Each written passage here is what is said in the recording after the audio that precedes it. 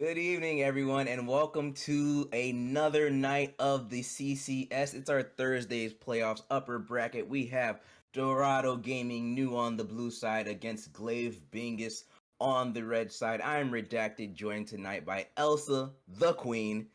Elsa, how you doing tonight? As we are hot into draft, those bans are coming out like hotcakes, man. I'm doing well and, getting straight down to business for both of these teams. Clearly, they prepared for this draft. Obviously, a little bit more preparation going to go into these playoff games. But as we already get into that first pick coming out here from Dorado Gaming New, it is going to be the Azir locked in. So we have seen Redacted kind of a rise now of these control mages back into the mid lane being a little bit of a staple. Partially because of the ability to, safely blind pick these champions. So, but right out of the gate with Azir for King What's Its Face in the mid lane, it is a very high skill intensive champion. So in pro play, we can kind of take for granted that it's a safe pick, but not so much here in a plat league. Yeah, absolutely. And the Azir now has the potential to be flex top. Granted, we have not True. seen Marshall on the champion, but Yeah, it's something you have to think about now in it's at least true. the amateur leagues. So No, yeah. absolutely. Well, I mean, and obviously pro play as well with like the Shy, I think being the first Oh yeah, notable okay. person Yeah. doing it. But it's funny that you say that because when I was looking at Glaive Bingus's stats provided by Glacial so graciously, Panzora does in fact have a game of an Azir top, but obviously Dorado is the one who picked up the Azir in this case. But I had it on my brain right when it got locked in, but then I was a little bit disappointed. But Glaive Bingus now having locked in a Mumu Sipper in the bot lane, I say in the bot lane. I'm curious whether this Amumu will go into the bot lane or whether it will be flexed to the jungle because certainly is strong in that support role, but not necessarily as strong in the laning phase against Enchanter support. So nice flexibility there.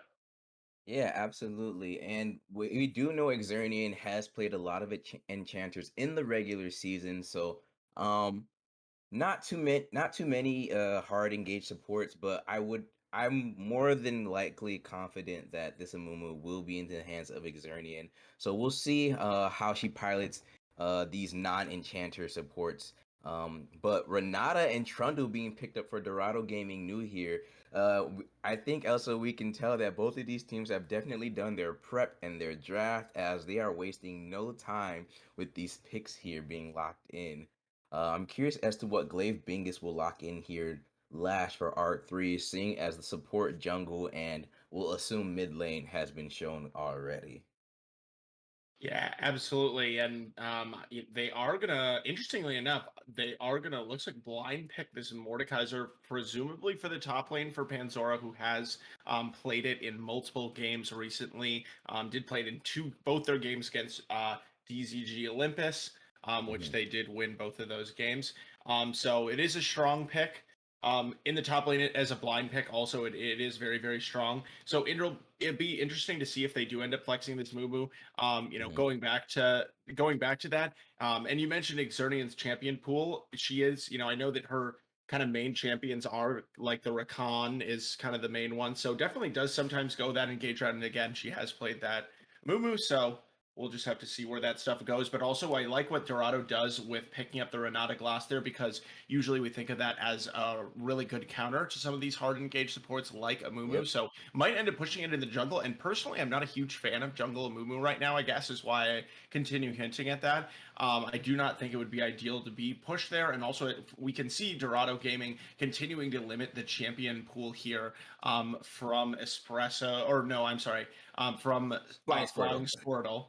In the Yeah. jungle, wrong side, banning the Viego out, and then possibly another jungler here too. So that's why picking this Mordekaiser, it is a little bit odd for me, just because like yes, the GP is banned out from Panzor, the main champion, but that's the only one. So yeah, and there's going to be another hit to the jungle here as well. So Glaive, I would anticipate now that with the significantly thin jungle pool, they will take their jungler here, since it's probably. I mean, I can't imagine that the Trundle is going to go top. I would think that they want to try to get a more direct counter, but Oh, and there we go. Elsa, Never they're mind. There's the doing it. flag. They're doing it. Actually, I mean, Lulu can be flexed too, right? It can be flexed mid, top, support. I Yeah, really back in the don't day. know. I really don't know what Glaive's drafts look like right now, but I think Yeah, this probably will be the Amumu jungle for Flying Squirtle here, which yeah. means, yeah, we'll see Xernean on the Lulu there. And you were mentioning the jungle pool getting banned out a bit by Dorado Gaming New, and Lilia is also a flex top as well. Granted, the Mordekaiser has already been picked for Panzora more than likely, but I mean, all these picks currently could, besides typically the Sivir, who is in the bot lane, could go in multiple lanes. So Yeah. Glaive Bingus's draft currently is it's a very interesting draft. Yeah. We'll see how things shape out in client draft. But Ash being locked in for Dorado Gaming New tells me Okay. that their bot lane wants to play pretty safe and wants to scale, as we now see the Camille locked in for Marshall there. He is a Camille connoisseur, so he has familiarity with that champion for sure. Yeah, and it'll be interesting here because I definitely think we could see the Mordekaiser flex to jungle potentially. It would make sense for Glaive to give that last pick to Panzora, former CCS MVP, top laner from the Wednesday conference, last split, this split playing in the Indeed. Thursday conference, and the Wukong being locked in. We see more Wukong jungle typically these days, but Panzora also an extremely really strong Wukong player. I believe in the one game that DNX, which is the team that's kind of turned into Glaive Bingus here, won against Goldfish in the finals. He was on that Wukong. So we'll see which one is more favorable kind of in the matchup against the Camille, because I think that is the more important focus here for Glaive. And Mhm. while the flexing, was kind of odd, that kind of caught us off guard. Um, Oh, I'm totally messed up. Because I didn't even think about being jungle. Okay, so we're thinking about the soul lane, so it's probably Mordekaiser mid lane. Now that I'm thinking about it, Oh, they yeah. got totally messed up because yes, this is totally the Wukong top lane. That's Panzora's Wukong top, really really strong. And then I would anticipate the Mordekaiser going mid over the Amumu because that just makes sense to me. But Yeah. sorry, the point what I was trying to make, and then I will finish, is that I've been watching a ton of professional play right now in the draft. Both like Lulu Sivir is a first rotation or first pick into second rotation pick AD carry sort of priority right now. This is a really really strong duo with the scaling hyper carry paired up with these enchanters to power them up. So the fact that they got the Lulu that late into the draft, if you think about it from that angle, is kind of ridiculous. Yeah, ridiculous indeed. And I'm still honestly still processing the fact that this might be a Mordekaiser mid for the Epic Champion here. Or the Epic Champion, however you want to pronounce his IGN. The But epic champion, epic the Epic champion. the Epic Champion. But Yeah. yeah, okay. Wow. Wow, this is you know, I don't feel too good about Glaive's draft currently, just because we saw the Trundle being locked in, and they still locked in the Mordekaiser, and they had the Amumu. But I guess with the Wukong being in Panzora's hand, that is a lot more damage out for them. But Glaive's Bingus' draft here does have a lot of neutral objective potential, in terms of team fighting with the Curse of the Sad Mummy, obviously, in the Cyclone. Mordekaiser's going to take somebody into the Death Realm. And then, of course, Sivir and Lulu to just clean up the remaining dredges. But they're gonna have to play around that carefully and get through these laning phases first. Azir into Mordekaiser, that's losing matchup for the Mordekaiser. Trundle's gonna be weak in the early game as well. Not Trundle, I'm sorry. Amuma's gonna be weak in the early game as well. So you currently have essentially two losing lanes already for the first about 10 15 minutes of the game.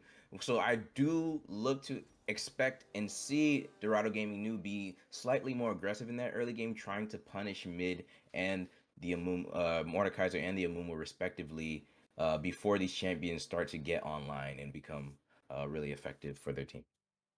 Yeah, and I think here for Glaive, what the pushing the Amumu to the jungle signals to me is that Flying Squirtle just feels that They will be the stronger player going up against Espresso and the Trundle, who should theoretically have a really strong advantage in this matchup. What Amumu does have going for him is being able to gank early on with the Q coming in early, Yeah. and then also obviously the level 6 spike, and throughout the game. But those two kind of early spikes are really big, whereas in the 1v1, Trundle's gonna really excel. So I'm gonna look for Flying Squirtle to either go for some creative pathing to avoid the Trundle or find some early gank, especially to the top lane, because Sivir and Lulu don't really have very much gank assist, and they don't really have any reason to be forcing anything against Ashe and Renata, who will have that early poke and CC in the lane phase. So I'm looking for Flying Sword to get Panzora ahead and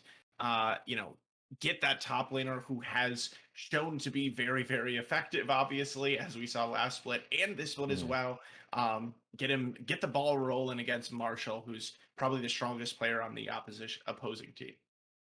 Yeah, absolutely, indeed, Elsa. You are absolutely correct.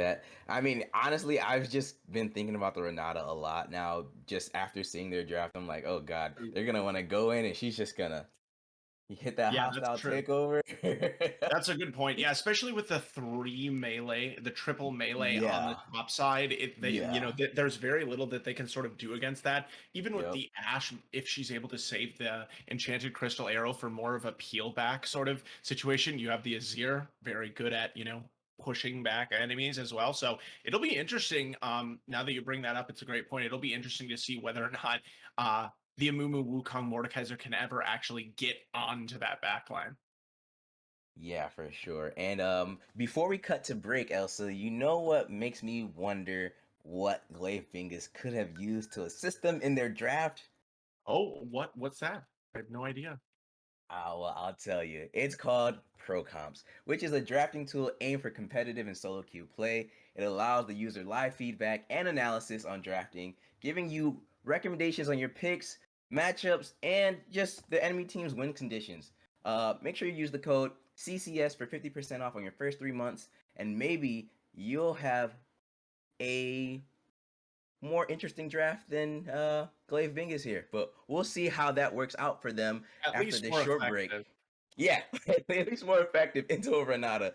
But we'll find out how that works out for them as we prepare for game one of Dorado Gaming New against Glaive Bingus. Don't go anywhere. You don't want to miss it.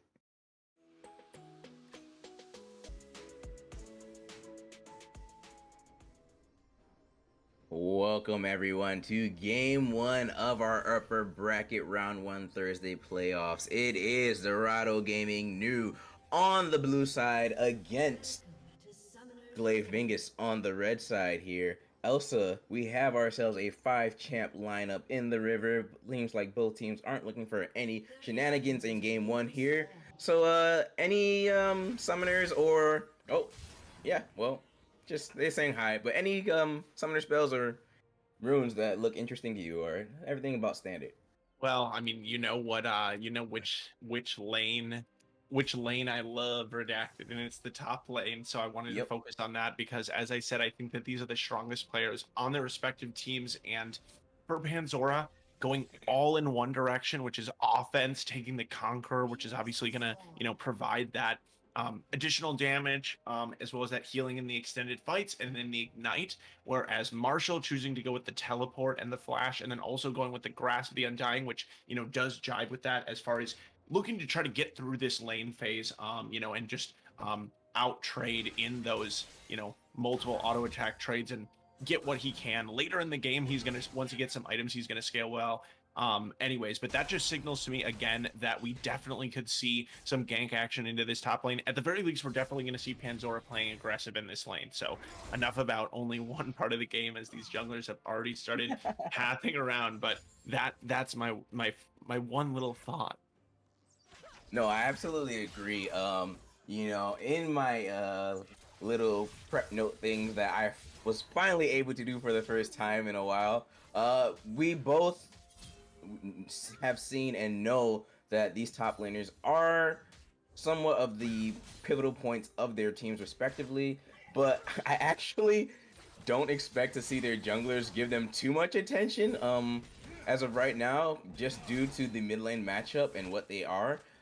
True. You know, we'll probably see some ganks here and there, but I expect to see Espresso actually look to pair up with King What's His Face and look to punish this Mordekaiser a bit more, just due to how advantageous that matchup is for the Dorado Gaming new mid laner here. But Yeah, it looks like my thought was actually disregarded, as Panzora will flash away, and he realizes Panzora cannot get out, so he will ignite Marshall and get the first blood, and gives his life over to Espresso as well, knowing that there was no escape for him. So that was actually still a very well played trade from Panzora here, getting the 400 gold for the first blood kill as well. Yeah, is it in the top lane redacted? That's what we call worth.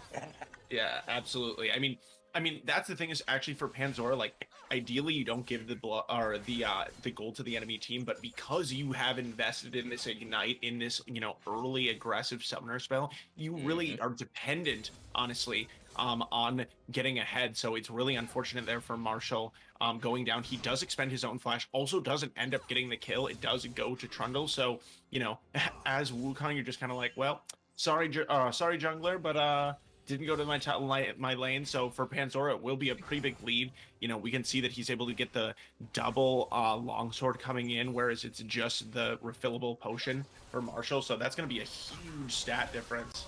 Yeah, and it looks like they will want to punish Panzora again as the pillar comes out. Thwack, thwack. Okay. There goes the monkey. Marshall gets the kill.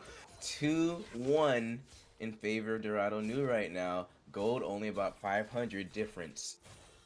And that's just some really nice pathing and attention to the top lane from Espresso.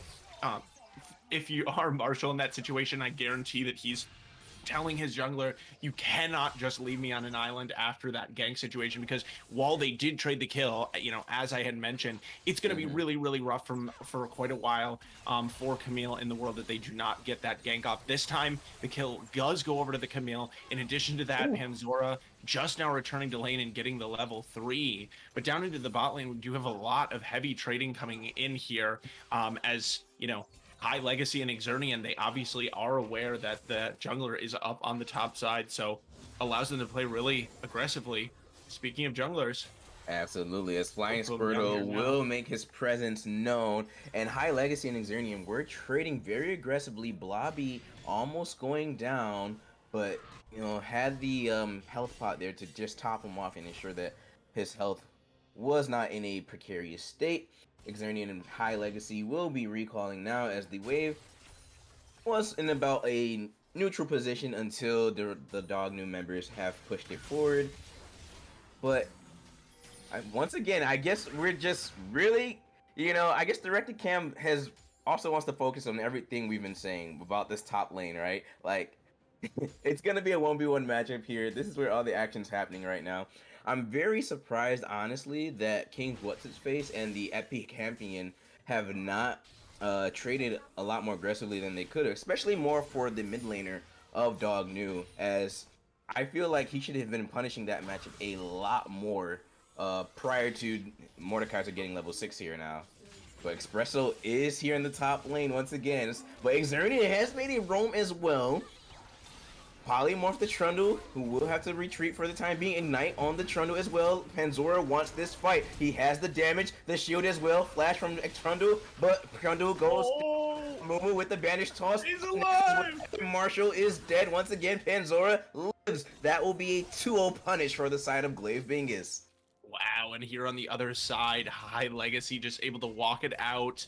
A little bit of an unfortunate use of the CC there from Blobby. Is going to hit this one. Late spell shield from High Legacy, but there's just, you know, no level 6 from the Ashe, so there's not going to be anything traded back as far as actual kills, as Xernian already running down here with the Lulu, has the tier 1 boots as well as W to speed herself up, so really not going to be a whole lot lost by this Sivir, who is going to fall a little bit behind in CS, but on the other side, Panzora picking up some more important resources there. More importantly, also not going down. So really, really big there for the side of Glaive Bingus, and really efficient use of time and resources by Xernian, roaming as a support all the way up into the top lane without costing her team, her AD carry in particular, much at all. Absolutely. And you know, that it's not something you see very commonly, especially at level 4, I believe she was, making that roam to the top side. But as you pointed out, it is a Sivir, so she has plenty of wave clear and um just safety in her kit that will allow her to CS without much danger. So Xenia was able to make that roam without having a fear that her ADC would be punished. As we did have some action in the bot or mid lane, but not much came of it. The action continues in the bot lane. Flying Squirtle looking to take down Mushai, who will have to punish and cleanse away. Squirtle may have went a bit too far forward. High Legacy already taking down Mushai. Flying Squirtle will be claimed as well. High Legacy will flash away. Espresso looking for it as the bailout comes through. The double kill for Espresso. Triple for the Trundle here as they punish Glaive Bingus for their aggressiveness. That Renata bailout being placed at the perfect time and Espresso flashing to ensure that High Legacy was killed first to make sure that bailout steroid there did exactly as intended and got him the revive. Yeah, and just a lot going on in that situation. First of all, Flying Squirtle, just really unfortunate there. We saw Muchai blowing the cleanse early there before Amumu used the Curse of the Sad Mummy, and then flashing out, which is the right thing to do on the by the Ashe, and then Flying Squirtle still using it just to try to get, you know, like that last hit. Had the Amumu saved the ultimate, you know, things could have gone very, very differently there because Trundle obviously went very, very low, and then ultimately the Renata W, you know, really, really strong ability, super underrated because of situations like that where, you know, any other champion in the game, you're looking at one kill for the Trundle and then he dies. So really well played there from Espresso, but also Blobby as well, hitting W. Absolutely, absolutely. And you know, Elsa, despite the fact that we've had this much action in the early game, the gold difference is only about 100. I wouldn't even call that a difference at this point right now. As we, you know, just take a look at the gold right now between our respective champions here. Panzor having quite a bit more in his wallet as we see Dognu getting the first Drake on the left here, the Infernal. Mountain will be the next one. But yeah, and then if you just go through looking at our gold, of course, 4-1 Trundle, you expect to see him have a lot more against his opponent there. And yeah, it's been pretty even, I would say, in the distribution across, well, not even, but what's the word I'm looking for? I don't know. But I mean, the gold is fairly even, yeah. Even if there's like a little bit of difference. Hey, but Flying Squirtle, Randish Toss, and the Bingus jungler will just give their life over. It was a very not well coordinated engage there. I mean, it's really hard, I feel like, to pull off anything when you have 3 melee champions who are not in sync because everyone has to get in melee range. So this probably is one of the detriments, one of the fallbacks of having 3 melee champions in your top side. Yeah, I mean, and this is the problem with playing Amumu into Trundle, specifically in the jungle role. I mean, Flying Squirtle just really caught out there. Normally, Amumu probably would be able to survive, especially with this, you know, tankier build coming through here. Looks like it's going to be the Sunfire Cape first, but with the Trundle ultimate drop down by Espresso, they're just able to melt him instantly, and without any teammates nearby, with this tank build not actually being tanky, not really doing damage, Amumu is going to find himself in a lot of those situations all game long because there's really no better, I mean, there's no other tank on that side, and Panzor and Espresso in Mortal Kombat once again. Panzor looking for the kill. Flash from Marshall. The Ignite coming out as well. The clone forward, dash forward. Panzor gets the kill. He will not go down without a fight. Yeah, Panzor still claiming kills in these 1v2s, which is really impressive for this Wukong pick, because what I did want to bring up is Wukong is not really a scaling champion, especially in the side lane against something like this Camille, which we know does scale really, really strong. Even when the damage with her damage to the turrets and the split push. But if you can put the Camille down as she is right now, it's true. She is put very far behind, so you know, but there is a window, there is some window of time. It's only 12 minutes in the game right now, but I'm talking more, you know, 20 minutes from now if we get there. you know, there's only so long that Wukong will be able to bully. He hasn't taken a turret or anything like that yet. So he needs to start to, or he needs to continue rather, generating this pressure on the side of the map, because he he has done a great job, let me be clear, getting multiple kills in 1v2s at this point. But I'm just hoping that they'll be able to keep it up. Absolutely, Panzora has been a terror, and in my opinion, I believe that he's fine taking those trades even if he dies the 1v2, because he's always getting something back, right? As Blobby will flash for the handshake, connects the arrow as well. Wild Growth comes out from Xernian to ensure that she doesn't go down as quickly. The hostile takeover to I'm sorry, hostile takeover to You're good. Thank you. It's been a while. Xernian died. Xernian died, correct. That's it. Ooh. And now we can see this pressure here because Marshall does have the teleport, but going to be forced to expend it in order to defend his turret. Espresso not on this side of the map. And this is what, you know, Panzora wants to be able to do, because if it, and that's how also Ignite champions are able to, or that's how Ignite picks are, the Ignite Summoner spell is able to function against teleport, is if you're able to just force your laner to out of lane because you're, you know, get an advantage as Panzora has built up based on the early use of the Summoner spell, then Marshall just forced to use the teleport, not to help the team, but just to get back to lane. So he's, you know, generating that pressure. We won't be able to see Marshall TP out and do Camille things like separate the AD carry out of the fight, or, you know, separate the Mordekaiser out of the fight, and, you know, get in with the E-flash and all that fun stuff. And speaking of Mordekaiser, hold that thought though, actually. Okay, no, they're just skirmishing. Speaking of Mordekaiser, he did have a gold bounty over King What's-Its-Face, but it looks like that has dissipated a bit. Probably weird bounty things. Yeah, weird bounty things. Bounty logic. As what King What's-Its-Face is poking the epic champion there, but nothing else coming of it. We do see Dog New though posturing for this Mountain Drake. I don't know if Glaive Bingus will want to contest this one currently. Sivir does not have her mythic online just yet, nor does Xernian, but they are currently posturing in this river, so I believe I was wrong in that take, but we'll see how things progress. Dog New have started up the Drake. Arrow hits Xernian. Too early. Once again, epic Mordekaiser is here. He will take Blobby into the death realm. That is actually a great ultimate there as the hostile takeover goes wide. Panzora pressing down on Espresso here, and they will take down the jungler of Dog New. And High Legacy gets the shutdown gold. And there are now 2 bounties for the side of Glaive Bingus here, and they get the Mountain Drake as well.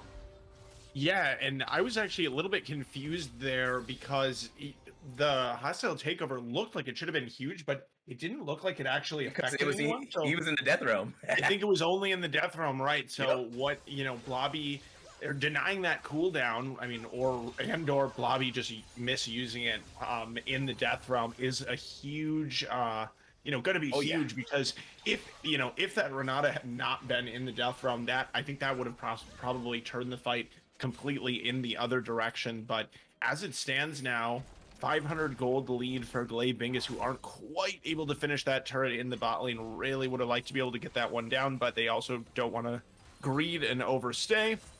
And once again, it is now the Sivir sitting at 3-1-0 backing, so we'll be able to finish that mythic item as you had referenced before, Redacted, and that is really, really big with the tier 2 boots also completed, getting this Sivir, who will just only get stronger and stronger as the game goes on, continuing to get her those items finished. And at each one, even this first one, her team fighting ability really starts to come online.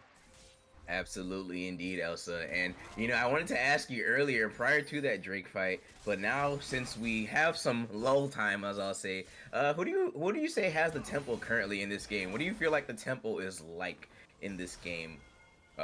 Who has the advantage in tempo, I would say?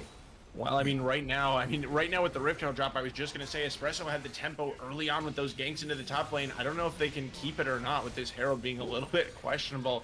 Doesn't actually get the turret, you know, and also, you know, losing that fight around the dragon and not getting it. I think that I would say that the tempo is now in the direction of Glaive, just because they've shut down that huge early lead that Trundle had. It doesn't feel like Espresso is being sort of the menace on the map that he was during the first 10 minutes, say.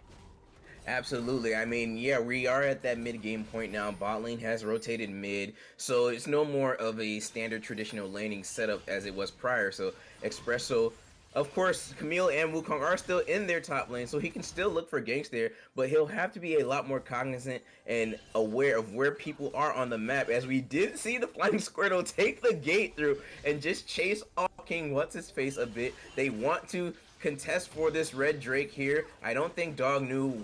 Oh, hold that thought, as Dogno will contest. Espresso will smite it away from Flying Squirtle. Their battle of the better Smiterino jungler for the side of Dogno here.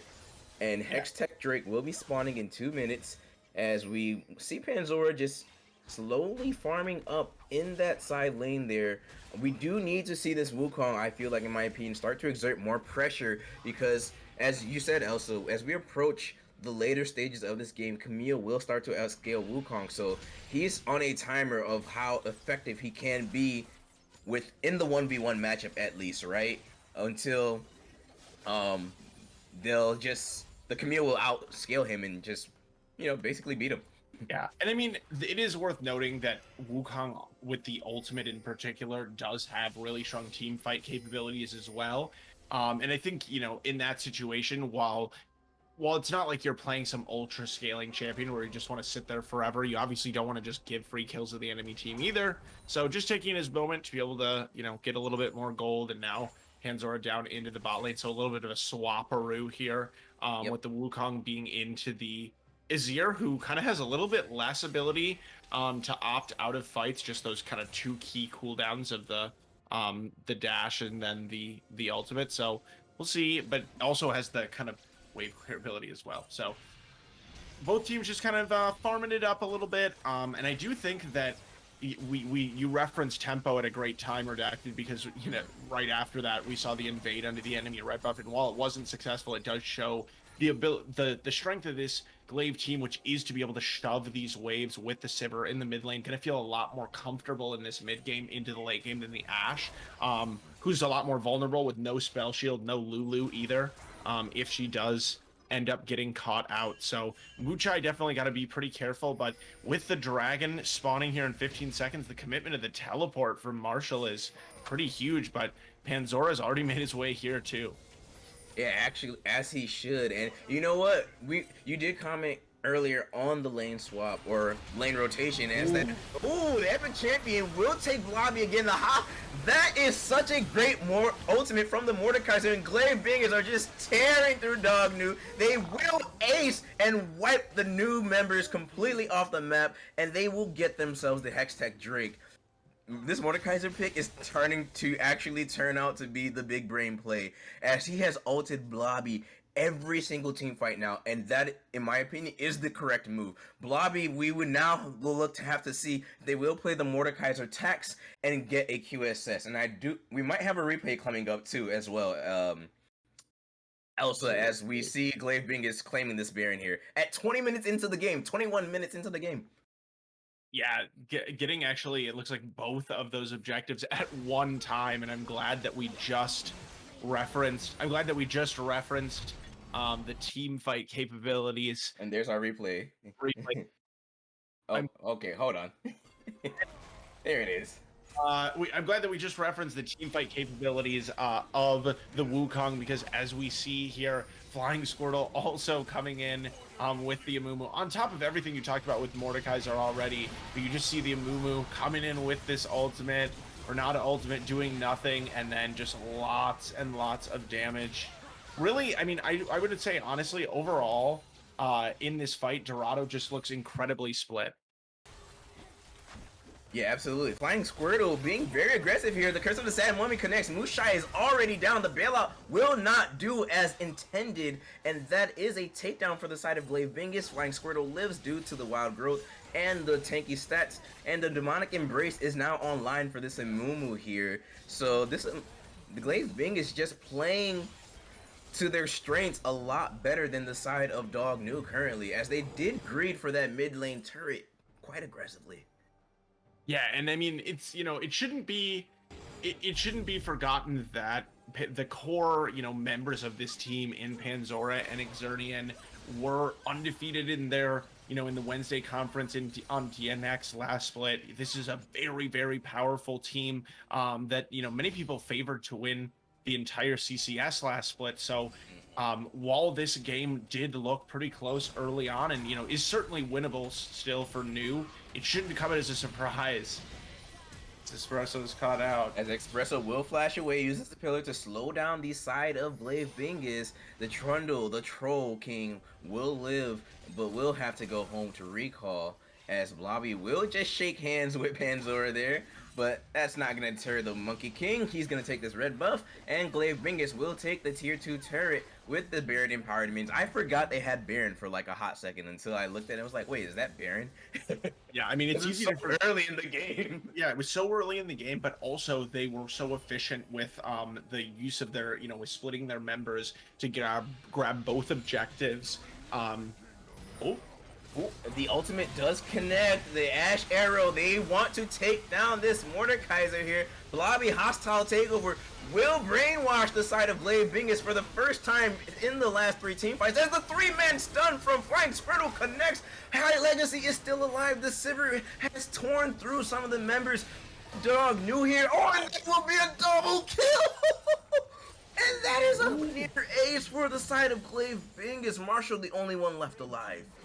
We've spent this whole game talking about Panzora in the top lane, but the Epic Champion and High Legacy also dishing out so much damage, and particularly in these last couple of fights, really being the heroes here. Multiple Mordekaiser claws, hitting at least 2 members in both fights, and just really, really making the difference here. And even though there were some good moments for that engage, is Marshall trying to look for this kill? Yeah, Marshall will find the solo kill on the Epic Champion here. Oh, and I love the Wild Growth and Shield coming, Xernean flashing over though. That is a real support. If your support does not flash and save your life, then you need to start looking for a new one. And the arrow on the back end, but not going to be able to find another engage here. And absolutely, yeah, Xernean doing support things, and I mean, to be clear, that's the right thing to do, but not necessarily the easiest thing to do. And those are the moments that make the difference.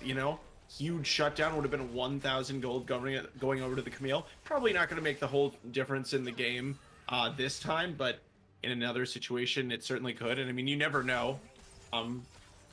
These games. I've seen bigger turnarounds.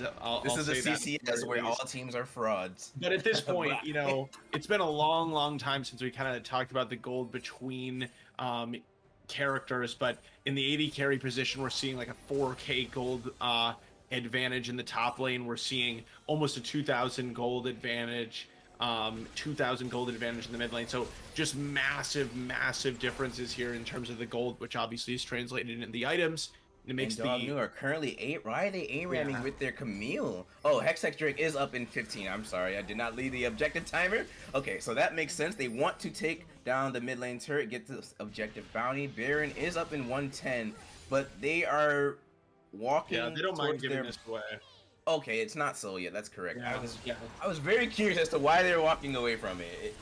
I don't know why I thought we were on Soul Point yet. Glaive, I think that just shows how much Glaive have accelerated this game since that last dragon fight we had, and how much the tempo is now firmly in their grasp.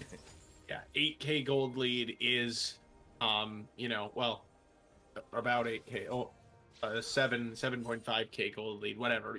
Very substantial gold lead. It's not, it's not impossible to overcome, especially, Dorado clearly knowing how to play these sort of situations, going for the objective bounty there on the mid lane turret. And that is how you close these gold gaps. It's not impossible. But when we talk about the scaling, definitely going to have to see some big plays out of the solo laners here from Dorado Gaming, both Marshall and King What's-Its-Face, who really has not had any and opportunity maybe isn't the right word, because there might have been opportunities, but has not managed to use the ultimate from Azir in an aggressive manner.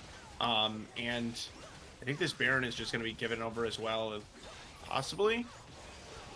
Yeah, Dorado Gaming New are debating if they want to contest this Baron. Objective bounty from the tier 1 turret in the bot lane has been claimed by Marshall. Shirelia's pop. They are looking for blood. They are looking for murder. Blobby will be the one that will be gifted over to the side of Glaive. Bingus.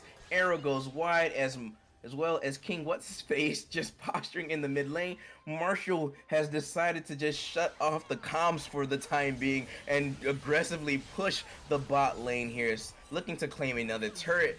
But Glaive Bingus are already in their base, and they might just be looking for the end here. Marshall does have TP though. Will he? Okay, looks like, yeah, he's gonna have to TP at this rate. Oh man, yeah. Looking for the end here as Marshall will TP in. Amumu getting the 2-man stun. Panzora in the back line with the Cyclone. Glaive Bingus may have been off a bit more than they can chew, but it looks like they will have to retreat for the time being. New playing well coordinated defense as Marshall looking for more. The Hextech Ultimatum comes out, the bailout. Marshall goes down, will take out the Mordekaiser as well. Panzora gifted as well. 2 over for the side of Dog New. The arrow will connect due to the spell shield. Xernean giving high legacy that shielding and speed up to ensure they have a quick get out of the new side of the rift. Blobby flashes forward. This is not over just yet. New really want to punish the side of Glaive Bingus here. Hostile takeover again as the brainwash comes out, but nothing will come of it. They will clear out these mid lane minions here and look to take this tier 2 turret in the mid lane. Yeah, they are gonna continue to this push, but it looks like it's just gonna be Espresso, and Flying Squirtle has arrived to clear the wave. So you like to see Dorado not rolling over Marshall. He did manage to, at first I was kind of thinking it was a little bit of a tilt push, but he does end up managing to get all the way to the inhibitor turret and get that inhibitor turret taken down. And then for Dorado, they still do have their Nexus turret available. Their inhibitor has just respawned, so actually their base no more vulnerable. Without the inhibitor down, no more vulnerable than their opponents. So they're still in this game. Marshall, we do see the 1K shutdown being taken. I didn't manage to see who got that one. I did not either. Yeah. I think Marshall had already died. It wasn't him. I'm not sure, but anyways. But it is 3 items here for this Camille, so we do see, like, Camille at this point is at item parity with this Wukong, so, we'll see. I would anticipate that we're going to see mostly grouping from both of these top laners at this point. Yeah, as the arrow comes, it will connect on Xernean. High Legacy is alive. Wild Growth we use to ensure that Lulu lives a bit longer. Panzora's in the backline with the Cyclone, though. And Flying Squirtle will progress forward. High Legacy and the rest of Glaive Bingus are still alive. High Legacy is not down just yet, as she will tear through the remaining members of Dorado Gaming. New Wing, What's-Its-Face, and Mushai are the only ones left alive. And they will retreat as Glaive Bingus here will now look to take this mid lane inhibitor once again. Yeah, but they don't have any minions, so even though there's 20 seconds still on this Renata, not able to end the game. High Legacy also really, really low health bar there. Looking at the objective timers, it is going to be that Soul spawning in 16 seconds. Flying Squirtle still in the area, and Espresso is just going to be spawning at that time. So Hextech Soul, which is very, very powerful, is going to be more than likely picked up here for Glaive Bingus. So, but I will say that that fight is concerningly close, given the gold gap between these teams, which has now shrunk to just about 6,000 gold. But going into that, I believe still was at about that 8K marker, if not a little bit higher. Ooh, as Smoochai she did try to go for the snipe there, so mad respect, but did not quite hit it. But I think that it should be taken over the top with the extra damage and the slow kind of engage ability that Hextech Soul provides. It's my favorite one to play with, at least for deck. It's very fun. Oh no, I'm definitely a Hextech connoisseur as well. I'm still more of I still really like the Ocean Drake. or Ocean Soul, as I just It's love just not as healing. like exciting, you know. Oh yeah, I'm absolutely looking not. Seeing for that chain lightning random come out action. though, yeah, that chain lightning coming out from the Hextech Soul is very satisfying, especially given that we don't have Static Shiv anymore for any True. new League connoisseurs that may have been new to the game. Flying Squirtle chunked for a fourth of his health bar. Wild Growth comes out, and Espresso and Marshall may have bitten off too much than they could chew. The Whoa, King What's His Place flies in, but the champion is just taking the game on his own here as he has exposed the Nexus by himself. Mushai is doing the best she Bingo. can to stop this Mordekaiser from ending the game. He will just buck her with his mace. Mordekaiser takes down the Ash, and Glaive Bingus are now bearing down on the Dorado new Here Nexus here. comes High Ruga. Legacy and Zora and Xernian are alive. It only need 2 Yeah. hits, and they will take it down. Glaive Bingus take game 1. Yeah, Glaive Bingus going to claim the victory in the first one here. It could have been a little bit cleaner, definitely. There was moments where I think this game lasted maybe a little bit longer than it should have.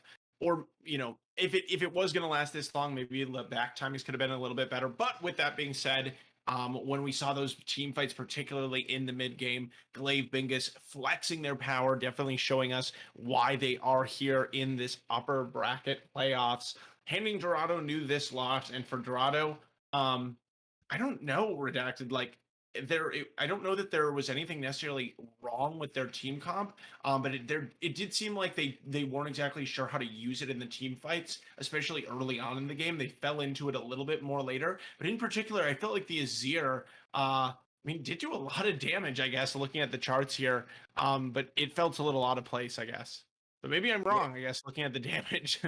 No, I agree with you. I mean, damage is one thing, sure, but how you execute your team composition is another, right? And yeah, there was nothing wrong with News draft, in my opinion. It was just the way they tried to pilot these team fights and go around them. Once again, I don't. Oh, I already left the I already left the scoreboard. But did Renata ever get a QSS? Because there are certain times and certain moments in the games where you have to realize that what your standard build path is not relevant to how the team fight is being played. If Mordekaiser is ulting you and targeting you in every single team fight, and you know your ult was very pivotal and was helping you win previously, you pay the tax and you get that QSS as quickly as you can, so that way it becomes much harder and you force um I'm sorry, the Epic Champion to have to focus somebody else. So I think that the Renata should have definitely paid the tax. I'm not sure, Elsa, if you're still on the screen, you can tell me if he got a QSS, unless you left it Um, as well. I'm not, sadly. I left it as Okay. well. But I do think, like, I will say, in defense, at the very least, like in support, such a low economy position, it does take a And I very long understand time that. to I afford it. do. Yeah. Even if you're trying to build towards it. So, that can be a barrier, and especially like you really, really want to get to that mythic to that one, mythic item at the very least as support. Just because obviously that's just such a huge jump in power. So Yeah. um, game so we'll see how the teams, how they choose to adjust, if we see big adjustments in game 2 or not. But I think, the teams getting into this lobby pretty quick, so we'll probably be back pretty shortly, I would imagine, into the draft. Absolutely. Yeah. We will take a short break as we are going to progress to game 2, as we will find out who's going to pick what side. But we'll take a short break as we prepare for game 2 of Dorado Gaming New against Glaive Bingus. Don't go anywhere. We'll be right back.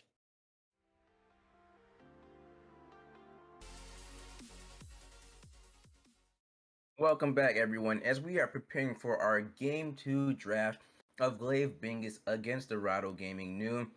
And there has been a side change. Dorado New have elected to be on the red side this time around. Loser does get the pick, or loser does get the pick on which side they want after each game. So New have chosen the red side, and that spells to me that they definitely want to look for counter pick, or What are your thoughts on that, Elsa? Yeah, I think for Dorado new, going onto the red side makes a lot of sense. Probably, I mean, actually, I mean, I would say almost certainly going to be handing this counter pick over to Marshall in the top lane, so that he can try to probably be the strong side focus, Mhm. excuse me, in this game. Instead of, I mean, he was also the strong side focus last game as well, but in the 1v1 matchup, wasn't able to sort of take that advantage due to the setup in that particular game. So as we do get into the draft, Darius was banned away by Glaive Bingus away from Marshall in the first game as well. So they don't want to see that in one in particular, but what I would like to see from Dorado New is some sort of pivot in the bot lane towards something with a little bit more damage or hyper carry potential, because that is really what is strong right now in this 80 carry meta. We see a lot of the Zeri in particular And being played Mushai all plays around the Zeri too. world. And yeah, I know Muchai is a Zeri player, but even beyond that, we saw the Sivir prioritized by Glaive last game. I honestly wouldn't be surprised to see it first picked this time as well. But something like that can just pump out a little more. I mean, and it's not that Muchai played poorly on the Ashe. Definitely a lot of arrows connecting, which was kind of key to some of their engages. But I just think that it really it hit a point in the game where it couldn't deal the damage that they needed to get over the top in those team fights that were actually really, really close. Absolutely. And I know I feel like Ash is such a polarizing pick in amateur or in the meta right now, because teams will be, I've even had some teams tell me like, oh well, Ash isn't a bad pick, like she does damage. I understand that she does more so damage over time. She's not more of a bursty AD carry, um like the Zeri or other AD carries can be, a la Jin. But with Ash, you have to also make sure that your team does play that front to back well, so that way she can get that damage over time executed very well. And we didn't really see that too much from the side of Dog New, especially in those team fights. And then there was just so much CC and disruption, right? Mushai had to constantly kite back and make sure that she was in good position. Whereas with High Legacy, I mean, he was doing the same thing, but when you're having boomerangs being thrown at you, that's always bouncing between a multitude of different champions, it's much easier for you to get your damage off. So we'll see what Dog New look to put Mushai on here in the bot lane. As wow, we will get a B1 Lulu from the side of Glaive Bingus here, and we haven't even talked about the bans just yet, um, as well. Yeah, I mean, and to touch on the bans, it is interesting because Glaive Bingus, I brought up the Sivir as a possibility for the first pick, but they actually ban it out themselves. Shows that they're not really willing to first pick it, but they also don't want it to be taken in the first rotation either.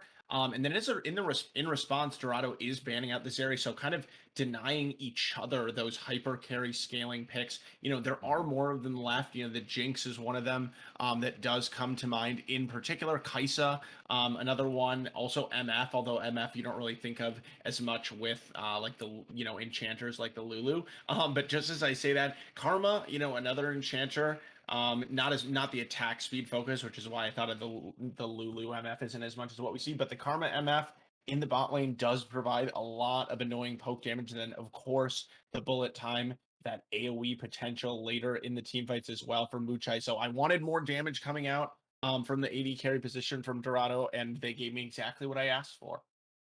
Absolutely, absolutely. And I expect to see a lot more agency and just annoying There's poke the from, Jinx. from the side of Misfortune and Karma here on the Mushai. Or I'm saying that backwards. From Mushai and Blobby on the Misfortune and Karma here from the side of Dorado New, as Glaive Bingus will just select Jinx, which is very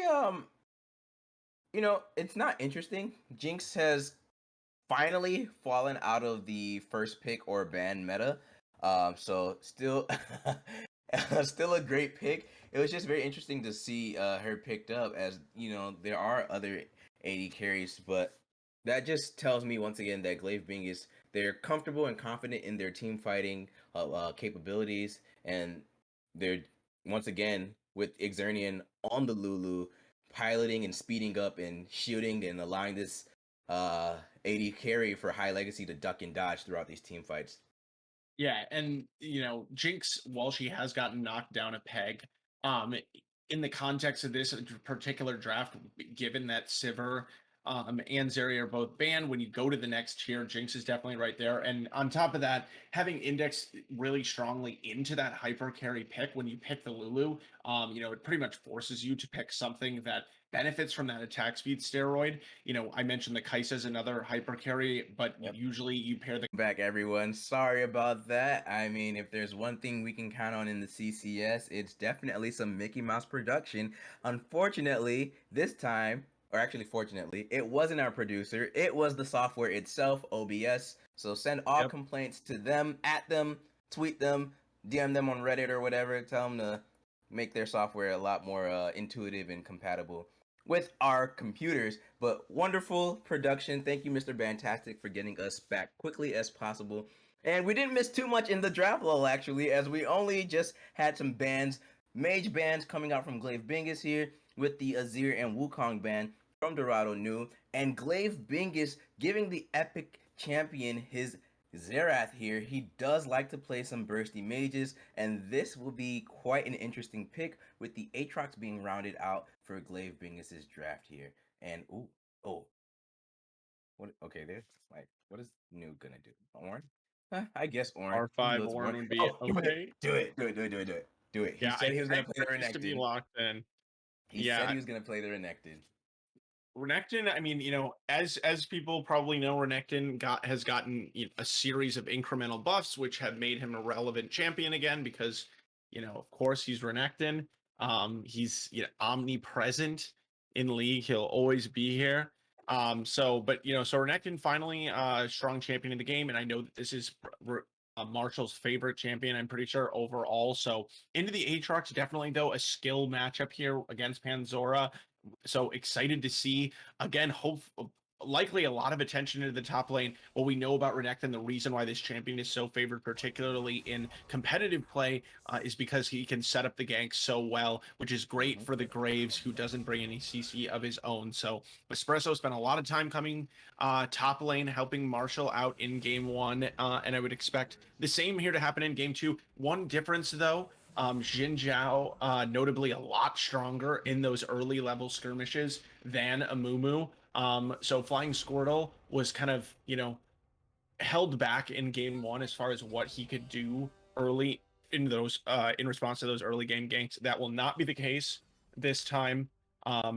And the mid lane we continue to kind of neglect a little bit talking about just because last game it was a huge farm fest. We're gonna get another farm fest, baby. I would expect that this one's gonna be even more boring than before.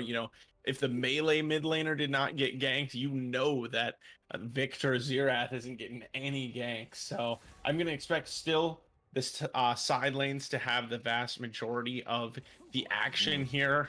As I had pointed out early on, Karma and Misfortune definitely do have that poke as well, and we saw in game one too how Xernean was not afraid to step forward on this Lulu and be aggressive on this pick that typically just kind of sits back during the lane phase. So top and bot, there's going to be some action, and it's going to decide probably what happens for the rest of the game.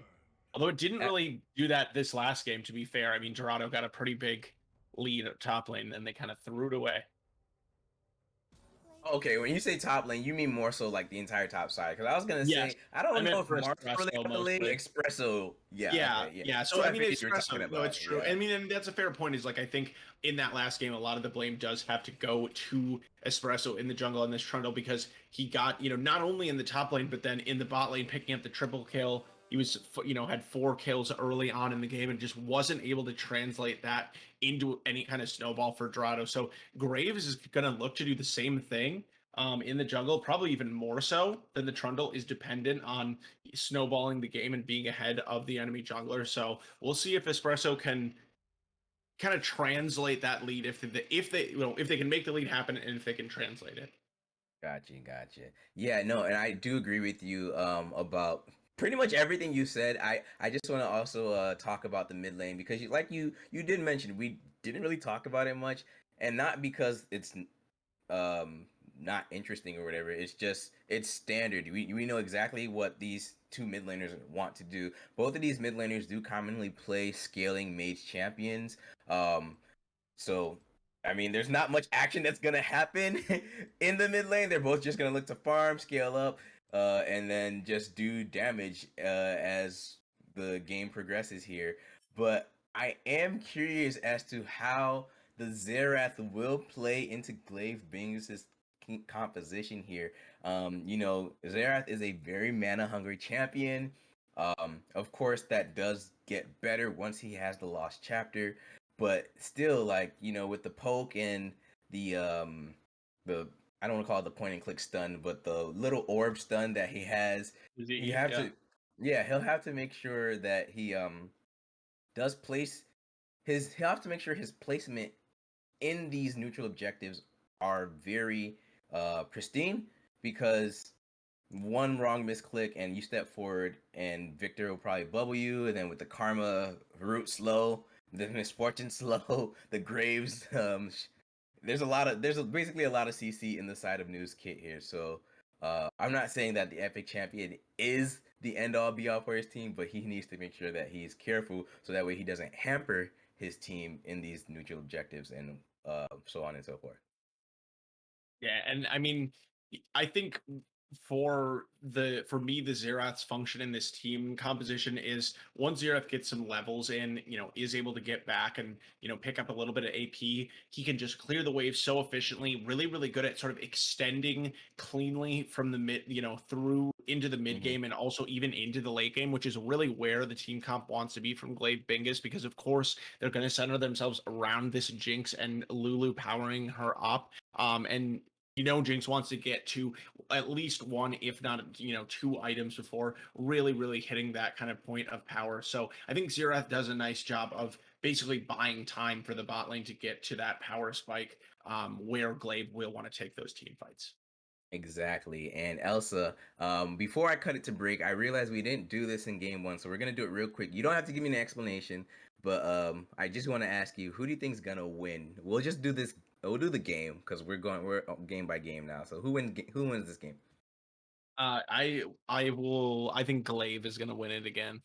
Okay. I also think Glaive. So for any Glaive Ooh. enjoyers or fans out there, we'll look to see if Bingus will take game two, or if Dorado Gaming New will even up this series. We'll be right back. Don't go anywhere. Welcome back, everyone, as we are live for Game 2, Glaive Bingus against Dorado Gaming New. Glaive Bingus is on the blue side this time, with Dorado New on the red side, and we will have ourselves a standard 5 champ lineup once again in the middle of the rift here. Elsa, once again, you know what question I'm going to ask. I'm not even going to say it.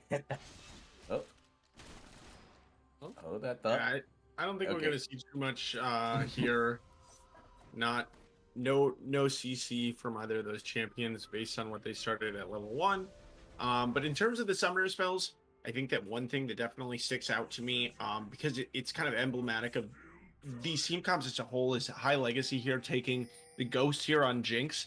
Ghost on these hyper carries is something that we've seen be more and more common Yep. over time, just because of the ability to kite, get away. And notably, there is CC, like you mentioned, redacted from Dorado New in the form of, the Karma root, as well as the Victor gravity well. But if you have the speed, to run out of it, they're not instant CC abilities. The only instant hard CC ability on the side of Dorado New is going to be coming from Renekton, with that W, which, while it is a super impactful ability, it's only single target CC. So once this Jinx and Xerath can get into situations where they're able to siege against this Dorado team comp, it is going to be really, really difficult for Dorado to find engages without kind of that hard CC that they did bring in game 1 with the Ashe, as well as even the Camille. Yeah, I kind of still slightly disagree. I just, with you, Elsa, I guess more about the CCs that I think Dorado New have a lot, whether it's hard CC or soft CC in terms of a slow right, or some type of just thing that affects your movement speed, they definitely have it, or even vision in term for the Graves, right? They have it in all their champs. So, I mean, yes, the Lulu and the Jinx, they do have ways to negate that crowd control there and ensure that their movement speed isn't impacted too much. But Xerath, and somewhat a little bit of the Jin Zhao do not. I mean, sure, he has the ultimate, which will negate it for a little bit, but the Xerath definitely doesn't. So he'll have to be careful, the epic champion there for sure. In his positioning. Sure. I mean, I think that part of it is with the Lulu, to be able to provide more survivability. They will just have to be, Dorado's just gonna have to be sure to really capitalize heavily when they do choose to invest their CC, onto a target. They will need to make sure that they take them down quickly before the wild growth is popped, or quickly getting through it before Lulu's able to cycle through multiple uses of her E ability. But Panzora there hitting a nice W on the Aatrox, forcing Marshall to dash out. And I guess, once again here, with Marshall going with the teleport, whereas Panzora choosing to go with the ignite. And once again for Marshall, I just, he doesn't really feel like he has a choice here, but to go with teleport, just because he needs to provide that engage for the team. To interrupt you real quick, Elsa, I have to ask you. This is a little bit BM on my part, but I don't care. Do you think it's disrespect from Panzora to take ignite? Yes. I mean, I don't necessarily think it's. I do think with. It's partially the nature of the champions that they pick. I mean, I think Wukong, certainly can flank teleport with the ult, but for the Aatrox, yes, Aatrox can teamfight, but really does emphasize that 1v1 in particular, whereas Renekton is flexible, right? Like, yes, Renekton can be that fighter champion, that bruiser champion in the top lane. Xflow has shown himself here. The ghost is pop. He will dash forward over the choppers, but the tower shot punishes him as well. He will get the first blood. Xernean will take down the jungler of the Dog New as well in retribution, 1-for-1 for both sides. As Flying Squirtle is pathing by, and Mushai and Blobby are kind of low on mana and health respectively. The shield speed up coming out from Blobby here as Mushai will get out, but Blobby will be the takedown that is given over to the side of Glaive Bingus here. Xernean shooting up Flying Squirtle. Mushai will have to flash away. 1-for-0 in favor of Glaive Bingus for the second skirmish in the bot lane. Yeah, so overall, Glaive Bingus comes out on top as far as gold, as some pretty close skirmishes here top, but Marshall is going to be happy to just back off here with the wave crashing in his favor. But Espresso back here, not going to be able to make anything happen. I mean, the Graves running under the turret bot, at first I was really questioning it, but he does end up picking up the turret, is able to back and immediately pick up the serrated Dirk, which is big for the Graves, who does want to push the tempo of the game early for sure. So, I'm not going to be too critical of that from Espresso. The fact that it turned out negative overall for Dorado New is more so on the fault of Muchai and Blobby just for staying a little bit too long there without vision. Not really any reason that they needed to do that with the wave already pushed in. But Zora, level 6. And Zora is level 6 now. World Ender is online. Dog Marshall about halfway through his health bar, and Dominus not online just yet for him, so he will have to be aware of where he is in that lane and ensure that Panzora does not get too aggressive and turn him into a leather purse essentially.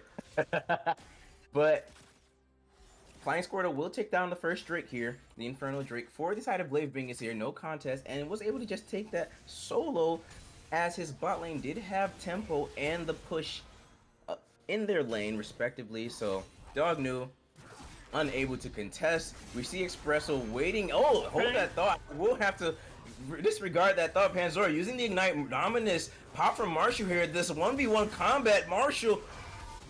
Oh, Panzora playing that on the knife's edge, or a sword's edge, as you could say, as his champion does wield one. I thought Marshall was going to take that due to the health influx he got there from his rage bar, but I was wrong. That 1v1 matchup is so close, Elsa. Could you say perhaps it was on an Ignite's edge? I think Oh my that god. I mean seriously though that I mean, absolutely made the difference for first of all because of the healing reduction for the Renekton is really big from the Q. Doesn't come through with as much healing and also obviously the extra damage because that was a very close there, but Panzora in the end using really using the Q beautifully and kind of dancing around the edges of that, hitting multiple sweet spots throughout that, and look at how the wave now ends up being stacked for him as well. Gonna pick up a huge amount of XP already, a level over Marshall at this time, and it's only going to be a growing XP lead for Panzora, who looks like he's in an even better position this game to dominate the side lane, and Marshall maybe a little bit frustrated there flashing forward to force that engage. yeah, absolutely. And yeah, Elsa, you make a great point. This time Panzora will be quite a threat in the side lane. Will be able to side lane a lot more effectively and aggressively and just, get deeper into the side lane without having to worry about needing assistance from his team, as that Aatrox, as we all know, can be quite the threat and terror if he gets ahead too soon. Yeah, and I mean, in this, the difference between... Oh, sorry, go ahead. No. There was no thought. Well, now for sure. But there is.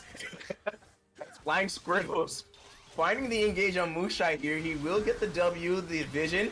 Flying Crescent Guard comes out as well to deny the tower shot. Xernean will be rooted. Mushai here as the W comes out once again, and Mushai, literally on the 16th of her health bar, will be able to get out.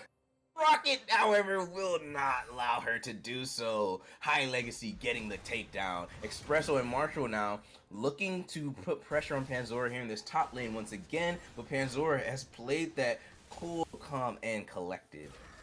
Yeah, and that's pretty big for the Jinx, who was a little bit behind as the Epic champion. I think will be able to walk this one out, but was like at probably about even with Muchai up to that point, but now not only picking up that kill, also delays Muchai from getting back to the turret. So they will pick up another turret plate as well. I believe Xernean left the entire thing to go over to High Legacy. So now sitting with about a 600 gold lead, recalling back, and so that will accelerate the Jinx a little bit, getting to that first item point once you can first start to actually make a little bit of a difference. So good to see there. Mid lane though, Rift Herald being dropped. Yeah, Shelly being dropped here for Dog New. They will get some turrets down, or I'm sorry, plates, but they will not be able to take down the turret. Plates are still up for the time being as we see the Hextech Drake spawning in about 50 seconds here. Currently, Dog New do have tempo and the push in the bot lane as we see Mushai claiming some more minions there, and of course, as you pointed out earlier, Elsa does have the gold advantage over their counterpart here. My question for you though is currently, well, it's pretty chill in the mid lane. So, whoa, but look at the mid lane CS, however, as King What's His Face about 11 CS over the Epic champion here. I do want to see this Victor be a lot more effective, or not a lot more effective, I'm sorry, but I do want to see King What's His Face have a lot more agency and be more effective in this game. Not to say that he wasn't in the previous game. He did do pretty well in the Azir, but this Victor, we all know, is going to be a late game terror. It will even start to be a terror from this point forward, but he may not have the chance as he will flash away. What looked like a miss flash? I'm not too sure. Yeah, but I'm not sure. Not punished though, luckily.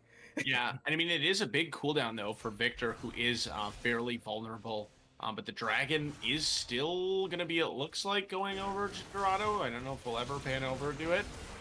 Okay, yeah, they will get the Drake boost. The bullet time comes out. Crescent Guard from Flying Squirtle to ensure he is not taken out. King What's His Face will take down the Glaive Bingus jungler, but he goes down as well. Epic champion flashing forward with the shocking orb, the stun on Mushai. High Legacy gets the kill. or Epic Champion will, however, instead. That is a 1-for-2 in favor of Glaive Bingus. And up here in the top lane, Partial flash forward. He will get the solo kill on Panzora. He's gonna drop the laugh at the end as well. A little bit of disrespect to Espresso. The action doesn't stop. Action does not stop. Espresso is here looking for more. Xernean shooting up her support as High Lexi will be on the retreat. Espresso as well. Nothing comes out of this bot lane skirmish. Yeah, nothing more gonna come out as far as kills. High Legacy will be without summoner spells now after that fight for the Jinx, but you know, still coming out unscathed, no more deaths coming through from either of the main damage champions here on the bottom side in this Xerath and the Jinx. And Epic Champion, Redact, you were a little bit concerned about his ability to stay safe in this game on this Xerath pick, and has done a really nice job of doing so far. No deaths. Yeah, currently 1-0-1, and Currently, to be fair. Yeah, absolutely, currently. But the biggest concern, actually, for me now at this rate is actually High Legacy on that Jinx. 2-1-2, 150 gold bounty, 84 CS. Oh, yeah. Yes, they are behind Mushai in terms of CS, but the gold and the kills do make up for it big time. As currently, the gold, once again, Elsa, is even between these teams, but we know that at some point there's going to be a team fight or even a pick or something that will swing the tempo advantage in favor of one of these teams, and they might just snowball the entire game from there. So we'll have to see if that happens this game, or if we're gonna have a bit more of a standard seesaw type game.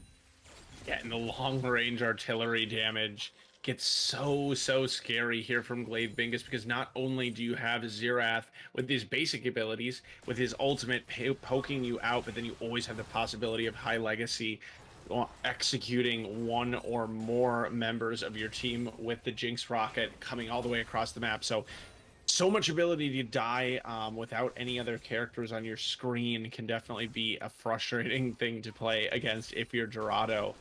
And the top lane's definitely existed in a little bit more of an island, I would say, this game than the previous one. But it's one that I feel like is looking better for Marshall than it was last game. Able to pick up that gold that we saw. Actually, look how many people are here. Okay, they will be going for Shirley, though, as Blobby, King What's-His-Face, and Espresso will look to take this rift here as Panzora and Marshall are in Mortal Kombat in the top lane, and we're having some more action in the river as Flying Squirtle, Crescent Guard activated, will flash forward looking to take down the support of Dog New. He will be able to, but Flying Squirtle will be taken down as well. 1-for-1. Panzora has found the flank angle. Shirley will go down. Espresso does claim it. Panzora have to pop the roll ender and dash over the wall. Oh my god, look at those health bars though. Epic Champion and gets the double kill. Will clean up Espresso and King What's-His-Face here. Glaive Bingus playing that so precariously, but they do come out on top. Those champions were low. How low? Died to a Xerath auto attack low. That's real low right there. And you can see here again, the amount of the damage is really deceiving when we look at this replay from Glaive Bingus, because the Jinx rocket coming through, doing a little bit of chip damage to begin with, and then we have a replay. Yeah, that's what I'm. And then we have the Xerath just over time continuing to dish out this damage. So even though like on the front line it looks like Dorado is winning the fight, there is so much damage coming from the Epic Champion, who's not even on the screen of the observer while it's happening. So really nice job. You know, you said Redacted coming into it has a lot of mastery on this particular champion, and that doesn't surprise me whatsoever looking at the performance so far in this game. 4-0-1, still yet to die in this mid lane mage. Yeah. 4-0-1, 400 gold bounty on that Epic Champion here. Espresso was looking to potentially just dash or blast plant his way over into the river. There is a lot of posturing as this Ocean Drake has spawned now, and we will see both teams look to contest for agency. in the river here for this Ocean Drake. Glaive Bingus currently have the advantage. I believe they have started the Drake. Yep, they have started the Drake. And Dorado New have just decided to forfeit this Drake. They do not want to fight yet. I mean, can you blame them when you have a Jinx and Xerath that are pretty strong currently? TP. Yep, Marshall did have TP as well as the Victor, but they instead want to look for this mid lane turret. Espresso will probably now give over his life for this. I don't. How greed is greedy? Was that worth to you, Elsa? I mean, you know, I think it probably is, just given the fact that there are no objectives coming back up onto the map. The mid lane turret does provide a pretty huge amount of map control as far as your ability to push into the enemy jungle and get vision. So, you know, I'm going to say for now, benefit of the doubt, it was worth, but it depends on if... Oh, Flying Squirtle pulling off his Beth Espresso impression right now. Yeah, except he didn't actually pick up any objective as a result of it. So, you know, asking the question, is it worth? I mean, nothing picked up in response for Glaive Bingus, and on top of that, actually another member ends up going down. So not exactly what you want to see. It is still a 300 gold lead, but those kind of mistakes, those are the kind of things that will allow Dorado to stay in this game. And, you know, just one game can definitely change the course of the series. But we are going to have a little bit of a pause here after some bathrooming needs of the players. Yeah, we do currently have a pause. I'm trying to figure out what the issue might be. I think it looks like, I mean, it looks like, I think someone's going to the bathroom. Oh, oh, yeah, gotcha. that is my guess. So we'll have a little bit of pause time here to think about. No, not for long. As we're actually back. Yeah, true. Okay, well, never mind. I mean, but that's good. I didn't have anything to say anyway, so that's fine. Well, sucks for you because I'm still gonna ask you a question anyway. You know, let's play with my new favorite word, tempo, that I've learned recently. Who do you think has the tempo currently in this game? And what can the other side do to try and reclaim it? I mean, I do think that this is the transitionary point in the game where the tempo, kind of similar to last game, goes over to Glaive now that they can clear these waves. But Dorado, they're trying to make plays. This is what they need to do to push the tempo. Is the Rift Herald being dropped here, a dive coming through? The guy coming through, Panzora with the 3-man gank, and they just bonk him on the head. That top laner for Glaive Bingus going down. Shirley as well will be escorted to this tier 2 turret. Dorado Gaming New are playing this. I'm sorry? They might be able to pick up this turret. Oh, yeah, correct. It looks like they will be able to pick up this tier 2 turret here. But High Legacy, they had something to say about it, but they were not able to protect it. And Dog New are on the retreat. Flying Squirtle found the engage onto King What's-His-Face there. Right of the Arcane connects once. But the Victor will be able to slink his way out. And Dog New playing this so much better than game 1. And, you know, currently about a 2k gold lead in their favor. And the problem that I brought up for Dorado with the dealing with the siege ability that coming through from the Jinx and the Xerath, they're showing exactly the right way to counter this, which is you need to make really definitive plays, especially on the side lanes of the map, and you force the Xerath and the Jinx to come to you, because those are the situations, they really struggle to, particularly the Xerath, struggles to safely rotate around the map. So he basically has to choose between dying or not going to help the team. And while the Epic Champion has still managed not to go to the Death Chamber, wasn't able to contribute nearly as much in that last exchange, and all of a sudden it is Dorado with the gold lead. And we talked about those little mistakes, those single skirmishes can really change the course of the game. And Espresso continuing to push the pace here down in the bot lane, prompting another dive. I have a feeling this Xerath is going to die for the first time. Oh, yes. Epic Champion, it will be about to go down. Bullet time goes wide, but the gravity field does not. And the shutdown is given over to King What's-His-Face. Dog New. Oh, boy, man. They are here to play. Yeah, and I mean, oh, Marshall is going to dash high. away. And I mean, you know, we have raised our eyebrows at Espresso throughout this game, running under the turret to, you know, secure these objectives. And when you look at his score, nothing out of the ordinary, 145 CS, just three behind his opponent, and then 2, 3, and 3. But if you flip to the gold, you can see that he's 1,500 gold up on this Glaive. So really has managed to create an advantage for himself as well as the team in map control and items on this Glaive, and Graves and pumping out damage to go along with that, continually diving top lane and then bot lane as well. So cool to see these rotations around the map, because they have been very effective. Yeah, absolutely. They have been a roaming hit squad, this Dog New team, finding these picks across the rift, and that's exactly what you want to see in this mid game here, where there are no neutral objectives to be vigorously contested.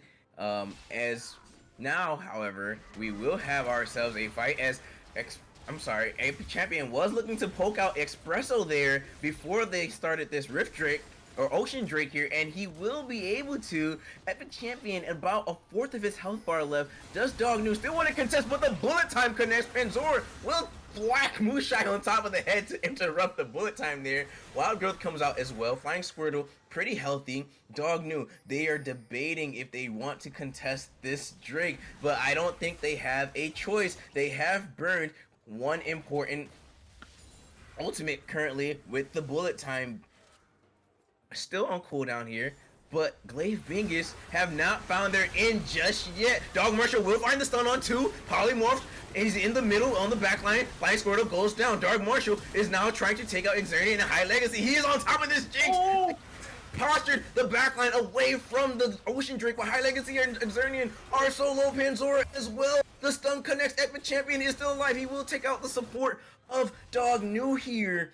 What a precarious team fight for the side of Glaive Bingus when they were able to live just by the hair of their chinny chin chins, but no one gets the Ocean Drake. We're gonna reset here for round 2 of this neutral objective, more than likely.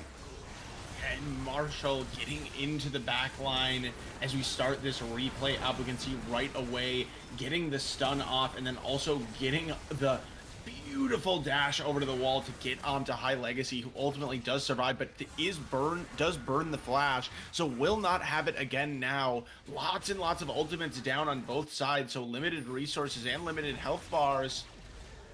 Limited health bars as the gravity field, gravity well connects on the Epic Champion there. King What's-His-Face, the audacious charge from Flying Squirtle, bullet time, crested guard to disrupt. Flying Squirtle playing that so well with the knockup from Espresso here. Panzora will thwack the Graves, the Granular for Dorado New is down. Where is the rest of Glaive Bingus though? They are on the other side of the neutral objective. We have a TB coming out from the Xerath here, and they will now look to do work on this Ocean Drake. A poke from Xerath is so much. Mushai will have to back up. New, I don't think you can contest for this, but you want to give up without a fight. Martial Dominance has popped. Mushai has been polymorphed. Mushai is down, but Mushai takes out High Legacy as well. Dog Marshall is in the middle, and he is fighting the rest of Glaive Bingus as hard as he can, but the Croc cannot get it done. Panzora can, however, and Glaive Bingus will get this Ocean Drake. They are now on Soul Point. And at the end of the day, it just feels like even though High Legacy ends up getting dropped by Muchai, there's still so much threat left with Panzora still alive on the Aatrox. Yes, he has started to pale a little bit in comparison to the Renekton in these team fights, but it does a huge amount of damage, and also actually, has a huge amount of control of space with the Q, as we do see Panzora hitting the knockups over and over again in that replay of the team fight. So What Squirtle Still, did with the interrupt on that bullet time, that was clean. yeah, that was really, really huge because, you know, while the bullet time is just one cooldown, it really is the vast majority of what MF is going to bring to the table at this point. You know, in the team fights, I guess, in general, at any point in the game. So that is a little bit of a bummer there, but it is still 1.5k gold lead, a little bit less, a little over 1k gold lead for Dorado. But at the same time, you know, I don't think that. Well, I think part of it's turrets. They have two additional turrets, but yeah, it pretty much is even. Is my point, I guess. Like, you know, the gold it's not really relevant. That may be, as Flying Squirtle found the engage on Espresso. The wild growth was popped. Though Zap bullet time as well. The slow, they are trying to root and take out this jungler of Glaive Bingus, and both junglers, however, will be taken down. So jungle for jungle. What will both of our teams look to do next here? You got it. It's an ARAM. Yeah, they're not going to go for the objectives with both smites being unavailable here. So just Epichampion trying to get a little bit of poke out. But at this point, the Karma has done a really good job from Blobby of negating a lot of what the Epichampion can bring, as the poke hasn't necessarily been as impactful in these fights as you would want it to be for Glaive, because theoretically, when you pick the Xerath, you really don't ever want to be going into any fights with the same amount of health as your opponents. You always want to be using the Xerath to chip them down and go in at that advantage, and get that first reset, get excited for high legacy so that the Jinx can reset through the rest of the fight. So looking at Epichampion, you know, we were praising early in the game the survivability, yada yada yada, but really wanting to set up maybe is more of it. Have a little bit more time before these fights to lay down that poke, and we'll be done with the death cap presumably pretty soon here. Looking at their gold, yeah, about 500 more gold till death cap. Yeah, death cap on the way for the epic champion here, and once he hits that item, it's gonna really suck for basically everyone on Dog New here. I mean, very little magic resist, yeah, no magic resist, basically. Exactly. He gets one round of spells out on Mushai or basically anyone, and they're either seeing the gray screen or they're gonna have to go back to the to their base here. So they're gonna have to be very mindful of their positioning or look to get a pick as quickly as possible here, which is what my next point I wanted to lead into, Elsa. We haven't really seen Espresso be effective as possible as he was in this early game here. I wonder if Dog needs to continue looking for picks across the map, or if maybe I don't know, what can Dog New do here to try and regain some control? Because yeah, the gold is 200 in their favor, but it doesn't feel like they have the tempo or control of this game right now. Yeah, and it does not. And now with the Baron up, the problem for Dorado is that it's soul point for Glaive. So the cards are kind of in their hands. Normally, I would say that once both objectives are up, you can kind of try to play some games with the enemy team and try to gain some advantages off of vision in those situations. But the problem is that Dragon will be worth very little for Dorado, and it will be worth a lot for Glaive. And so that means that Dorado pretty much has to play reactive in this situation. They can't hard commit onto one objective or the other, because it means that they will, you know, lose the more valuable objective in either scenario. So we'll just have to see. You know, I think they're going to maintain vision is pretty much what they're going to do now. Marshall does have teleport, so he's going to split into the side lane, but it's not like he's able to create any pressure. He's just clearing out the Krugs. Yeah, and you see there the epic champion there using that Rite of the Arcane. Yep, has the death cap correct. The hat is online. I'm using that Rite of the Arcane to try to poke out some of the new members here prior to this Ocean Drake spawning. The poke does not connect though, but once again, we are in a choke point situation.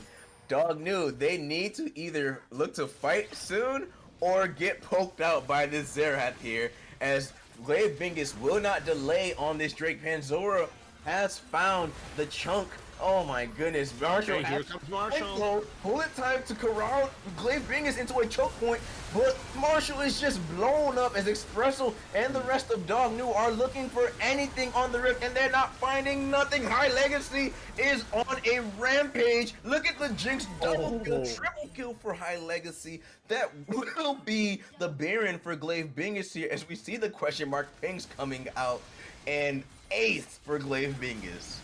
And that is going to be pretty much everything but the very end of the game here from Glaive Bingus, who are going to get a huge snowball of gold. Panzora just going to remain in the mid lane to get this inner turret taken down, while the rest of the team, all 5 of them alive after acing the enemy. And looking at this replay here, I mean, you know, at the beginning, after Marshall goes down, getting the flank off, you know, it's pretty much all she wrote. And, you know, it's a really good flank from the Renekton. He's in the right position, but really there's just nothing that Marshall can do differently in this situation, because of the fact that the Lulu is just going to polymorph you, and it's just a really nice job from Glaive to kite back around this Renekton. Understand that if they're not able to pull off that initial flank and get that pick off, like we talked about at the beginning, Redacted, so critical to get, you know, to get those to lay down that CC and focus these targets down. If they're not able to do that at the beginning of the fight, it's just going to be worse from there.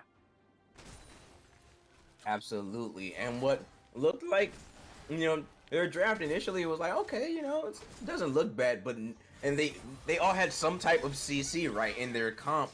But what I'm starting to realize is that they had no hard engage, no one that could truly get into the middle of these Glaive Bingus champions, have enough resistances to live long enough, because Marshall is doing that, but he's just not living long enough to disrupt Glaive Bingus and allow the rest of Dorado New to try and clean up and damage these Glaive Bingus champions here. So it's just quite tough for, oh my god. Bullet time from Mushai there, goes wide. Yep, there we go. Oh boy, there's nothing I can even say. Is High Legacy's already on a double kill. Panzora is diving New under a tier 1 turret. We have a 5-man bonanza in the top lane. High Legacy on a triple kill, 10, 2, and 5 on this Jinx. And I think I'm pretty confident I can call this game for the side of Glaive Bingus here. Whether they get it now or they get it in the next 5 to 10 minutes, it's looking like this will be a Glaive Bingus 2-0 lead over Dorado Gaming though. And if only you had a co-caster to, you know, tell you why there wasn't enough, you know, hard CC engage on the Dorado team, you know, then you'd be able to realize it. No, just kidding. But really definitive team fighting there from the whole team, really, from Glaive Bingus, as we see that first reset coming through from the Jinx, able to get the kill with the rocket after the poke from Epic Champion, just like we talked about. And you know, that's just, it's nice to see teams playing their team comps out the way that they're meant to function there. And even though it took a little bit of time to fall into a groove there from Glaive Bingus, once they got there, they really were looking strong. And it is Dorado looking a little bit frustrated, I feel like, by the end of this game too. Yeah, absolutely. Whether it's frustrated or just miscommunication, it's really tough for Dog New now at this point. They are now down 0-2, so their per bracket lives at least are on the line here. Luckily for them, if they do lose this series, they will go to the lower bracket, so their playoff hopes are still alive. But you really want to try and win, obviously, in the upper bracket because less games, and you know, you keep your lifeline in the playoffs here alive that much longer here. But for the side of Glaive Bingus, honestly, they're looking exactly how I thought, and I feel like a good portion of the community also thought they would be. They look like the better team we all thought coming in. Their drafts have been really succinct and just well organized. And at this point now, I don't even know who is there something new should try and focus on? Do you think there's an issue of like maybe we need to try and ban out Panzora more? Or do we try and get Xernean on something else because Lulu is kind of annoying with the polymorphs and shields? Like, what do you think here, Elsa? Yeah, I mean, I think that I think that the jungle pick was a little bit off for me, and it's not that Espresso did not play the Graves well, because I think that he did, as we kind of reflected on, generated a good amount of tempo, getting those advantage with the dives, taking the turrets early on, as well as the Rift Herald. But then once we got into the team fights, it just seemed like there's this Graves and MF sitting in the back line, and sure, the Karma is able to shield them, but they're just going to end up getting run over by the likes of this Aatrox and this Jin Zhao over and over and over again. So I think that you need to, if you're going to have Muchai on something with more damage, like I suggested, and I thought went okay with the MF, in the lane phase at the very least, you need to pair it with something that's going to allow the MF to actually set up and have the zone control in the fights to even ult, because I feel like Muchai just didn't even have a chance to lay down the bullet time, or when she did, would just get insta interrupted again and again. Absolutely, absolutely. But we will find out here shortly if Dorado New can pull off well, I won't call a miracle sweep just yet, or reverse sweep, not miracle sweep, a reverse sweep just yet, because they need to just win one game currently to keep their playoff hopes alive. So we'll see if they can pull that off after the short break. Don't go anywhere. You don't want to miss game 3. We'll be right back. Welcome back, everyone, as we are here live in Game 3's draft. Glaive Bingus against Dorado Gaming New. And Glaive Bingus on the blue side, as Dorado Gaming New have elected to be on the red side once again. Elsa, what do you think about this? Do you think they're going to look for a stronger counter pick this time? Do you think they're going to change their bans? Do you think they're going to target ban? Thoughts? Well, redacted, here I am in college again and wearing the CCS merchandise, which is is gonna drop pretty soon, so I'm pretty cool. And that is the main thing that I wanted to advertise, as our owner is flaming his own staff in the chat. But anyways, this is definitely me. And anyway, I don't know what else to say, I guess. Basically, I'm really good at lip syncing, and yeah, Twitch chat, that's for us to know and you to find out. Nothing is going on. We're just Who am showcasing I? this possibly dropped in the future CCS merch. That's all. Exactly. Just But giving yeah, y'all a I don't know. little. What is this again? League of Legends or something? Oh wait, This am is I'm back. Wait, oh wait, I mean I was never, what do I mean? I was never changed. I took off you. my sweater. That's it. Exactly. You just took off your invasion of the body catchers suit there, shapeshifters. But anyway, back to the real draft. B1, the real draft. The real reason we're all here. B1 pick for Glaive Bingus with the Lulu once again for Xernian. But this time, Dorado Gaming New will get the Seraphine. I feel like this is a Mushai Seraphine pick. I could be wrong though. Was Seraphine banned? It was banned in game 1, not in game 2. So yeah, Seraphine a tear throughout the meta currently for quite a while now, and yeah, we'll see where this pick is going. Well, obviously it's not obviously. More than likely going on Mushai now because we have the Azir pick. So please disregard my previous statements. And now I concede my time to Elsa. And you're good. I mean, you had to listen through me at the beginning of this, and which was definitely worth missing the entire band phase for sure. No, but as you were, you pointed out the Seraphine pick, kind of the biggest change coming through here so far for Dorado, and I do really like this because we talked about switching up the jungle pick to facilitate the AD carry. You can also do the opposite as well, and it actually works a little bit better, I think, in this meta with Seraphine being such a strong champion. And having that ability to facilitate something like a Graves or another aggressive jungler, whoever they do decide to pick up here from Espresso. But it is going to be some repeats here. Mordekaiser was played obviously in the first game. Lulu, we've seen all 3 games from Xernian, or we saw throughout the first 2 games, was really, really good. Jinx looked good in the last one as well. So really staying on this same theme from Glaive, following really the meta internationally right now, which is to put all of your or put a lot of your eggs in the very least in one of these hyper carry champions. And High Legacy has shown to be worthwhile of that resource distribution in the first two games. Absolutely, absolutely. And as we are getting into our second rounds of bans here, we will see the Wukong banned out for Dorado New, no Wukong for Panzora or Squirtle this time around. And that makes me curious as to what Glaive Bingus will ban next here, as the 80 carry ban.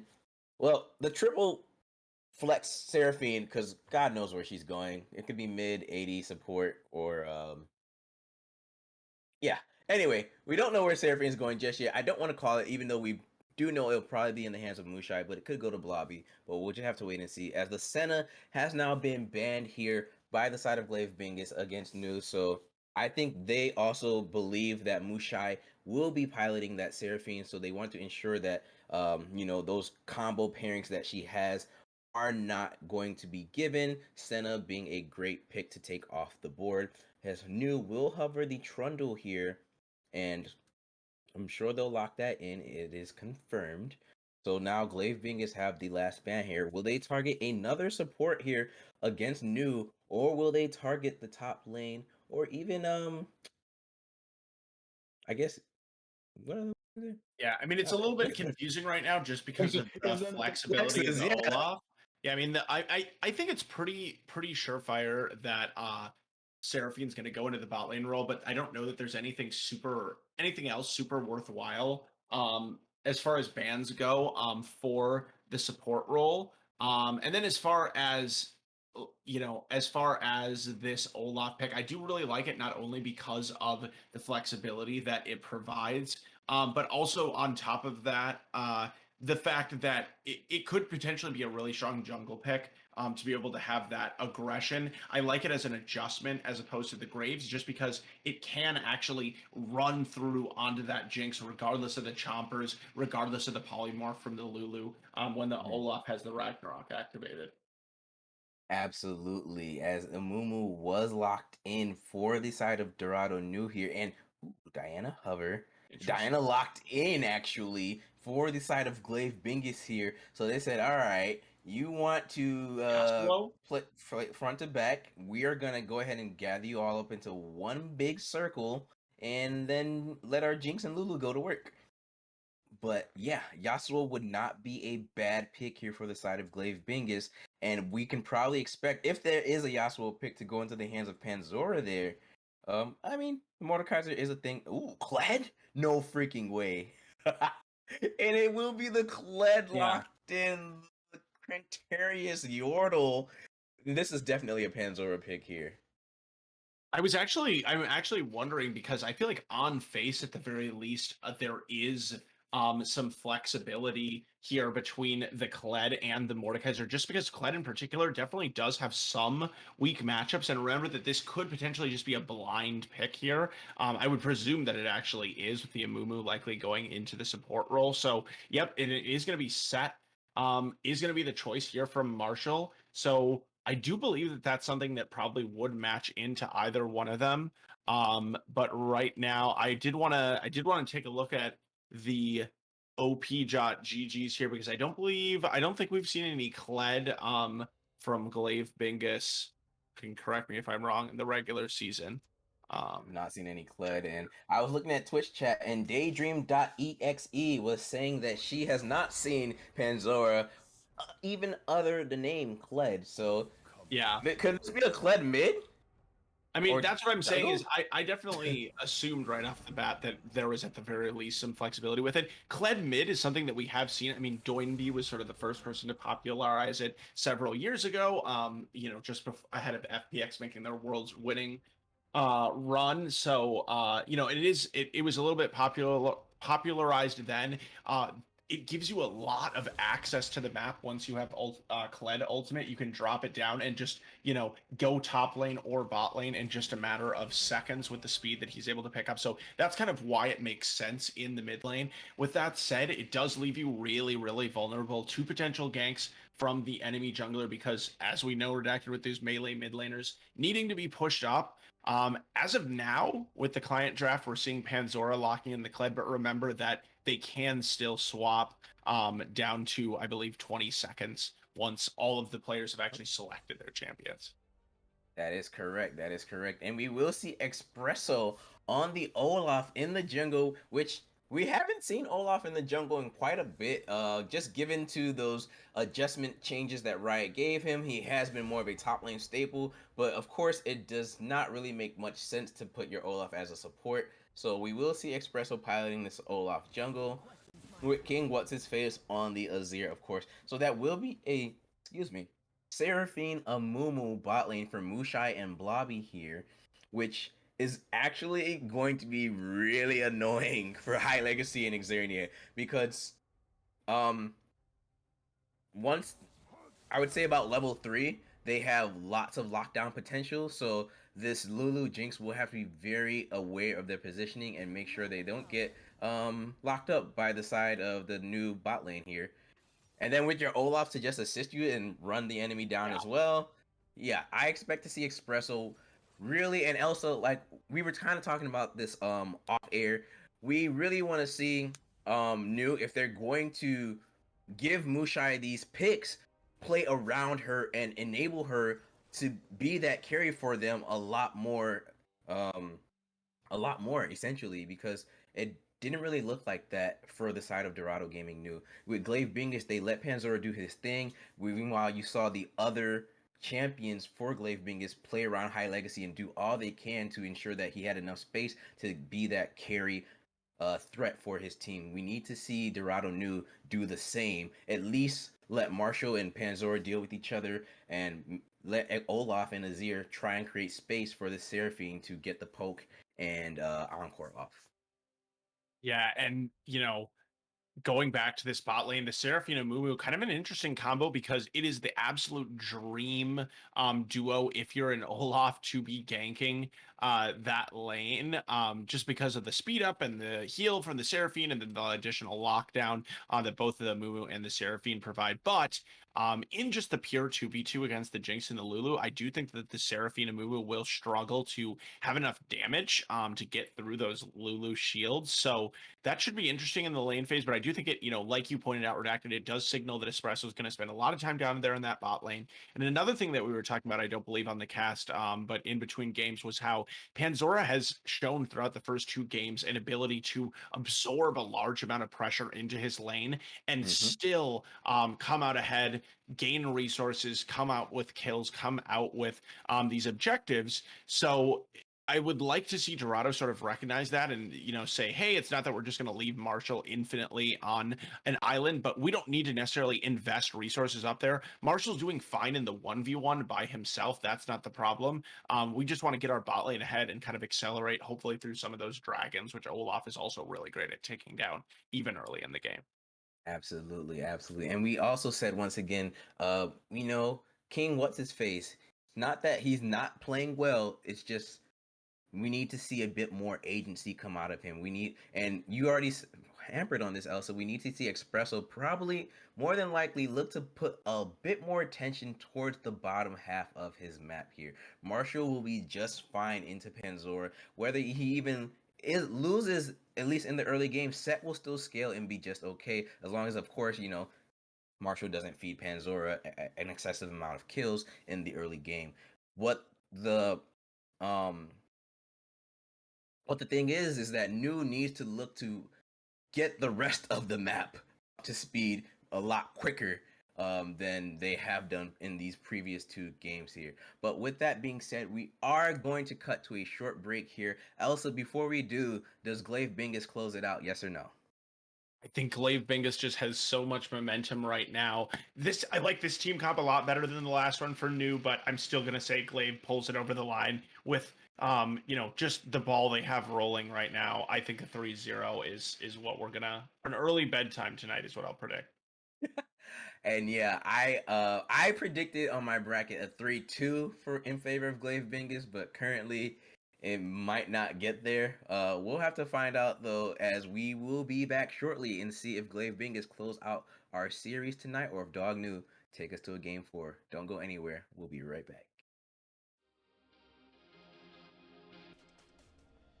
Welcome back, everyone, for game 3 of our Thursday upper bracket round 1. It is Glaive Bingus on the blue side once again against Dog New, Dorado Gaming New on the red side. Elsa, you know what I'm going to ask you. Go ahead and answer the question. Let's look at these summoner spells and the runes. I think the one thing that I would point out on Blobby here is ends up going for, I don't even remember, the frost snow slowing auto attack one. That's gonna be Glacial? a little bit glacial augment is going to be a little bit difficult for a Mumu to consistently proc. Usually we see it on kind of longer ranged champions in the bottom lane, from like Senna, for example, used to take it pretty heavily. So it'll be interesting, if Blobby can get on top of High Legacy and or Xernean. The reason why you take it is because it allows you to stay on top of them, especially between the two, charges that a move can build up on the Q. But during the rest of the lane phase, it leaves you a lot squishier. And even when you do get that Q in, it leaves you a lot squishier than if you chose Aftershock. So it's an aggressive choice from Blobby, and we'll see if it pays off. It's going to be dependent on that early attention from Espresso, who has started onto the blue buff. And I would anticipate if he doesn't come bot right away, he has to do it after the first back. Yeah, absolutely. So we will see if Xflow will look to this time give resources to the bottom side of his map in the early game here, and if Dog New can capitalize and give the tempo advantage to Mushai and King What's His Face. But currently, as usual, once again, no surprise, where are we? The top lane. And what's going on? A 1v1 brawl. But Panzora and Marshall always checking each other in that top lane here. And I would say, without jungle interference, it is slightly Panzora favored, as he does come out advantageous on those trades sometimes. But Marshall is not afraid to step to him and has punched Panzora a few times as well. So we'll see how that shapes up in this matchup here. Blobby getting the bandage toss on Xernean here, but the shielding does mitigate quite a bit of damage, and they'll just go ahead and back off. I think early on, at the very least, in this top lane, it's definitely a skill matchup just because of the number of skill shots between these two champions. Obviously, Set wanting to hit the middle of that true gray. I don't know what that's the wrong thing. Whatever, hitting the middle of the W to get that added damage, and then also for Panzora on the Kled wanting to hit Haymaker. Yeah. Yes, and then also wanting, hitting the hooks in as well. So, it's going to be all about kind of that micro game in the top lane, as it has been, really, as What's Its Face taking a pretty poor trade there, a level up on this Azir during the trade. They're still going down. And then, once again, Redacted 3 games in a row. Panzora with the aggressive summoner spell choice, Marshall with the teleport. It hasn't been worth it in the first 2 games. Not that, the change in summoner spell would have made all the difference, but he's sticking by it. Definitely sticking by it indeed, as we will have our action in the stuns in the bot lane. Elsa, I told you about this. First blood over to Mushai. Blobby trying to flash away as High Legacy is looking to clean up, knowing that they will not get out. High Legacy will use the flash to ensure that they get a kill in retribution, knowing that their life is going to be taken as well. Dog New with the 2-1 combo advantage currently in this game. Haymaker coming out as well. Dog Marshall. Oh, yeah. The flash. Oh my god. That sucks. That hurts. It hurts on both sides. I mean, it hurts obviously for Marshall because he died, but then also Panzora expending the flash after the teleport does already claim the kill. But, either way, does end up getting the resources. So that's really what matters. And this is Zir continuing to be punished. But down to the bot lane, I was skeptical of whether or not there would be enough damage between this combo, and you were right, Redacted. I mean, it does kind of justify the choice of the rune with the Glacial Augment, allowing them to just maximize the damage that they do have. On the other hand, though, movement speed. Yeah, that's true. On the other hand, though, High Legacy does pick one up in return, so it's at least it makes it at least salvageable that they get some gold, and in particular that it gets onto the Jinx. Yep, absolutely, indeed. High Legacy knew that they weren't gonna get out. They saw the Olaf coming, and they just realized, all right, you know what? Let me at least trade for one. As once again, Elsa, we were right. Espresso has visited the bot lane again. Banish toss 1 and 2 connect on High Legacy here. The shielding from Xernian doing the best they can to try and keep the AD carry alive, to no avail. That is another 2-0. Actually, that is just a 2-0 sweep for Dog New in the bot lane this time around. And this Seraphine Amumu combo has done exactly what we said in draft was going to do once level 3 was online.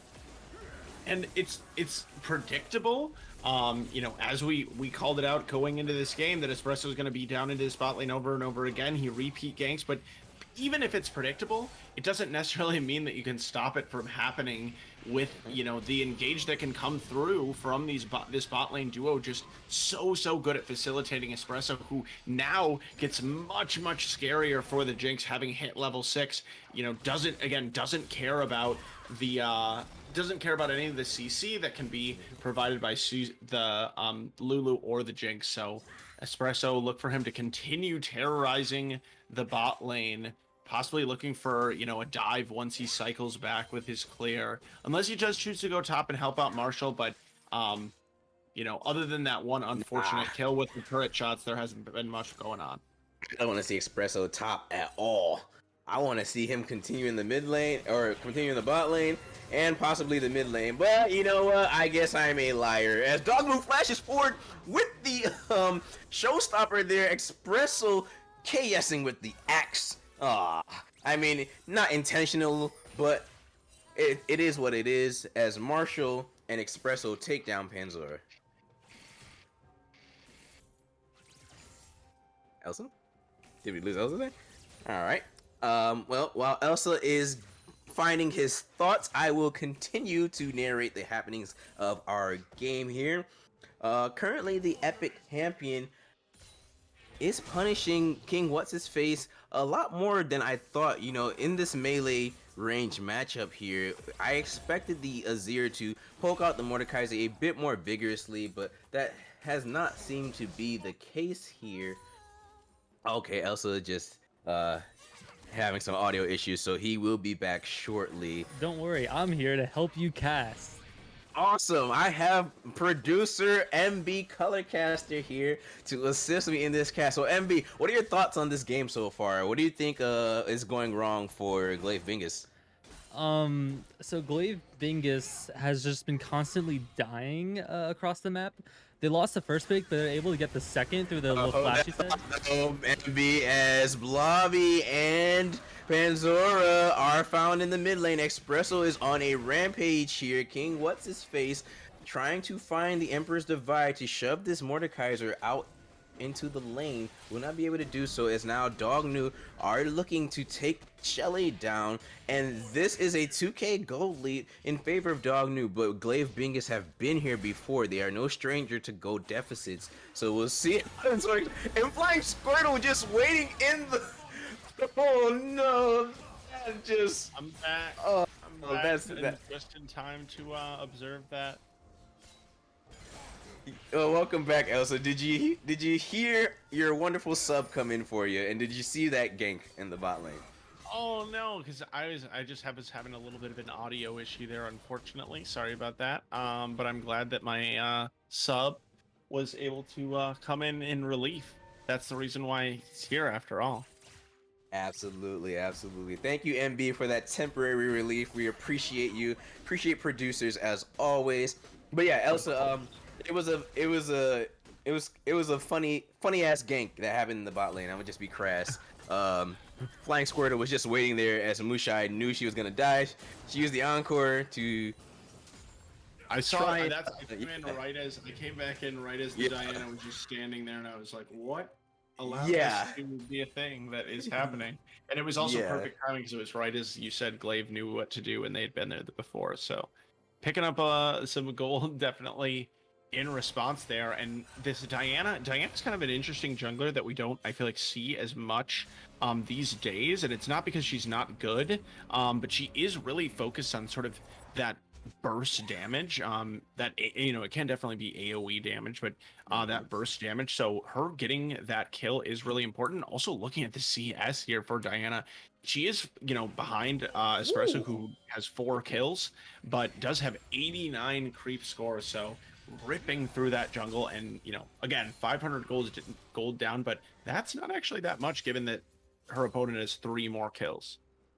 Yeah, absolutely. But and also one thing you pointed out that, you know, we have kind of seen this time around, Espresso has a lot of gold, and this time he has been making quite a bit more use of it, sharing that advantage across the map as he is in the bot lane once again, probably looking to clear out these minions here to put some more gold into the pockets of Mushai and Blabe there, as the Mountain Drake is spawning in 5 seconds.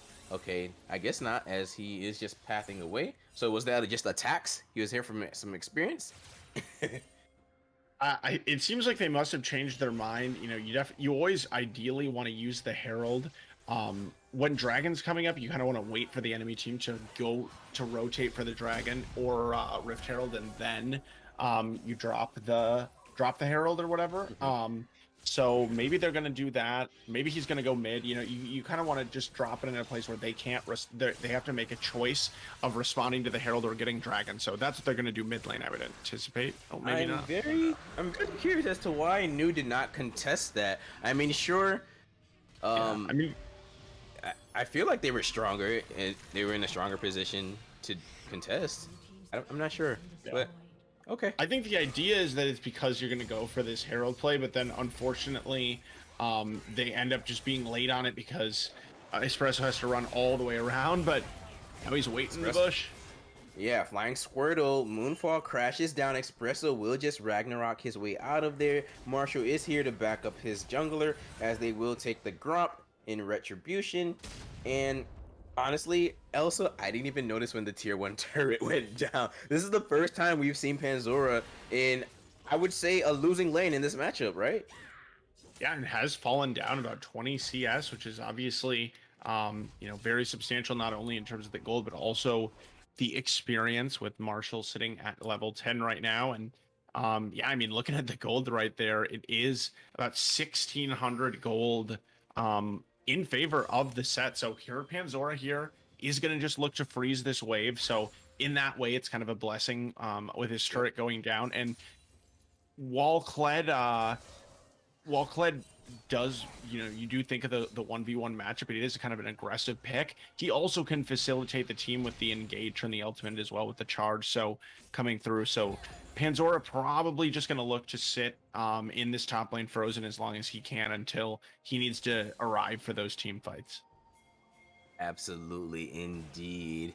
As Panzora, you know, and you mentioned that, I want to harp on that once again as well. It's not something you see quite often in amateur play, is freezing in the side lane that far out. You typically just see a lot of players in solo queue just always shove the wave, but that's a really smart play for Panzora right now, who is down in gold and in levels as well, is to just let the minions come into your lane, try and CS as much as possible while there are no critical objectives on the board, so that way you can catch up in what is already a deficit favored lane, or deficit lane for Panzora here.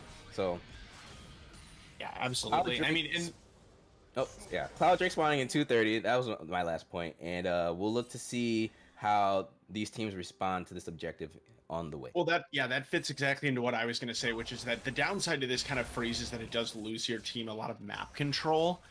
Just because you are just kind of sitting back, you know, it doesn't push your vision forward with your minions going through the lane. But with that being said, you know, over 2 minutes as on the Dragon means that there isn't really much that they need to be doing on the map for Glaive, but maybe they're looking for a pick. They are looking for a pick, as Marshall will be the champion they want to pick off. The Haymaker comes out, but the Moonfall as well. Flash, Ignite, from Panzora. I'm sorry, from Flying Squirtle. Marshall will take down the Diana there. And now Panzora on the run on the wrong side of the map. Blobby and Espresso want to take out this Dorado. He has no ultimate as well. He was looking for the execute. The answer is no. The ignite, the axe, and Panzora goes down. Oh, there was no ignite. It was the glacial. Yeah, it is a 2-for-1, but a lot ends up being used, even just to get that second pick by Dorado. You saw Blobby there dropping the ultimate on a Mumu, which is a fairly extensive a fairly long cooldown at this point in the game. Also, even using the exhaust and needing to do so, otherwise he would have died. But at the end of the day, I think it could have been a little bit more advantageous of a play for Dorado than it was, just because of the amount of pressure generated by Marshall. Nothing really happening into the bot lane either during that time, but they have rotated now over here to the Rift Herald. Marshall teleported back into the top lane to be there. So now Espresso, we keep kind of telling the story of the first couple of games of Espresso getting ahead, pushing the pace, but not able to push it over the finish line. He got a little later, that pushed them a little bit later in game 2, a little bit later already here in game 3, but can they take it all the way, is still the question in the Rift Herald. The second Rift Herald dropped onto the mid lane turret, and it still doesn't die. Doesn't seem quite right as far as the execution. Yeah. Oh my god, how much health does it have left? Let me see. It has 17 health left. Yeah. So it's close. Yeah, absolutely close. As Mushai looking to use the Encore and Flying Squirtle there, which does go wide, and Flying Squirtle in the middle of Dog New. The move all comes down, but there's no damage at all whatsoever, and Dog New have found the fight. They have found the advantage they're looking for, and they are currently running all over this Glaive Bingus squad and slapping them with their wallets. They will get this Cloud Drake after they're done taking down this Mordekaiser here, who was looking to take down the jungler. He will be able to do so. Flashes over the wall, but the Drake bumps him instead, and now Epi champion here. Will he get the execute, or will he be able to... Nope, the answer is no. Mushai, fighting 1v1 into a Mordekaiser here. I don't know if that's a good idea, as you are in melee range. Blobby will just take down the kill to ensure that his AD carry does not go down to the Mordekaiser there. So pretty close from Mushai there, but they were able to take out Mordekaiser. Difference to me as we look at this replay between the first 2 games and this one is just that high legacy. So now we might get some more action. Yeah, we might get some more Jinx action is really here. struggling to get anything done. Yeah, currently, and that's because of all the action in the bot lane this time that happened around. As the charge is coming through from Panzora here, Xernian was bandage tossed by Blobby. Espresso has found the backline, and High Legacy will have to run away. Glaive Bingus may have wanted this fight, but it's not on their terms. Dog New are running through the Bingus squad here as Red Wing, what's his face, finds the Emperor's and shoves High Legacy into the feeding basket. Dog New get the ace, and they get the Cloud Drake. And it's all about the difference in draft from game 2 to game 3 here from Dorado New, as the backline access that they have in this game with the set and with the Olaf in particular has just been absolutely huge. We see Xernian here forced to use her ultimate on herself, which is never where you want to be with the Lulu. High Legacy, even though he gets the nice Jinx rocket over the wall here, it just does very, very little damage because he just doesn't have the items. And then when he finally does try to find his moment to come into the fight, it's just not possible because the entire time King What's-Its-Face has just been saving that Azir ult to knock the Jinx into the team, and that's pretty much all she wrote. So even though Glaive still, keeping the fight relatively close, again, until this Jinx can really be a factor in these fights, they will continue to struggle, and I just don't know in what world High Legacy will be able to position as such. Oh, I thought you still had a point there. My fault. Yeah, no, it's gonna be very tough for Glaive Bingus here to come back, and I think we can confidently say that the tempo is firmly in Dog New's hands here in their grasp. This time they have about an 8k gold lead in their favor. For the first time, Dognu have taken the gold lead they have and have accelerated it firmly within their grasp. So let's see how they will continue to push the tempo, push the pace on the Rift here, as they once again are fighting for their lives here, because Glaive Bingus do have the potential to come back and scale into this game, and then they will just send Dognu to the lower bracket if they come back and win. But Dognu are currently now working on this Baron here. Yeah, and it Charge looks like coming Glaive in. is going to contest. Panzora, and this is a good fight as the choppers come out. The encore goes wide, does not connect. High Legacy, keep your eyes on this Jinx as Panzora has split the Dognu team. Emperor Divide does connect when Xernian goes down, but High Legacy is still alive. Once again, Jinx and the Mordekaiser are still healthy. Flying Squirtle will flash away, and they will deter Dognu from taking the Baron right now, just for the time being. But they are posturing, looking to go back towards it. Will they do so? It is a 3v5, so they do have the numbers advantage here. Elsa, oh boy.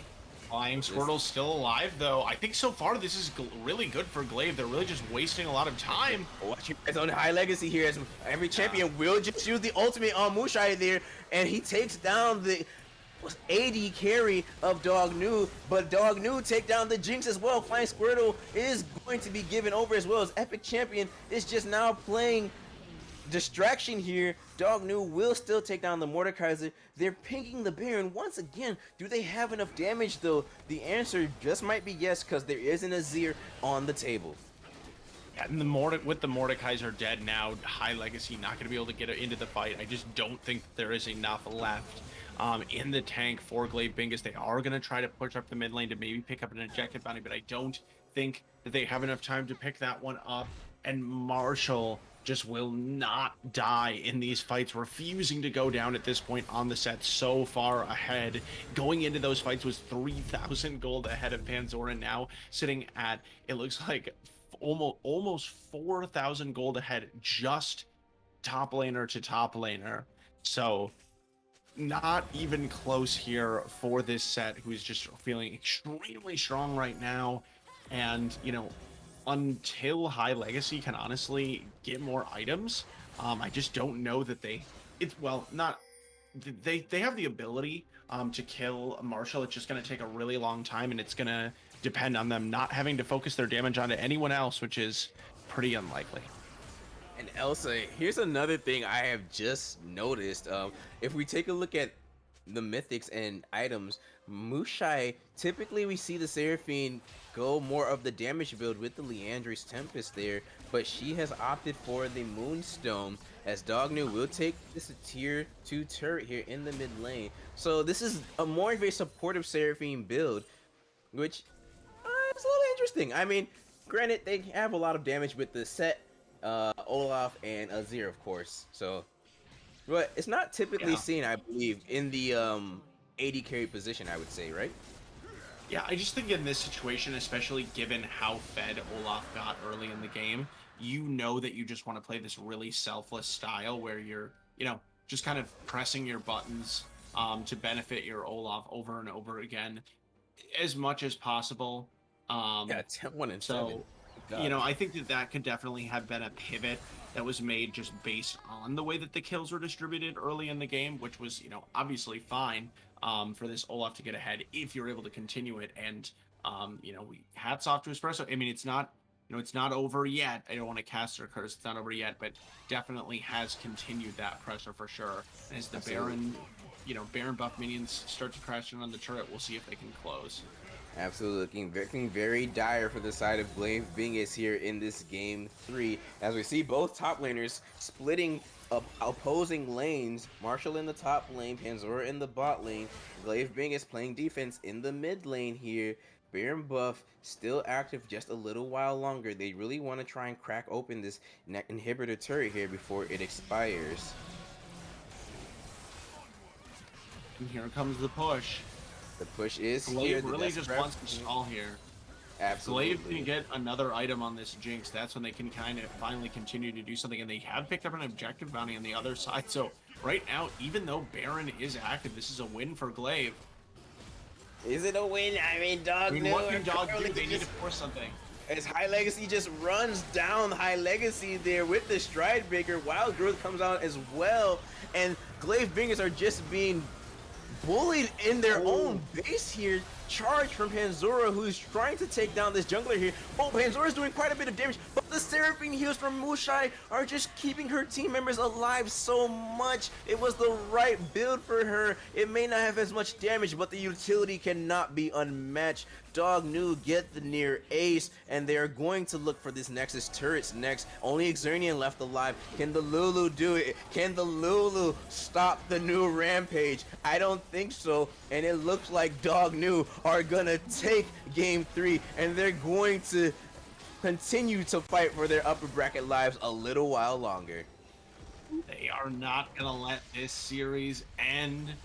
Right there, it is going to be a game going over to Dorado New here. And I will say, I think most importantly for them with this victory, it wasn't just, one aspect of the team kind of 1v9 carrying the rest of them through it. There was consistently good play in every single lane. Once again, Redacted, we didn't really say King what's his face name many times, but 4-0 and 8 on the Azir, deathless performance, pumping out a lot of damage. So, I mean, maybe that's just maybe it's on our analysis, I guess, with that one. No, I think the biggest thing as well this time is what we have kind of been saying is that New found an identity and they played towards it very Yeah. well. They let Marshall just do his thing in the top lane, and they put a lot of golden resources into Mushai and Blobby in the bot lane. And then once again, in these team fights, they once again had Blobby and Olaf go in, and of course the set go in, create chaos. Mushai and Azir looking for these flank angles and just charms or whatnot, especially King What's His Face finding the really pivotal Emperor divides there to shove High Legacy time and time again, or just create chaos in the backline and separate Glaive Bingus's front line and backline, allowing Dorado New to clean up whoever was in front of them, and then they progress forward as a unit together. Yeah, absolutely. I mean, and it was all about that backline access. That's what we kept talking about. The ability to get onto High Legacy again and again and make the game just unplayable for the Glaive Bingus ADC, who is so critical in both of the game wins in game 1 and 2. So for for Glaive, I honestly, I don't think think it's time Olaf's to like a not look at crazily Jinx anymore. overpowered champion, but I would say maybe, well, yeah, maybe put the Jinx away, maybe find something with a little bit more self-peel. Zeri, something that was open last game. Not sure if that's something they feel comfortable playing or not. But I think also maybe putting the Olaf to bed, just banning that one away, because that champion in particular does have kind of that unique ability to just run through the opponents with that CC immunity with the ultimate. So that might just be one to take off the table, or maybe even pick for yourselves if that's something Flying Squirtle or Panzora wants to take onto the Rift. Absolutely, I absolutely agree, Elsa.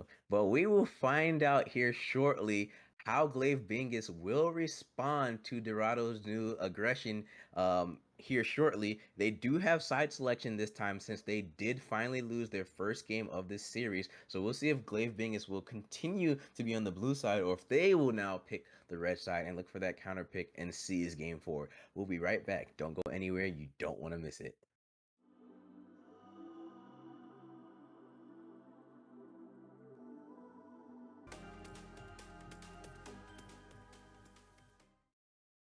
Welcome back, everyone, as we are preparing for our Game 4 picks and bans draft here.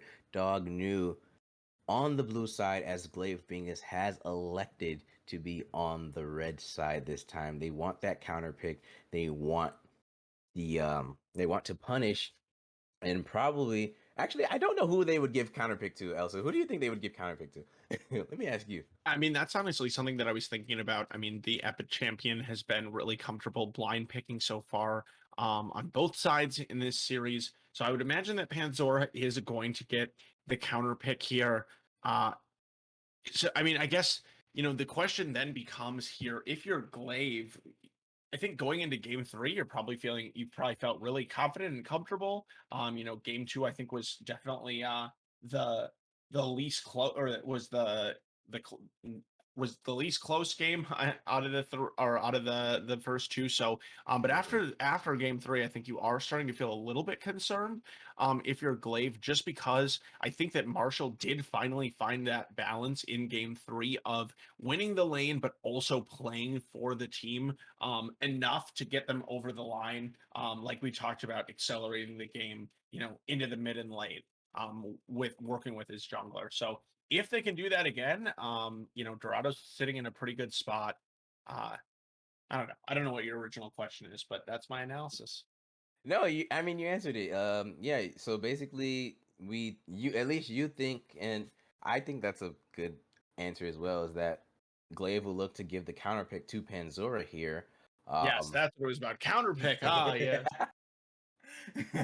Yeah, they'll give it to Panzor. I don't know who else. I mean, obviously the only other one typically would be the mid laner, and just from what we've seen so far, playing the Mordekaiser, and the Azir are just champions that pretty comfortable blind picks, generally speaking. I mean, I guess technically not the Mordekaiser usually, but they really did not punish it Oh, in that first game. I would love to see a Zeri Yumi here from Glaive, because neither of them have been banned.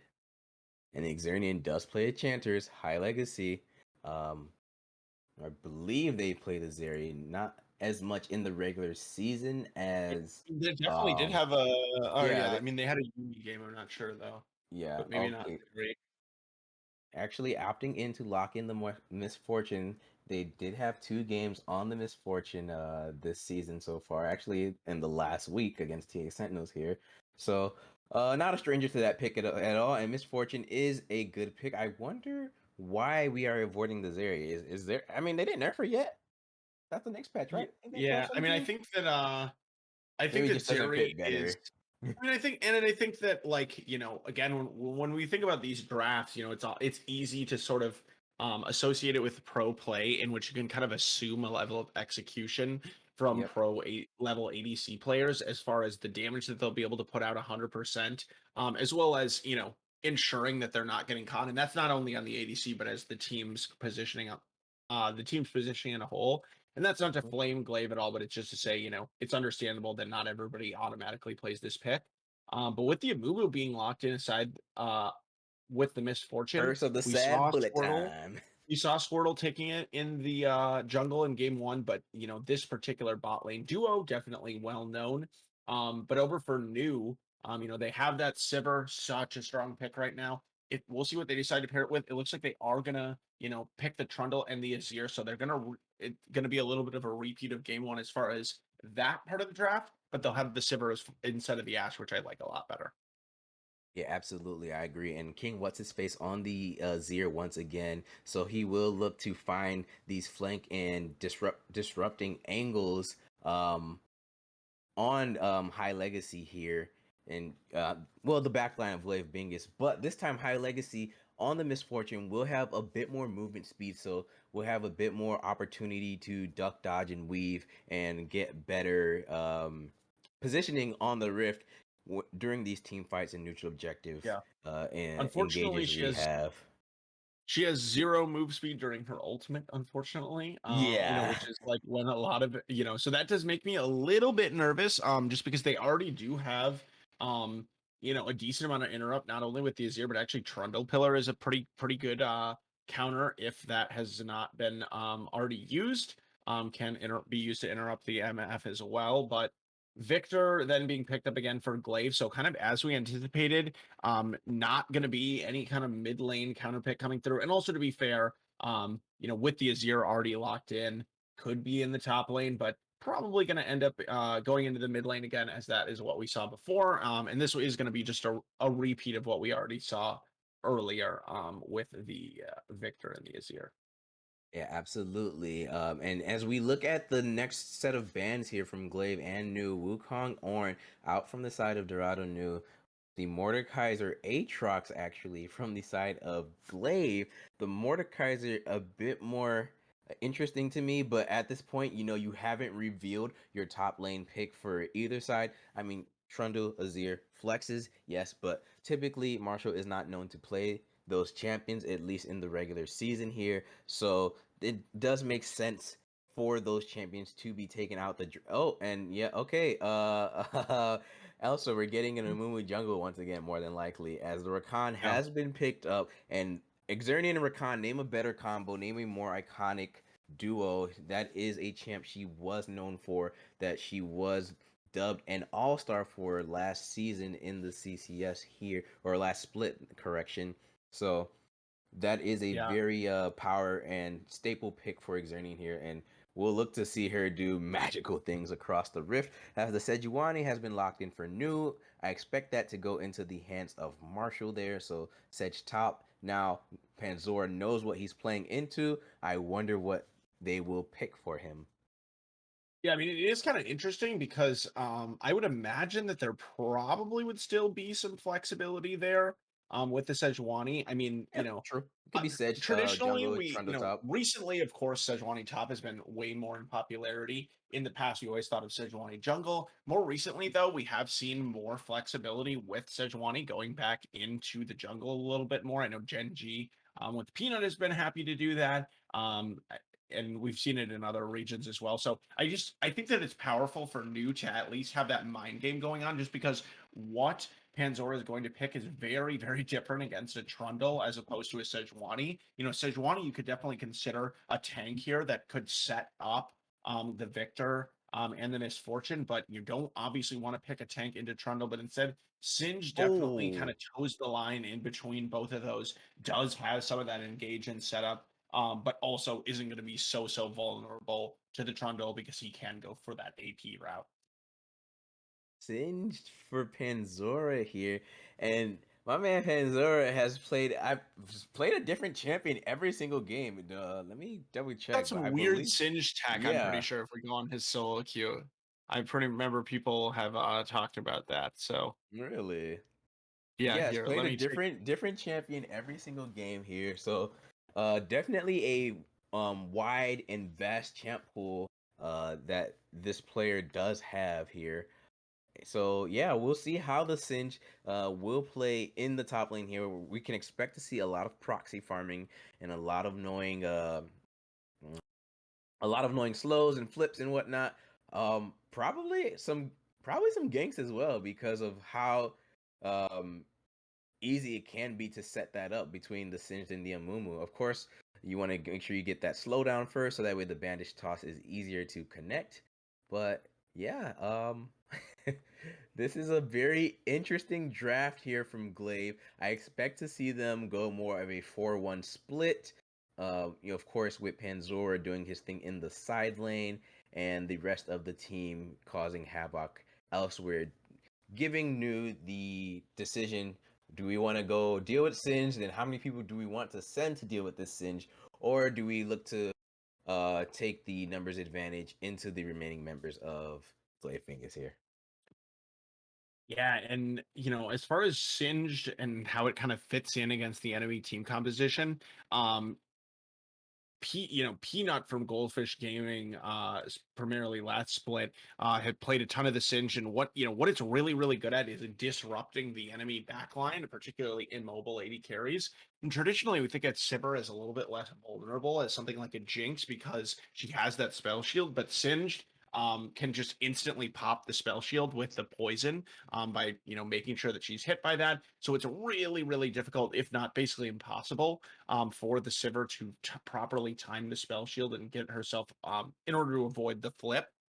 So I would definitely look for Panzora to be, beelining back there, either going for the Azir or that Sivir, and just getting those pivotal carries out of the fight, and or just kind of generating those very, very, very, very clear picks and win conditions in the team fight for Glaive. Yeah, absolutely, Elsa. Yeah, well, and Mushai will have to manage, that's the word I'm looking for, manage that spell shield tech, manage that Yeah. spell shield ability very carefully, because I mean, obviously it only blocks one spell, so you have to make sure your positioning is already pretty pristine, as you have a Rakan, a Mumu, Yep. Victor trying to disrupt your movement. But now you got a Singe running at you who's gonna look to flip you as well. So which spell are you gonna block here? You know. Yeah, and I mean, I think it like the Leona pick is a little bit questionable for me, honestly, for new here at the end of the draft, just because, uh, you know, But Nu we is a counter, or not? Sorry, Leona is a counter into Rakan, I believe. so in lane it makes sense to me, but just as far Yeah, as team compositions go, I see this Rakan and the Amumu as well as the MF. We know that that means that they want to dive in with this Wombo and get the MF damage over the top of all of that. And Leona kind of wants to dive in. I'm just afraid of whether or not this is Zir and Sivir will kind of be left to crumble in the backline. But on the other hand, as I say that, Leona also has the ability to cancel the MF from long range with the ultimate. So definitely a lot of sort of skill expression that's going to make the difference in these lane matchups as well as these team fight situations. yeah, absolutely. And Elsa, you have some dissenters in Twitch chat there, so hopefully Okay. hopefully your point is proven correct, as I'm sure they will let you know if the Leona does win and Nu takes us to a game 5 here. As we now are into our client draft here. It was a short delay in between that, so we do apologize. You know, players just had to ensure that everything was good to go at home, and it is now. So here in client draft, as we are now getting through, you know what, Elsa, since we have a bit more time, I guess we already talked about the top lane. I feel like there's nothing else to really talk about. Well, let's see if it's the Trundle or the Sedge angle first, right? Once these bans come through, we do believe it should be the Sedge angle into the Right. Singed tier, but part I of me, mean, low key, I wouldn't be think it surprised if it honestly was could be Trundle either actually. one. I think Trundle does kind of probably. I mean, well, Trundle definitely goes harder, much harder in the 1v1. And also I think as the game scales on, shouldn't ever be dying to Singe, because if Singe is opting into being right next to Trundle, then he's just gonna get shredded. But on the other hand, Trundle obviously going to give a lot more advantages as far as the jungle clear, being a little bit more competitive in that aspect. In the first game, we did see Espresso taking advantage of that 1v1 matchup against the Amumu for the first set part of the game. So probably going to just look to repeat that. And I think like for Marshall on this Sejuani, the Singe could be a little bit annoying for him in lane, just because eventually the Sejuani shouldn't do too much damage to the Singe, and Singe should be able to kite it out. But at the same time, Marshall is just going to be much more interested in grouping with the team, and when he is going in on the Singe, is probably going to be assisting a gank from Espresso anyways. So Marshall really kind of zeroing in on this team focused style with the Sejuani pick here in game 4. Absolutely. So then the next biggest question is, of course, we'll see Marshall with the TP, but will Singe have the Ignite or will he have a TP this time? I wonder what No, Panzora's it's gonna be spells Flash are gonna Ghost. be. It's gonna be Flash Ghost. I bet you anything. Yeah, Flash Ghost. I would. That's Yeah, your prediction for his summoner spell? yeah, yeah. For Singed, yeah. I mean, that's like Flash Ghost is pretty popular. Also just looking on solo queue, I know solo queue obviously not always the same. But we do see Panzora taking that one pretty frequently. But yeah, I mean, will be interesting to see here. I always feel like when you index so heavily into this really high quality engage like Glaive has with the Amumu and the Rakan, it does sort of put the onus on you to make the most of that engage. You need to hit your abilities, but also on top of that, you need to make sure to make your first wave of damage, so to speak, really, really count, and take out one, if not more, of these primary damage dealers for Dorado Nu, because otherwise, if they're able to kite back through the first part of the fight, we talked about how Leona has the ability to interrupt the MF, has the ability to, stun and peel backwards with the Azir as well. And, Sejuani also going to be able to isolate those targets coming into the backline. So it's going to be all about these team fights, and which team can really stamp make the biggest stamp early on in these engages. Yeah. Yeah, Elsa. And I think there's not much else to say, as we have said everything we can. So my question for Everything that you you said. is once again, who wins games 4? Is Nu gonna take us to Silver Scrapes, or is Glaive Bingus gonna end it here? What's your thoughts? Or what do you think? I am not gonna lie to you right now. I'm pretty tired. I'm in the process of moving, so I'm really ready to go to bed. So that part of my brain wants to say Glaive. There's something else in my head that is there's a dog barking in my outside the window, that's telling me Dorado Gaming is gonna win game 4 and send it to game 5 just to spite you. So I think I'm gonna pick Dorado. I like the team composition they have here, and they also have the momentum coming out of game 3. No, you did not with the you should look into voice Yes, acting I at just some point, my impersonated friend. a dog. No big Yeah, deal. definitely look into that. Hey, maybe you can be their next VTuber if they get this win or if they get the series win. Yeah. Just go ahead and DM Zol. But Yep. I I I think Glaive are still gonna take this. I'm gonna stick to my bracket. Um if New wins this, fine. But then I'm still sticking with Glaive throughout the entire series. I'm gonna stick to my bracket once again. And that's just my thoughts on it. And we will find out if that comes true or not, or if Elsa and that dog that's in his ear are gonna be right. Stay tuned. We'll be right back.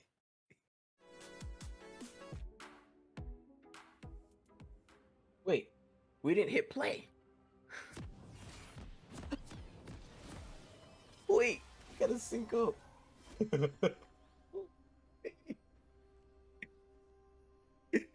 Yep.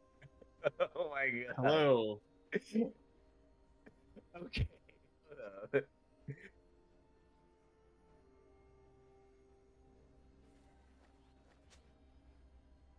All right. Everybody. For game 4. That's one word for it. Yep. Perfect. Game 4 of Dorado Gaming New against Glaive Bingus. As you can tell, we have some fatigued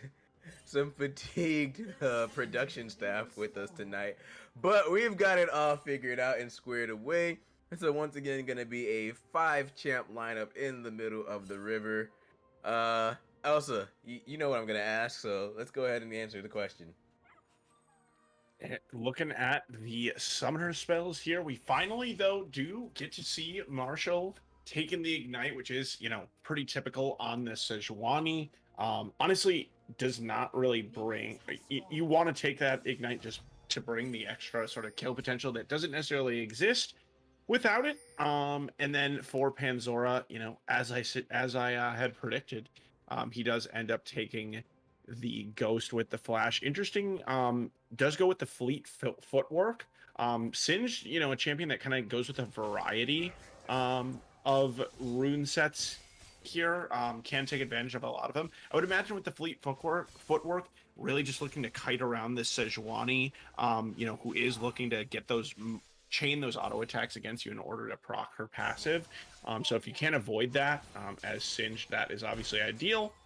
And I would imagine that is what kind of influences that choice here. Yeah, absolutely. It is the poke misfortune here that we do see coming out from High Legacy. Also we haven't really talked about it too much because we're always so focused more so on what the junglers are doing. We haven't really looked at their pathing here, as both junglers are starting on the top side of the map here. Excuse me, Espresso will be pathing towards the bottom half of the rift here currently, as Flying Squirtle is doing a fluke clear in the red side, so I don't expect to see any battle over the Scuttle Crabs here. But once again, Glaive Bingus do have the push and are pretty pushed up forward in the bot lane there, so we could see Espresso look to punish them and gank the Glaive Bingus bot lane here. Actually, I guess both junglers will be in the bot lane eventually for some for a gathering, as the Leona will get the stun on Exerdian here, who will just be able to dash away. There is a ping, and they will now be aware of where the Trundle is. We see some pings coming out, rotating from the side of the Glaive Bingus bot lane here. Exerdian does get the knockup. Espresso trading some autos. He will back away, and I believe this we're gonna fight over a scuttle. As the flash came out from Panzora here, Marshall, he now is grounded. Marshall dead. First blood over to Panzora. Scuttle Crab, however, over to Espresso. And with the first blood going over to Panzora, I do think that that's a little bit concerning in the top lane for Marshall, who, unlike any of the other games, he doesn't really have that, you know, fallback of his champion spiking at a certain item, or, you know, sort of scaling as far as the 1v1 skirmishes go. You know, yes, Sejuani is going to hit that level 6 and, you know, get very tanky. Oh. Yeah, Epic Champion just went down. There was nothing to say, so continue your point, sir. Well, sorry about, yeah, I mean, just a solo kill in the mid lane. Like you said, not really much to say. And, you know, by that, I kind of mean it's sort of inexcusable for Victor to die in that situation. So that is not gold that you want to give away for free over to this Azir. So a little bit of a concern there. Maybe, you know, we're fatigued. The players are probably fatigued as well. So not necessarily as much discipline when it comes to what's going on in this lane phase here. You know, top lane, I guess, kills are to be expected because we've been seeing that all game long, but not so much in the mid lane. Yeah, absolutely. Panzora and Marshall trading back and forth here in the top lane. This time, Marshall will look to get the revenge kill on Panzora here. Whoa, the healing, the flip from Panzora. Wow, this Singed is just a menace and quite the annoying champion to punish. Yeah, and Singed also has very bizarre trade patterns, like you kind of could see there, as, you know, Panzora just kind of running around. A lot of it's about wasting time. Oh. As, yeah, Xernean, High Legacy now being punished by Espresso and Mushai here. The Ignite, the Chomp, and High Legacy goes down. Espresso as well. 1 for 1 in the bot lane.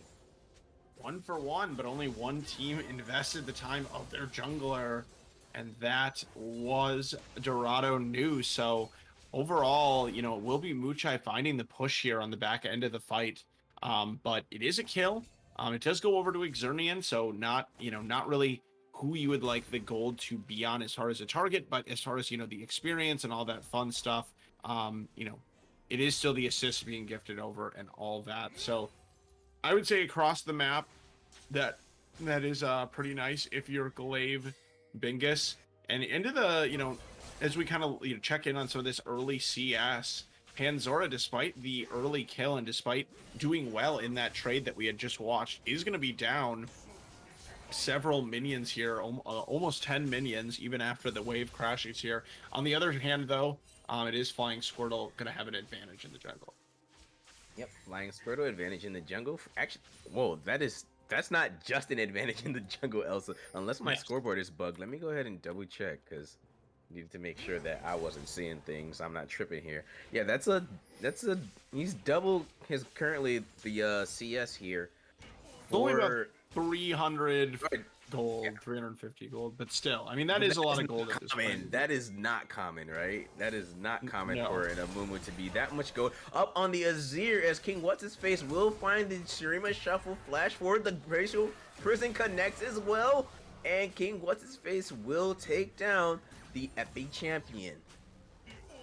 Yeah, the Epic Champion, for really the first time this series, having trouble staying safe, finding safety in lane with this Victor. This time it is going to be Marshall coming down with the Glacial Prison to assist, but King What's-Its-Face getting, you know, feeling really, really good here on this Azir, sitting up about 800 gold over his opponent. And Panzora still looking to, you know, just do Singe things and maybe wanting to begin a little bit of proxy farming.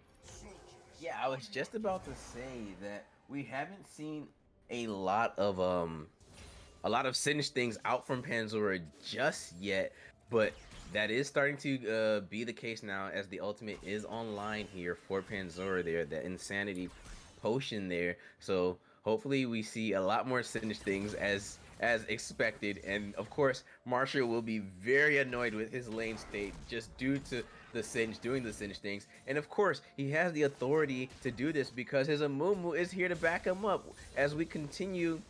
Well, at least for Glaive Bingus, they're continuing this bout of vertical jungling here.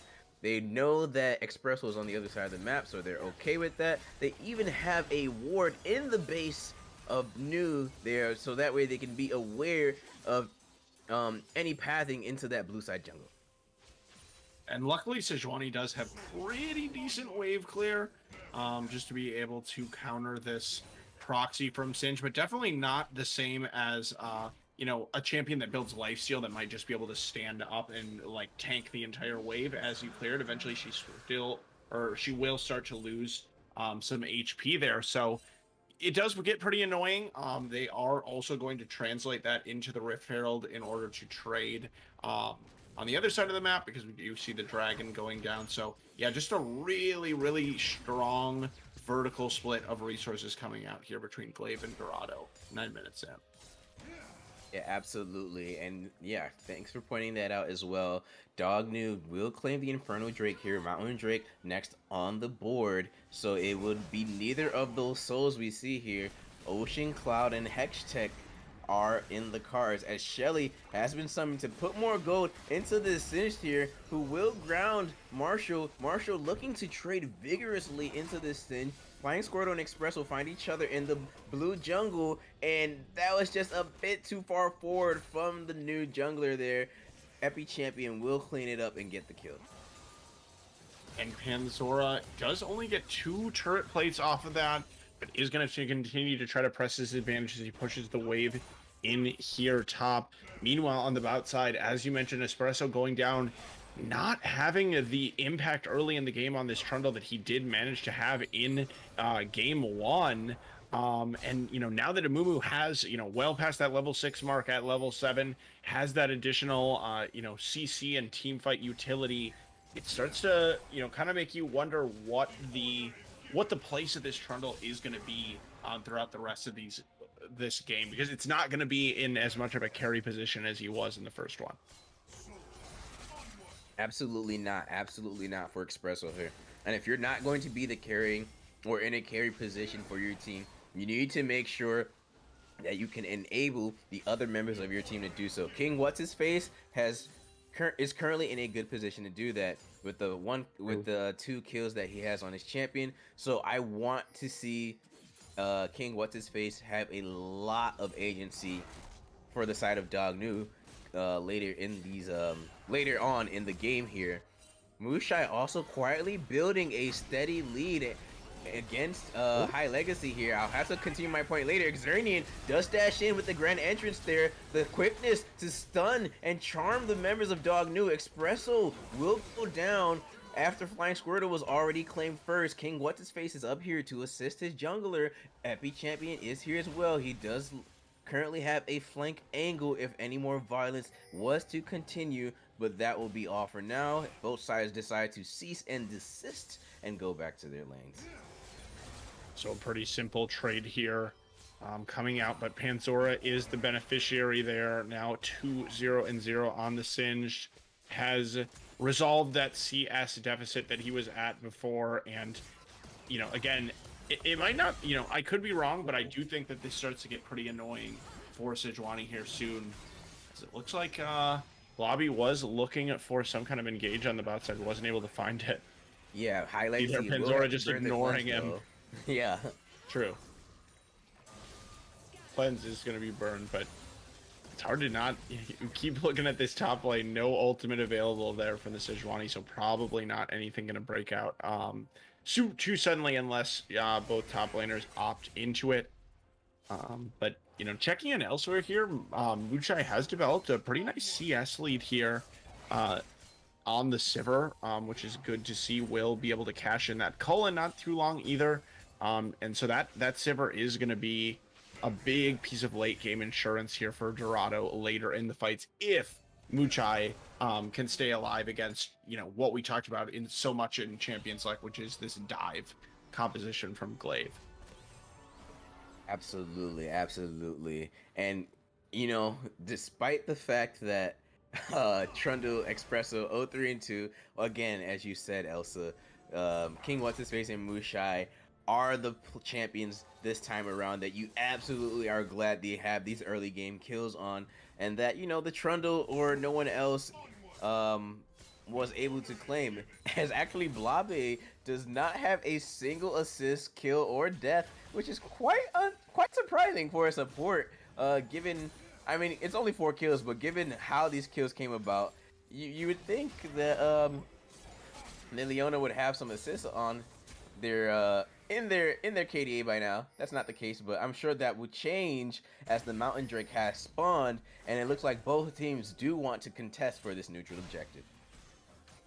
Yeah, both teams are going to make their way over, trying to set down Vision, take down some Vision. You know, the objective itself is not worth a massive amount because, you know, we're not even near Soul Point or anything like that, but it is just a great stage here for both teams to try to set up and look for something. Remember, Glacial Prison from Marshall is just such an easy go button if they find the right target. For the flank angle, in the backline as Marshall charges forward, they finds the epic champion Penzora. Penzora finds the flip. Xernean is in the middle of the quickness and bullet time come out as well. The Leona stun catches one, and Dorado Nu think they have the advantage here, but High Legacy and Penzora are still alive, and Nu are being completely wiped off the rift here. Xernean was alive in the stasis, but she will be taken down. Penzora, with the double kill there, shuts down the Azir. Blobby is the only one left alive. Penzora 4-0-2 on this singed here, as well as the 2-2-2 epic champion in our replay here. So go ahead and break it down. And Marshall with, you know, a really good go button here, knowing that there is that flank on the other side. They need to take the fight right now. But unfortunately, with Muchai getting caught out in the middle of that fight, going down really, really early on, after that, Penzora really just does deliver that extended damage that they need, even flipping the Azir under the turret for the additional, you know, shots there. Make sure that he ends up going down. And all in all, it's a big win for Glaive. Espresso charging forward. The Amumu, Victor, and Penzora are here to assist. Grounded with the Mega Adhesive, the fling as well. They find the jungler for Dorado Nu, and the jungler is down. Xernean takes the kill. Blobby is next, and the rest of Nu are on the retreat, but Penzora does not care. There is violence in his eyes. There is violence on his mind. Double kill for the top laner of Glaive, Bingus. Penzora wants to end this series before the hope of a reverse sweep is even on the minds of Dorado Gaming Nu. Yeah, Penzora is taking this game in his hands, just not allowing Nu to remain in it here, and you know, just being so disruptive. That's the word that I continue to use to describe this Singed pick. Gets into the backline and also is just able to push the pace of the game. The dragon doesn't even end up going down during that engage, but they're right back there again, ready to fight and ready to continue to punish Nu. And you know, the difference, you know, even in the games that they lost Redacted in game 1, you know, in game 2, it seemed like Marshall was you know, trying his best to kind of keep the team in the game, specifically in the team fights. But unfortunately on the Sejuani, while yes, he has a lot of strong tools, he's not individually able to take them over the line. And without that, it seems like Dorado Nu is kind of struggling to find their direction in these team fights. Absolutely. And, you know, Elsa, the craziest thing is King What's-His-Face is 4-1-1 on the Azir. And... yeah. He has damage. The Leandris is online. Mushai's Mythic online as well. So the carries, they are online. They can do the work that needs to be done.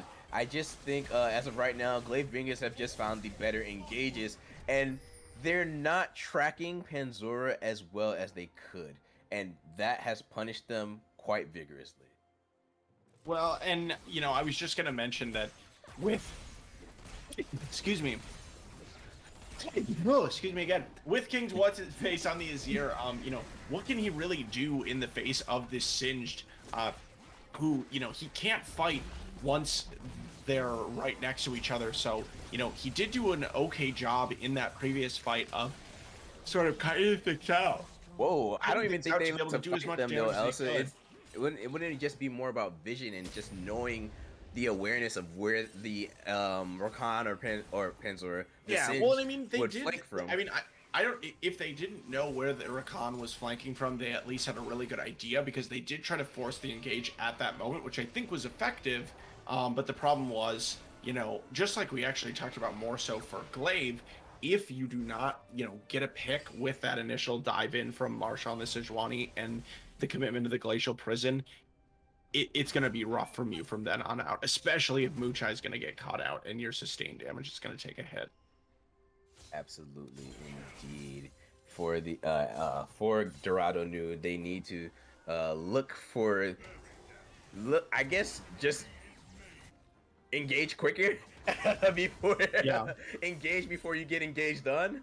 Or find a better priority target. I mean, it is really difficult at this point because if Glaive is positioning correctly, you should never be able to hit a Glacial Prison straight onto High Legacy to start the fight, or the Epic Champion. But mistakes do happen, so it's going to be all about those sort of windows to make these picks happen in the team fights and beyond that as well, just around the map with vision. Yeah. So also currently it is if production could go ahead and toggle that X button for me, it is a 3k gold lead in favor of Glaive Bingus here. And let's look at where the gold is. My goodness, look at Panzora in the top lane. I'm not even gonna do the math there. It's about 2k more in favor of the Glaive Bingus top laner here. And then of course, just going through the rest, Glaive Bingus having some heavy wallets, but Big Daddy Bucks Panzora in the top lane with the fattest one of all. 6-0-3 on this Singe, 600 gold bounty currently. At this rate, if Glaive Bingus find another team fight as this Ocean Drake is spawning here in about 50 seconds here, I will expect to see objective bounties come on the board for Dorado New. Yeah, I would as well, and for Panzora holding this gold lead, I didn't know exactly what point in the game it would be at that the Sejuani would start to struggle with the Singe, but we've definitely surpassed that point now, as Marshall is going to be all the way on the other side. He doesn't even have a mythic yet.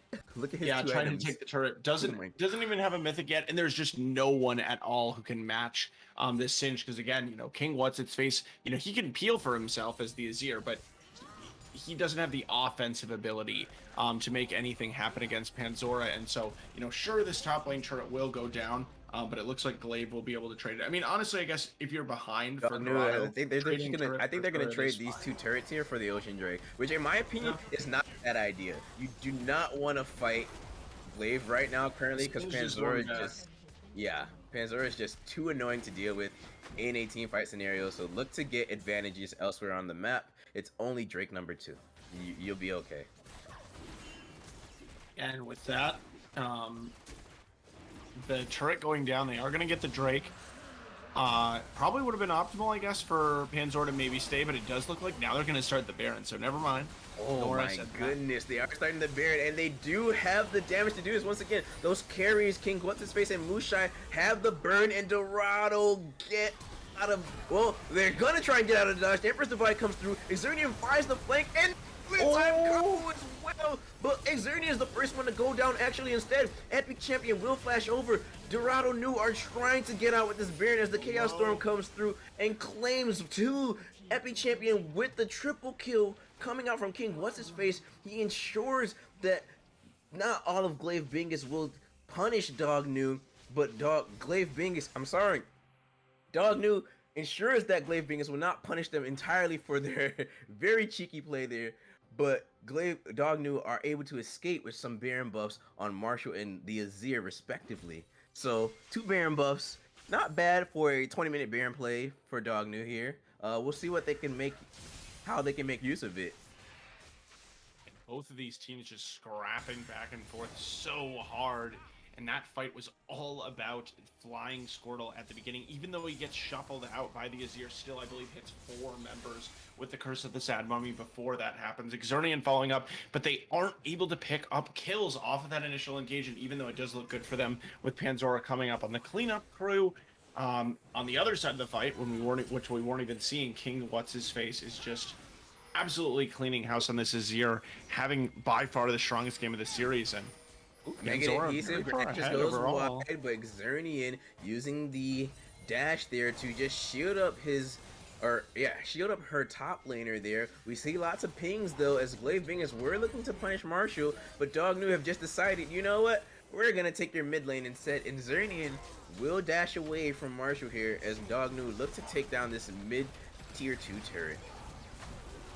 Flying Squirtle will find the connect on Espresso. The Espresso just had Mummy as well. Chaos Storm as well to deter the rest of Nu from stepping forward any further. Bullet time wasn't even used yet, so keep your eye on that Misfortune as they do still have plenty of tools in their arsenal to dissuade Dognu from progressing any further.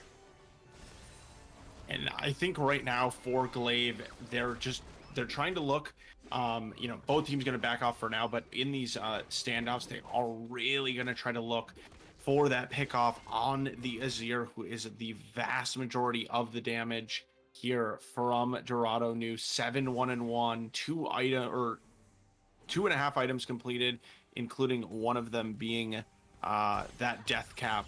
So really strong for King What's His Face. But if they are able to get a flip on the Azir, and if he doesn't have the ultimate available, or if they can just take him down really quickly, becomes a very different fight for Glaive here. Definitely a lot easier of a fight, say that. And I know this is not part of our current stream right now, but I gotta put this out there for any CCS connoisseurs. Matt G has beat his curse and he's gone past the first round. So congrats to GoFish Gaming. Anyway, back to this game. We see Dorado Nu here. They are currently only about actually 800, 700 gold deficit. As Mushai and King What's His Face are particularly King What's His Face, putting on the best carry performance we've seen out of him, I would say, this entire series so far. 7-1-1 on this Azir 500 gold bounty. King What's His Face is definitely putting into work, putting the team on his back as they are fighting desperately to try and force a game 5. We need to see if Mushai can assist, and she will eventually as the Sivir is scaling, but Espresso right now being 1-7-7 is quite the quite tough for Dognu here, as he has been picked out and punished very aggressively from Glaive Bingus here. Yeah, and Bandage toss connects. Marshall, he fell for the bait. Oh, but yeah, I forgot. It's just in a movement of Singe. Like, it'll take them forever to kill Marshall at this rate now. Yeah, he is. This Sejuani does get really tanky later into the game, especially with her passive right off the bat. That's not does really well against kind of burst damage. So Marshall now, you know, does have kind of that point of strength, not able to kill people, but is able to be very strong. And, you know, again, this is not the soul, but dragon being traded, a dragon that is not the soul being traded for a lot of other stuff. What? A lot. What? A lot. No way, Dognu are really trying to force Glaive Bingus' hands here. The Glacial Prison connects. Dognu really want to force a game 5, and they're doing so much damage on these Nexus. But will they have thrown the game? Panzora finds the Mega Adhesive as the Emperor's Divide comes out as well. Panzora flashes in the middle. Being wiped. The rest of Glaive Bingus is here. No. Azir is still alive. Azir is down. Mushai and Dog Marshall are the only ones left alive. They are on the retreat. Flying Squirtle though has found the flank. The Bandage Toss connects. The Bandage Toss connects. Bandage Toss 2 connects as well. There's a stun, and Flying Squirtle is saving that Sejuani there for his AD carry, who he will give the kill over to. Dognu went for the very cheeky play, and they were punished for it instead. But Glaive Bingus, they will have to be a bit more aware of how they want to split themselves on the map here. They almost lost this game.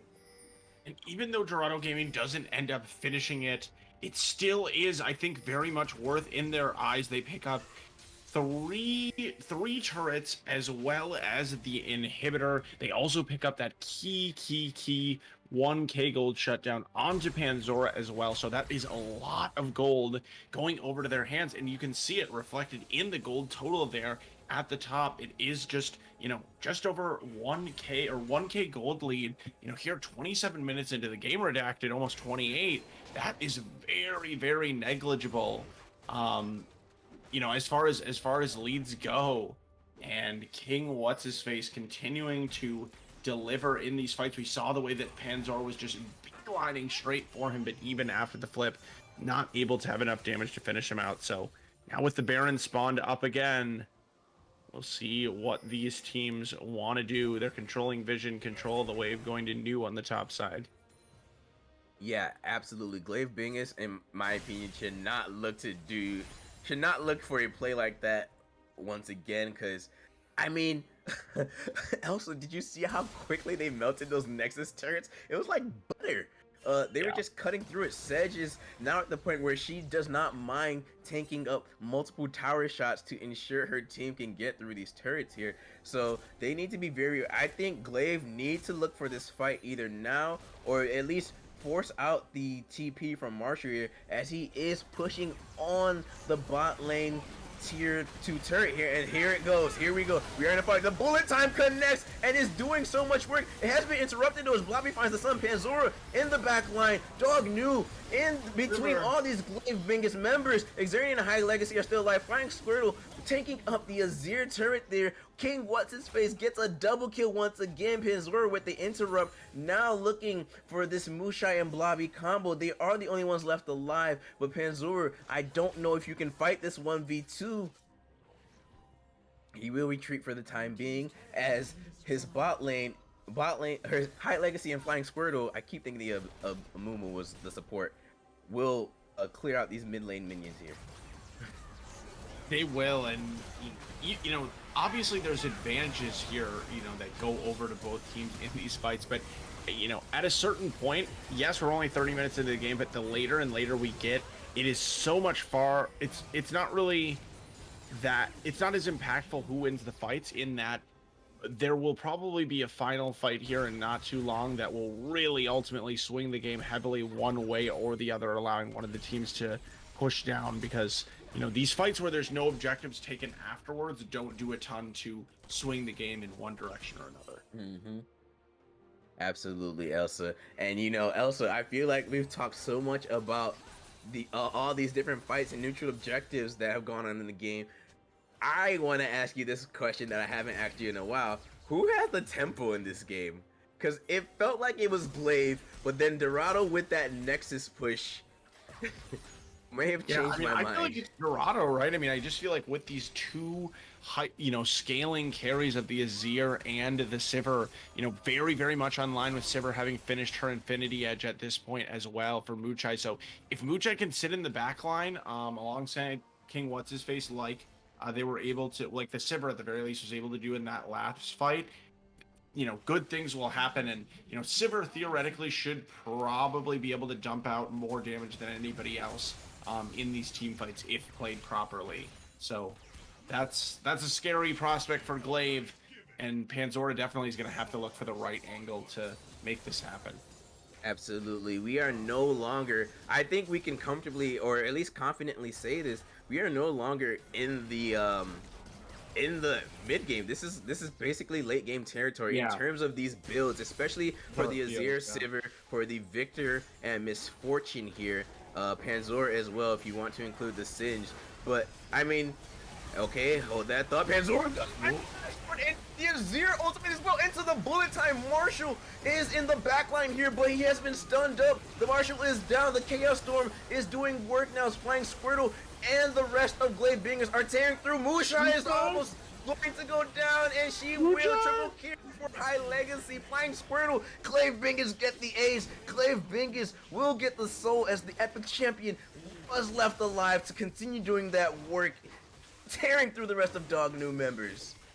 They can't quite end the game, but they will pick up the Ocean Soul, which is going to be hugely valuable. Will they run straight to the Baron?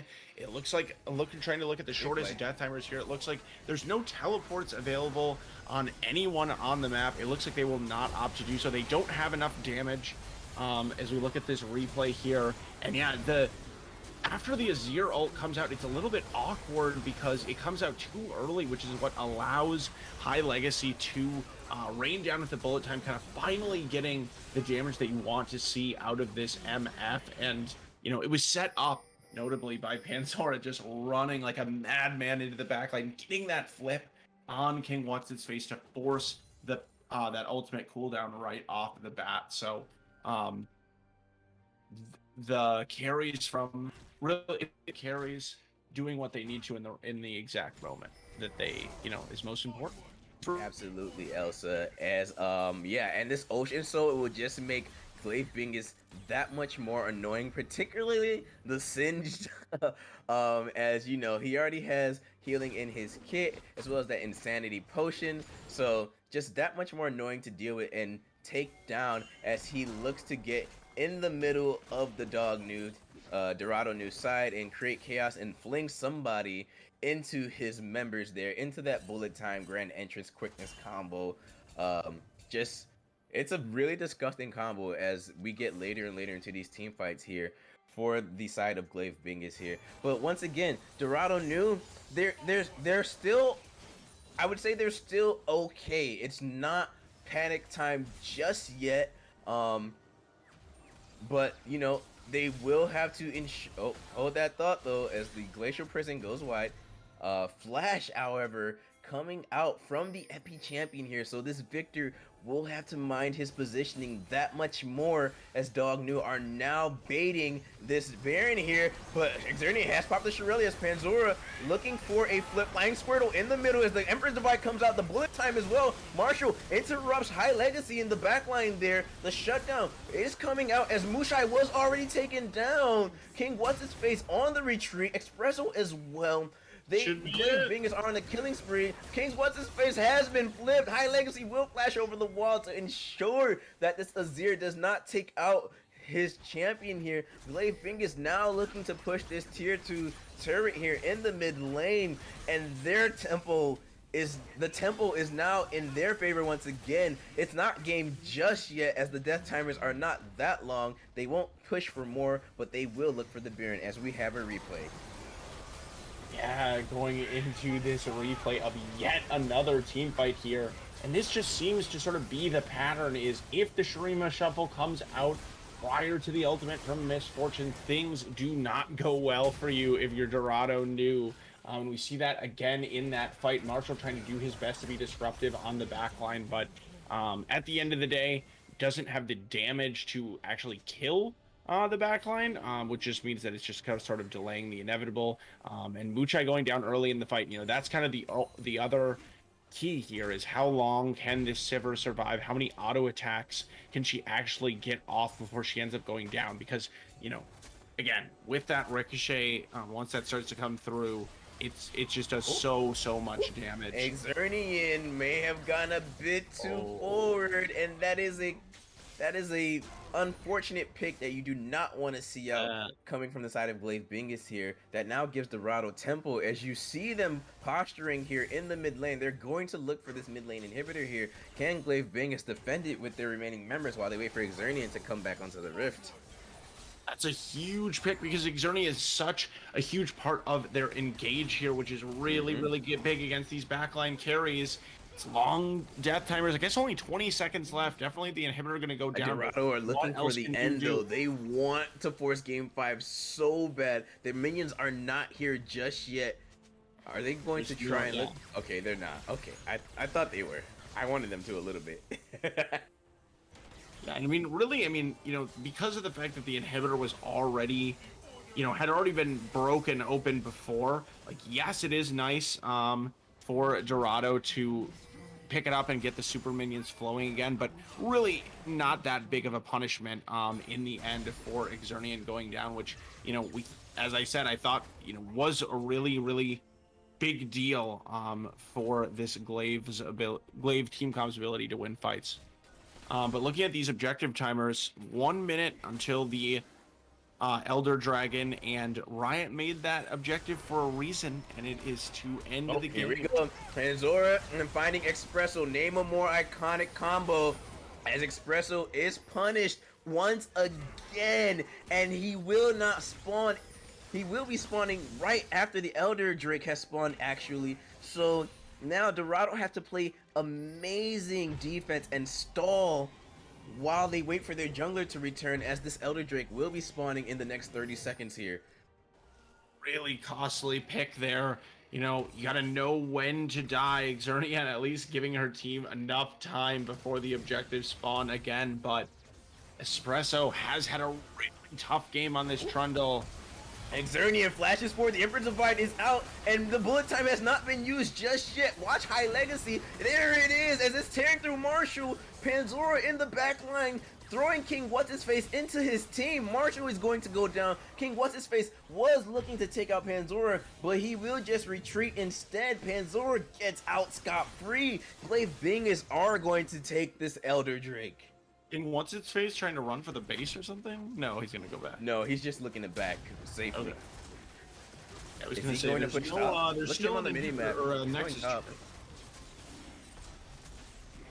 Yeah, King What's-His-Face going to push top lane because they know that they cannot contest for this Elder Drake here. They're just going to look for some more, just look to push these minions a bit further into the lane to delay the Glaive Bingus push a little bit longer and recall.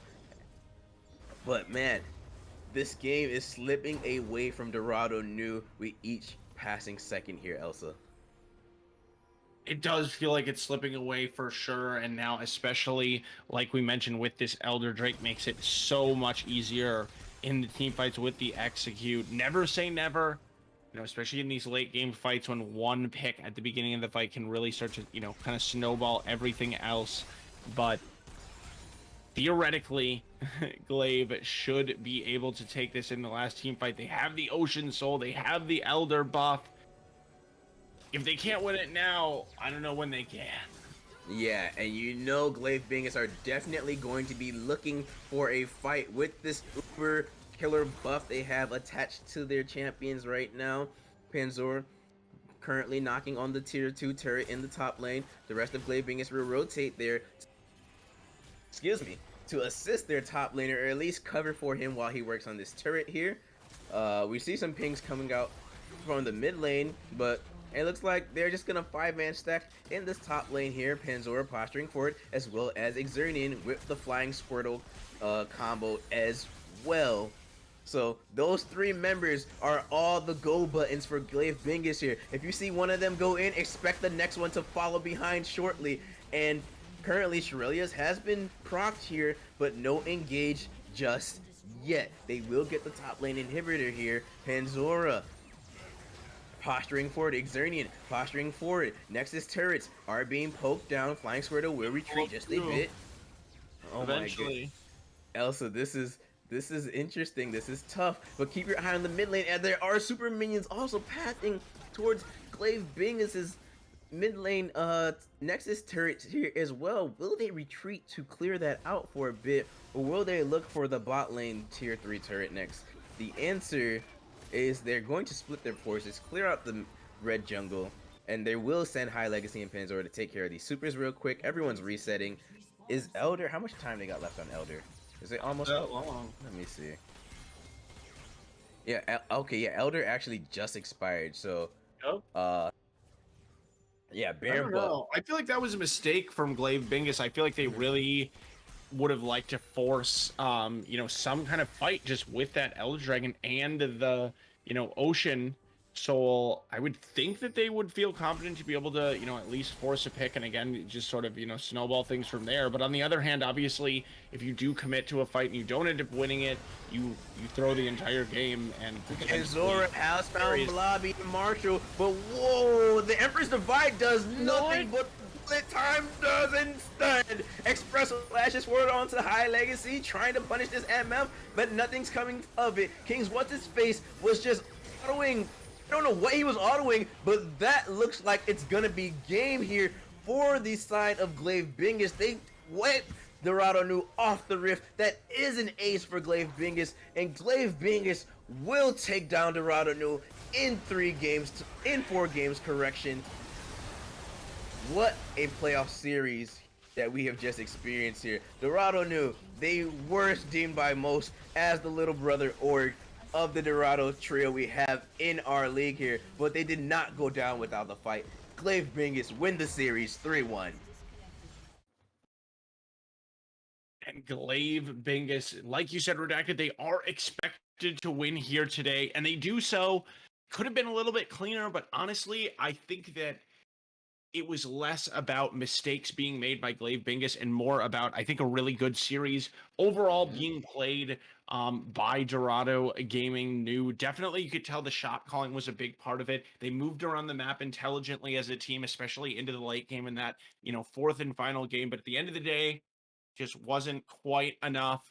Panzora definitely leading the charge there in that last game, but also shout out to the Epi champion who really struggled early on in the lane phase on Victor, getting caught out multiple times, ending up with 15 kills at the end of it all. So, new beginnings, something worth celebrating, being able to overcome that early game. Absolutely, absolutely. And I just want to once again congratulate Glaive Bingus on their win and congratulate myself as well for my bracket currently being correct, at least in the upper bracket. My lower bracket's kind of screwed though, but that's fine. It's for the content. But we are setting up an interview here with one of the Glaive Bingus's members. We will have that ready for you shortly, so don't go anywhere. We will be right back.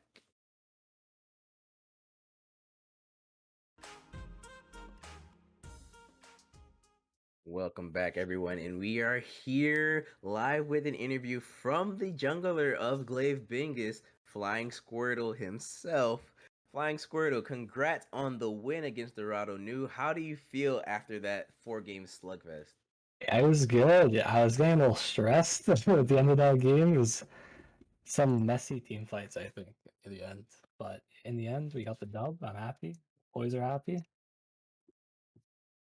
Yeah, absolutely. And yeah, I'm sure you all are happy. Of course, it's always a good day when a team gets to beat the Dorado org, right? Because as you know, in our community, they are very vocal about their status as an org. So I'm sure that feels good as well to just take down one of the orgs down a peg a bit here.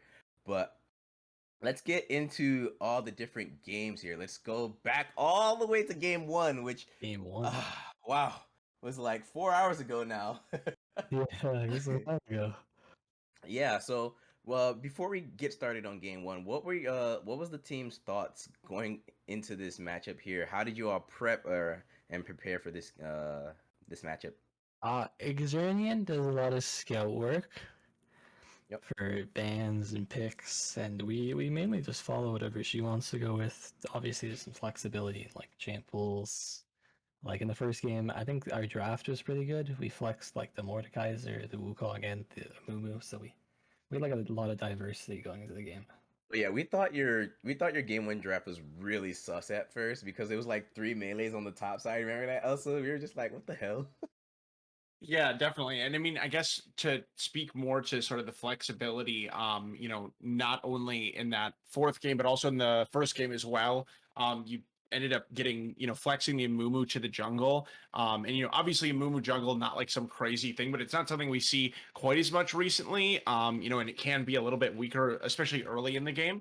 I'm curious if like with the Mumu, if you think the strength comes from the flexing kind of potential, or if you do think it's kind of a higher tier jungler in the meta. Yeah, we locked it in early, and like the other team obviously thought it was support. Even I thought it was going support. I didn't realize I was playing Mumu today. Yeah, that's what I was wondering. She's just like, "You cool with Mumu jungle?" I'm like, yeah, we can play it here. She wanted Wait, to so you didn't know you were gonna play a Mumu jungle until like I'm always down to play it, but I mean, anybody can. I mean, if you Yeah. played it once, you played it a million times, right? It's not like you can't pick it right up. So yeah, but it's I don't know, it baited them into banning more junglers, which left like more True. top champions up. Like we just locked in 2 more top laners and we won the game because of it, I swear. hey, look at y'all with the mind games here. So keep that in mind, ID Eclipse, and any other teams that may face Glaive Bingus in the playoffs here. But yeah, let's go into game 2 here. Unless Elsie, you have anything else you want to talk about game 1? Because that's it. there are 3 other games we gotta cover. Let's see, game 2. Game 2 was actually I think that was the one that was a stomp, right? It was pretty quick. If I recall, I don't know if it was a stomp, but it definitely the Sivir got really strong at the end of that one. I think the Jinx. maybe the that was the Jinx. first one. Jinx, I meant Jinx. Yeah, the Jinx and the Xerath there. The Xerath was actually a very interesting pick. Why Well, why did you all pick the Xerath there in that composition for game 2? We they picked a lot of like range champions, and we didn't Mhm. really want to dive into that. Yeah. So we locked Xin Zhao, and obviously I can just like alt and smack like Renekton, and I'm fine. Yeah. And we were just looking to poke them out and kite back, and he said he wanted the Azir, so or the Xerath, so we locked that in, and it was really good, I think, in the fights. No, it absolutely was. You were chunking them out so much. I mean, practically no one on that team had any MR. So yeah, you all played that composition really well because you poked them out prior to the starting the neutral objectives, and then you forced them into thinking like, all right, do we still want to contest this, or should we just go home and recall? And sometimes they picked the wrong decision, and then they were punished. So yeah, that was great. But you are the jungler. Let's talk a bit about you as the jungler for Glaive Bingus here. Panzora obviously is your top laner, and how did that matchup feel for you into Espresso? When Espresso was giving Panzora a lot of attention with Marshall there in the first 2 games. Did you feel like you needed to also match that, or how were the comms in with that whole situation in the first 2 games at least? The first 2 games, Yeah. I've played with Panzer a lot, so I think even if he gets camped, like he's able to neutralize it. Even if his lane opponent's like ahead, he can Mhm. typically still be more useful in the later end of the game, just because of like I think he's a really good player. Yeah. But I pretty So that gives you a lot more agency to go elsewhere, right? And yeah, I can go elsewhere, put him ahead, and you'll snowball the game. Like a lot of options. Yeah, absolutely. I mean, and I guess so looking forward here, you remain in the upper bracket. And I'm not sure, I don't think, I mean, Redacted, correct me if I'm wrong. I'm not sure if we know it's ID who. Eclipse. Oh, it's ID Eclipse. Okay, ID Yeah. Eclipse coming next. So y'all did not go against them, right? I don't think y'all I did. I have no No, idea. the ID Eclipse is in Group D. Yeah, They're that's the what I group thought. Group D first seed. Glaive Bingus is Group C second seed. Yeah, so going, continuing in this upper bracket, moving forward, I guess how confident are you feeling after this match? Like, does this make you feel more or less confident? Obviously, you were favored, or not, maybe not. Obviously, you were favored. I feel like generally speaking in this matchup, and it was a 3-1, but kind of close. How are you feeling going into the next match? But boys are hype. I'm hyped for the next game. We're gonna see what we can do. I think we'll probably win it. Oh, yeah. So I'm glad you said that. So can we Ringing expect endorsement, can we get some? probably. Are we gonna get some banter out of the Bingusers? Because y'all are one of the orgs that we don't see too much banter out of. Oh, And we know ID Eclipse, especially Bubster and Wardbox, they definitely like to banter. So, you know. I personally don't know any of the dog shit teams in the league. I don't know anybody here. We're here. We're just surfing on the competition. Like we don't care about anybody. We're gonna take them all down first place, easy dubs. There you go, Redacted. You got it. Ding, ding, ding. Perfect. Expect some pings from a lot of people in the server either tonight or coming up during the week here. Let's cover the last 2 games before we send you on your way here. Especially your loss, right? The loss against Dorado New in game 3. They got the Seraphine. They got a very I don't even know what you want to call it. A very aggressive and just dive forward composition with the Seraphine, Olaf, Azir, Amumu set pick there. How did you all feel during that game? When they had about an 8K gold lead. Were comms was it a bit stressful, or did you all just kind of know that all right, we probably aren't going to win this game after a certain point? Let's just look forward to the next one. At a certain point, like yeah, everyone thought it was like kind of a loss, but I think most games are still winnable if you're behind. Olaf snowballed a bit early, so it's kind of hard to contest a lot of the early stuff. Yeah. And we just tried to farm into the late game, but we didn't get to it. So And why did I Diana don't know. pick? Diana pick. My pool, the champions I wanted were kind of banned, and I kind of just like I stressed out and just picked something random. I think the pick was early dog there. I think I got like Gwen maybe, or maybe I don't know. I think the pick was really bad. I think I should have went something else. Not sure what, but Okay. Elsa, any questions about game 3? I mean, this was their only loss, so. I mean, no. I mean, honestly, not really in particular. I feel like I don't know. I don't have any particular questions. All right. Sorry. Moving on. No, you're fine. I just wanted to make sure before I I'm moved too on. busy reading the Twitch chat and seeing Xernian lie about the captain status. Oh, okay. Well, moving on to game 4. Before I actually ask you about game 4, I do want to ask about a certain combo we have seen in the meta quite recently, and we have seen a lot of other teams play, but you all have not chosen to play it at all. The Zeri Yumi combo, like, what's up with that? Yumi? Yeah. I think most of the teams we've played against haven't really put high priority on it. So since I mean, like, why haven't you all even played it? More so. I think taking away from like the opponent has greater value than just grabbing something that like we just want to play. Like if Sivir's in high contention in the game, like we'd rather just take that than grab Zeri. Like obviously we can just play Zeri and scale, but like if the other team doesn't play it, like I think it has less value overall. Absolutely, absolutely. Yeah, and I just wanted to get your thoughts and insight on that combo that we've seen quite vigorously across the rift here. But Never game 4. escape a broadcast without Zeri Yumi these days. It's impossible. We just need to torture you, Daydream. That's why we need to talk about it. That's why. Because why Daydream not? BMing? Is Daydream BMing in Twitch chat? Yeah. Well, what's new? What do you think? Anyway, moving on to game 4, so that way we can let Flying Squirtle go get some rest here, and us as well. So let's see. Yeah, you all picked, of course, the Xernian special, the Rakan there, which some thought was BM and a bad idea, given that there was so much CC in on news side. So my question is, did you know at a certain point that the Amumu wasn't going to be support and that Xernian was going to play the Rakan, or was it something that you pivoted to after the first 3 picks? The Amumu was a flex, but at that point I knew it was. So at the end, we just let Xernian pick whatever we wanted. We were looking to grab on R4. We were looking to grab Ornn, so we banned the Mordekaiser, but they banned the Ornn. The plan was, since they didn't pick support, we lock in Ornn and then give counter pick to support. But since they got rid of the Ornn, we just gave the support pick and counter the Panzora.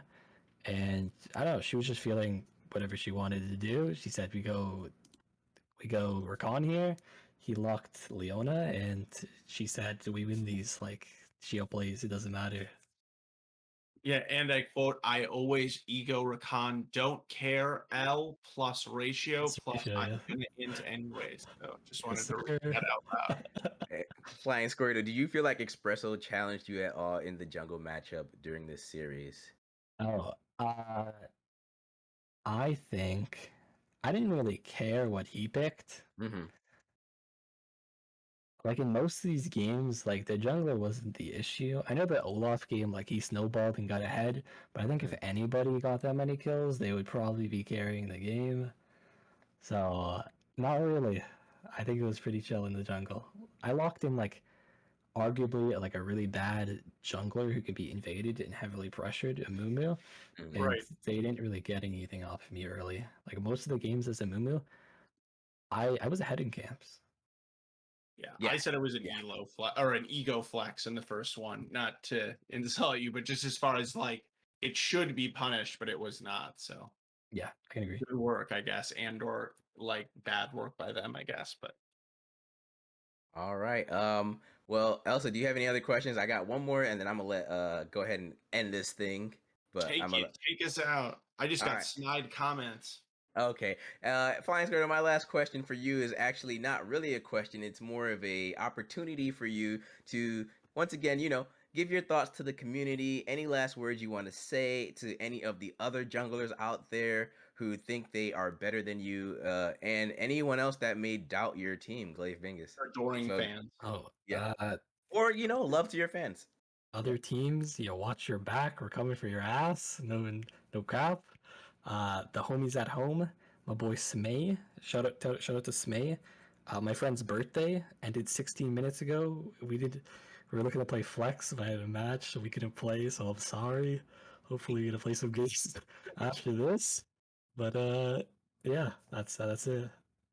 Alrighty, thank you so much, Flying Squirtle, and congrats on the win once again, and congrats on not messing up my bracket. I really appreciate it. At least the upper bracket so No far. problem. With that being said, we are going to turn it down for the night. Elsa, thank you so much for joining me on this cast. MB, our producer, thank you so much for filling in and advertising some of that future CCS merch that we did not know was a thing until today. And thank you all to the viewers at home for, I hope you enjoyed this wonderful series. We do have more CCS tomorrow. It is our Diamond Grand Finals. WLS Chaz it up against Dorado Gaming Zeta. Same time, same place. You don't want to miss it. Make sure you tune in. But in the meantime, stay safe, stay dangerous, and have fun. See you next time.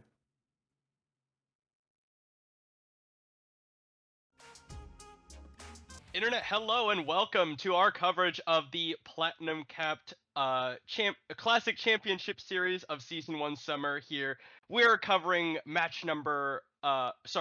playoffs round 1 match between Titan Gaming Hyperion and Xflow Pink, coming in as the number 4 seed from D Division and the number 5 seed from C Division respectively, meaning that this is an elimination match. I'm Agent A2, joined by Tom, and yeah, tell us about these teams, Tom. All right, so I've seen a lot of Titan Gaming Hyperion. They were the main group I was spectating. Xflow playing is a little bit of a new team for me, but I was looking for the OPGGs. Looking at uh, Xflow Pink, OPGG multi. We can see a lot of like kind of like one trick vibes from the top lane. We see a lot of Irelia, Fiora, Riven. So it's those champions that you might feel a lot comfortable on. Those are the horsemen. So in like most matchups, they are like pretty good if they're good at the champion per se. But you gotta keep in mind though that Xflow Pink are playing without their starting top laner today. They're joined by Yaone as a substitute. Oh, And Yaone, he's kind of got the same thing going on. He's got, I think, looks like 300 plus games on Ornn, and then then like 200 something games on Yone, and then his next highest is quite a bit down there, relatively speaking. So definitely some big things that potentially worth targeting out.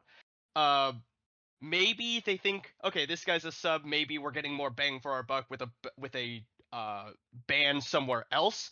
And we are into the draft lull draft. It looks like it's not updating on my side, so I might have the wrong spectate yes, pulled there up. might be there was a draft.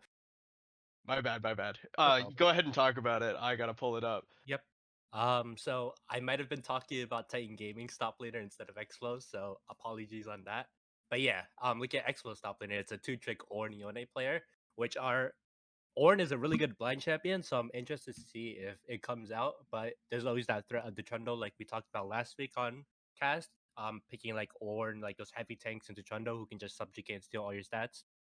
So we'll see if Xflow decide to pick Yaone his Ornn first pick in the first rotation, or if Titan Gaming decide to ban it out or ban it out in the second rotation as well. But Zilia ban coming from Titan Gaming. Some good bans coming out. Polish Pharaoh is a really good Lilia player, 68% win rate in 41 games. So I would be scared of that too. Hammy's Zillion, most played, 55% win rate. That's also pretty good. I mean, I wouldn't want them on those champions. Those champions are really hard to deal with, and both have the similarity of being really fast. So It's really hard to catch up to them. On the side of Xflow, Talia, Senna, and Ashe. Um, Senna and Ashe, I see the reasoning behind that. Ashe support is a pretty decent pick. Just because of the low CD ultimate. Also a good ADC pick because of the DPS. Senna, fasting Senna, or if you want to play support Senna, but I do think fasting is better. But Senna ban, always pretty good just because these games do tend to go late into the game. So Senna just has that priority with that stacking. Talia Yep. ban, really good counter engage. The Trembling Earth, I think that's the name, right? Unraveled Earth. Unraveled. Unraveled Earth, sorry. Had this mistake last week, but Unraveled Earth just stopping those dashes, stunning those dashing champions. So really good counter engage champion, really good control mage. And the B1 Seraphine, not a surprise. That champion has shown a lot in CCS Thursday conference. It is a really good flex pick. You could pick an ADC, mid, support. All three of those lanes are really good, and the build path is pretty similar. You'd go Moonstone and Leonjis if you're going ADC for the most part. We see the Zac coming out. Zac is a very nice champion, honestly. He with Sunfire Demonic, Zac does a lot more damage than a lot of people think. He does have that the Aatrox. Okay, I need to talk about that one. The Aatrox coming out from Xflow, that is one of Yaone's champions that he plays. I don't know about picking it this early. Aatrox is a really counterable champion in my opinion. He is really nice to have in team fights, but I think if you're gonna pick him this early, then you should at least pick him as a counter pick instead of picking him like blind. But we'll see how it works. The Braum coming out. Braum MF, not really a synergized combo. Uh, would have loved to see something like an Enchanter or maybe like a Nautilus or a Leona, but um Braum is just one of those protect my ADC, make sure she doesn't die type of champions with his shield. And yeah, I mean, into Wukong, into Seraphine, and Unbreakable Will, I think is his E name. It's Unbreakable. Unbreakable Will is actually a different ability. That's Alistair Ultimate, I think. Alistar Ultimate. My bad. Unbreakable alone is just the Braum E, and then Yeah. I know too many of these ability names. In any case, yeah, Titan Gaming Hyperion, they kind of shown like, hey, we want to fight. Zac goes in, Misfortune ults on top of it. It'll be a lot of fun. Tell me something. Do you know if the Unbreakable will in fact stop It does. Seraphine Ultimate, the Encore? It does, but it does only charm Braum. That's the thing. It works with Nami Ultimate. It only knocks up Braum. It's like it is a win wall, but it still affects him. Yes, But of course. it just stops it completely, and with Ornn as well. Yeah, but it's really good if you can manage to cut that Encore off on your front line alone, and then allow your back line to just not have to worry about that CC coming in. 100%. But you know, it is sometimes a bit difficult because you want to have that unbreakable for like other situations, and sometimes you might use it too early, and then the Seraphine just saves her ult until that Braum unbreakable is used. So we'll have to see how much they can hold on to that Braum unbreakable before Seraphine ults. But I'm really liking Xflow's draft right now, except for the Aatrox pick, the Gwen pick for Titan Gaming. Not a bad pick into Aatrox, and a really good hyper carry for that mid to late game. But with Seraphine Wukong, I always like that just because of how Seraphine R works, how it extends whenever it hits an ally or an enemy, and Wukong, the perfect champion to just go in and extend that Seraphine ultimate. The Ornn coming out, wait, it's an Aatrox mid, I'm pretty sure. Wow. Wait, Okay. no, it might be. I'm I'm a little bit confused now. I'm 99% sure it's Ornn top just because it is Yane's most played. It might be Swain, Seraphine bot lane, and then Aatrox mid. Yeah, I think it's Aatrox mid, which is not a pick I am very enthusiastic about. They have not picked their mid laner yet. Azir, oh god, I do not like this already just because Aatrox is a melee champion, and Azir pretty much thrives into most melee champions, not into assassins mostly, but those champions like Aatrox, he can just poke down with his soldiers and honestly just put him into kill range in a lot of scenarios. But I mean, if he's picking Aatrox mid blind, there's something down his sleeve that we don't know about. So, what are your thoughts? Yeah, I obviously I think the idea is maybe try and hide the pick, use it as a flex, and then seeing the Gwen locked in, you mentioned that Gwen does fairly well into Aatrox. Maybe at that point they're thinking, okay, let's just throw it mid. You know, it might be a bad matchup, but it is probably not as bad as Aatrox into Gwen. Yeah, So maybe that's the idea behind that pick for Xflow. that might be a case. Yeah, I mean, Ornn doesn't do extremely well to Gwen either, but I guess it is just that champion that you want to like don't die too much in lane, get to level 14, and start getting those ornaments up for your team. So that's might be what they're playing instead of just looking to win top lane, or will just be playing weak side. Um, so I mean, Aatrox, I think, does horrendously into Gwen just because Gwen's W just completely blocks all of Aatrox's abilities. And that's why like she does really well into him. And her damage output, she has mobility, like it's really easy for her to play into Aatrox.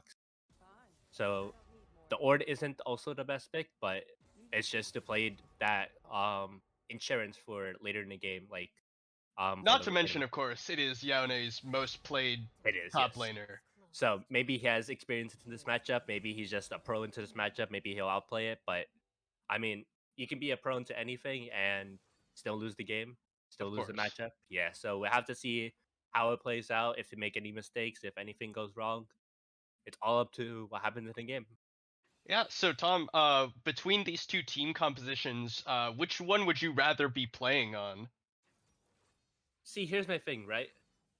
There's Braum, and you picked Ornn and Seraphine, which I mean, I'm pretty sure it only blocks the first one that hits. I'm not sure if it blocks if like he can press his unbreakable and block both of the Ornn. So he can theoretically block both. It's the single thing that Braum does is the first hit that he takes from Unbreakable is negated hit the damage wise. Yeah, okay. So So in theory, he could block both of them. The problem is with Ornn, you kind of want to block backwards so that you don't get the brittle. full thing anyway. And then with Seraphine, you had to block forwards because obviously Seraphine is going to be in front of you. And yeah, you can hold it for Ornn when on the second cast, but it's harder. And yeah, It is. obviously, Xflow know that that's what he wants to do. They can Yeah. stagger these things, wait out one of them, or like force the unbreakable with one of them and then use the other one. It'll be it's kind of an interesting mind game you've got with these Very. ultimates. Yeah, one's coming from behind, one's coming in front. Which one do you want to block more? In my opinion, I think the Seraphine one is a lot more reliant to Threatening. block. Yeah, a lot more threatening because it's a charm, and then there's so much follow-up CC that can come up. With Ornn, it is just like a knock-up, and I think it's pretty easily dodged. Just because you can just walk away from it, like or like if you're spread out, then Ornn can't really get a good ultimate. So that's just how you play around that. But with Seraphine, it's a little bit more dangerous just because she is that like if you come into her, then she's gonna press that ultimate button, and a lot of wombo combos are gonna come in onto you, and a lot of damage is gonna be piled onto that charm. So I do think if Braum wants to block something, it would have to be that Seraphine ultimate. I see. So I take it then though that with the Braum in their hands, you would rather be Titan Gaming Hyperion. I would be, yeah. And I'm pretty sure it's guaranteed. It is a Aatrox mid, and I think Azir will win that pretty hard if he doesn't misplay, if he doesn't walk into Aatrox queues. Like, I think just range versus melee, and Aatrox just being a bruiser that wants to kind of fight in the lane.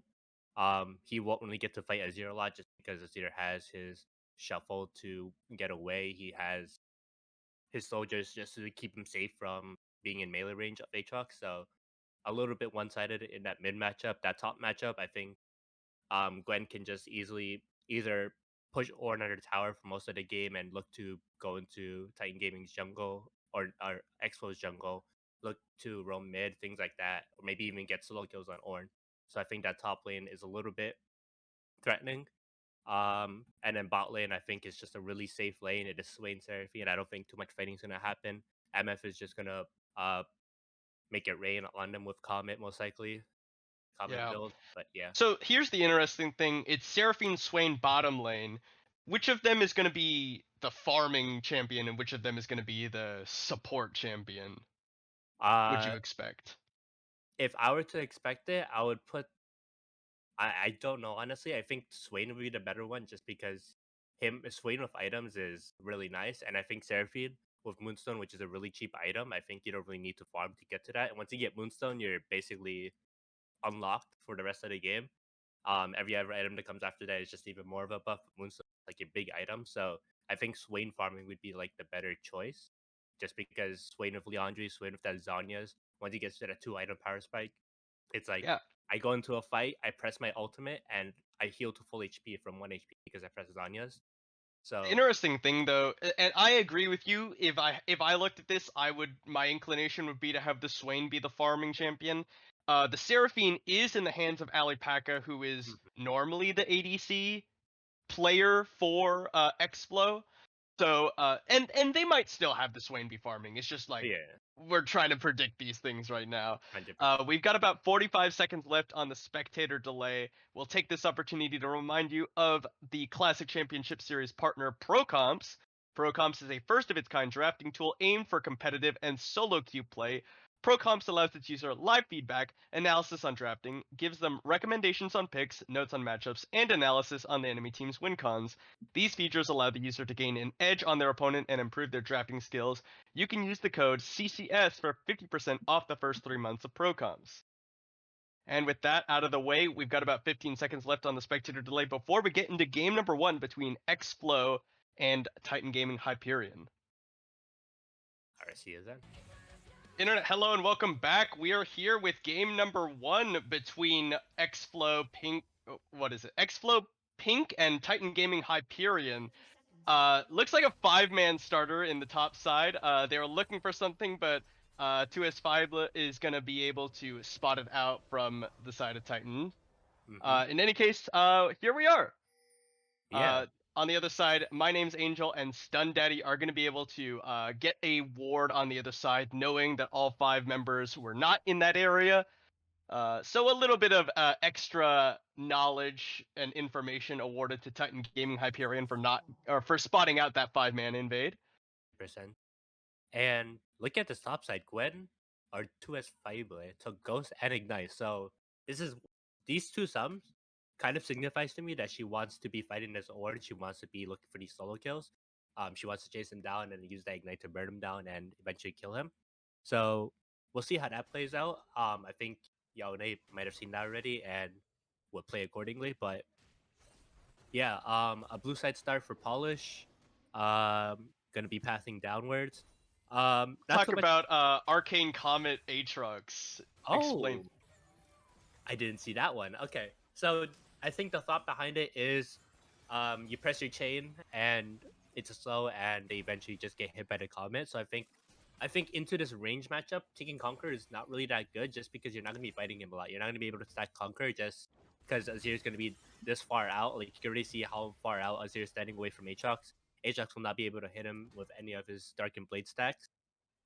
So this comet is just gonna be I'm gonna press my Inferno Chain onto Azir. I'm gonna get this comet poke, and I'm gonna back out because I can't fight him. Like, here we go. Level 2 hit by Angel and Stun Daddy. They do get the winner's bite onto Alipaka, but not able to get the full proc. And actually now the pull in on the Stun Daddy. Summoner Hero comes out, he flashes away. XFW Hammy is going to flash to follow. Winner's bite goes back, but the auto attack will get first blood for the Swain. It's going to be a root here coming up from the double E on Alipaka. Flashing over the never move. My name's Angel wants the 2v1. Or, yeah, 1v2. Now she's getting XFW Hammy. Alipaka running for her life.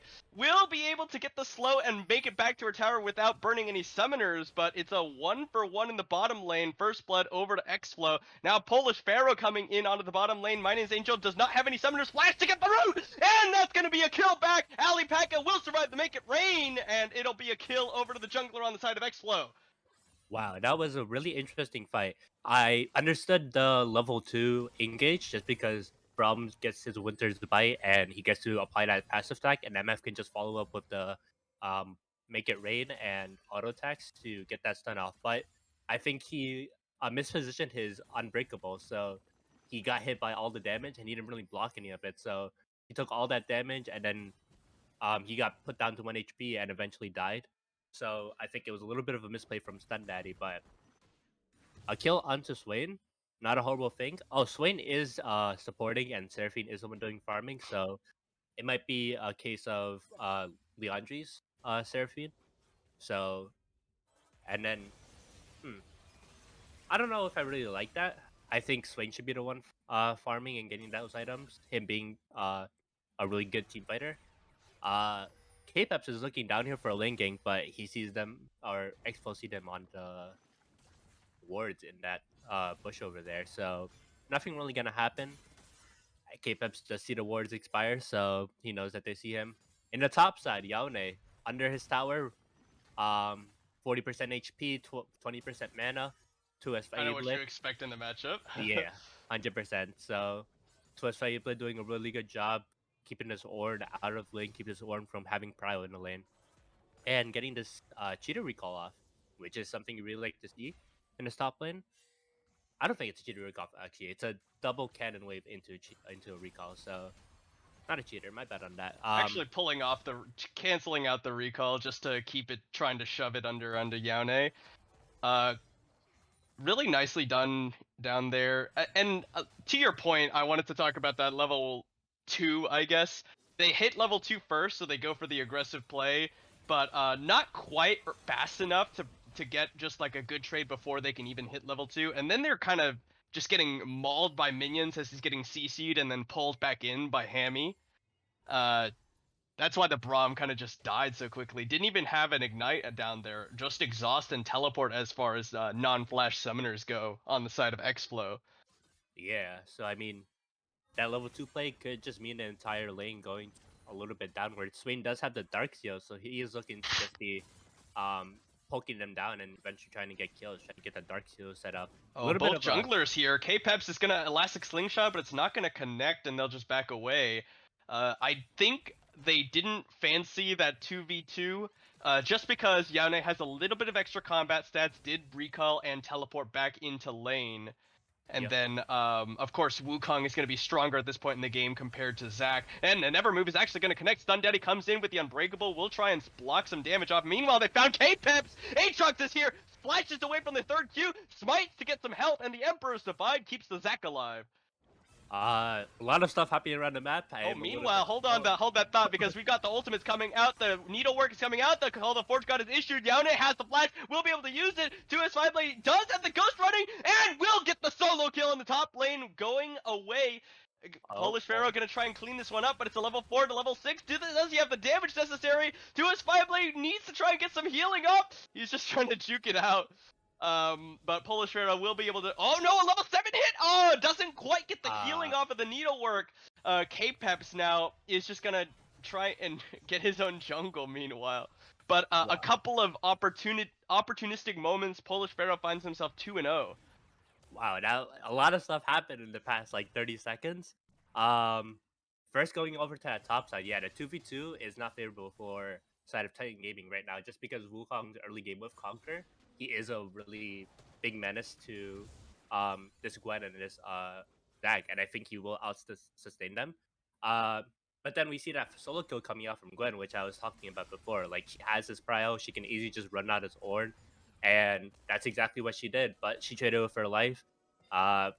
Polish was up there just in time to catch out a 1-for-1, but him being 2-0 in this Wukong right now, that's really good, because Wukong with these early kills, he starts to get that Divine Center, he gets that Black Cleaver, he gets that turbo. Oh, that's a big double root into a stun from Alipaka. The exhaust comes out, but they've got K-Peps in their back pocket. Stretching Strikes is going to pull Alipaka, and the concussive blows continues the CC chain. They're going to get... No! Alipaka actually picks up My Name's Angel before going down.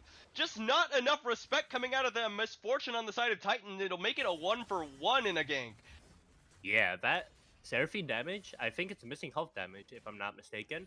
And it does a lot more damage than you would expect it to. Seraphine does XFW Hammy actually going ham here with the Titan, the Demonic Ascension. He was trying to bait them in while Polish Pharaoh was coming down, but it will successfully force K-Peps and Stun Daddy back. Looking like they're gonna try and go for Dragon here fairly soon, as Yaone getting pushed out of by 2S5. Yeah, so I think Hemi did misplay it a little bit just because it is a Zac and a Braum who can't really kill you. So that bait isn't really gonna work. So you kind of just want to wait for them to continue hitting the minions and getting pushed in their tower and wait for Polish to come around before you go in for that. Because then they can just easily run away. Like Zac can use a slingshot and then Braum can just W over to Zac and they can run away pretty easily and that demonic ascension just becomes kind of useless. But yeah, I mean that was a 1-for-1. It was a really good trading 1-for-1.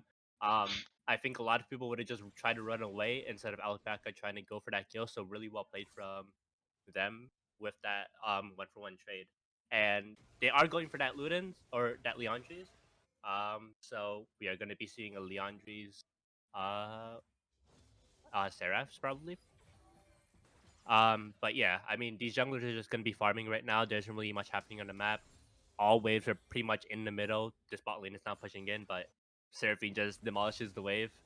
Yeah, Yone is just pushing her tower again. Yep. I think I didn't really catch it. Well, I mean, in hindsight, it's kind of obvious, right? But so Seraphine's E, it slows, but if they're already slowed, it roots, and if they're already rooted, it stuns. It stuns. Yeah. Which is why the double E does the first one slows you, and then the second one will root you. But when you're already rooted by Swain, it just a single E becomes a stun, and that's kind of the neat little combo you've got down here from Alpaca and Hammy on Seraphine Swain. The other thing I wanted to point out is Leandres was changed fairly recently to stack, so it's not as bad since both Swain and Seraphine will be building that item. And I quite like AP heavy Seraphine. Seraphine's actually got very aggressive AP ratios. So I kind of like it. And they're going to invest the Encore! Do they have the damage to follow up? They do get a stun and a root off onto My Name's Angel, but not quite enough damage even with all their abilities used. My Name's Angel will be able to survive that one.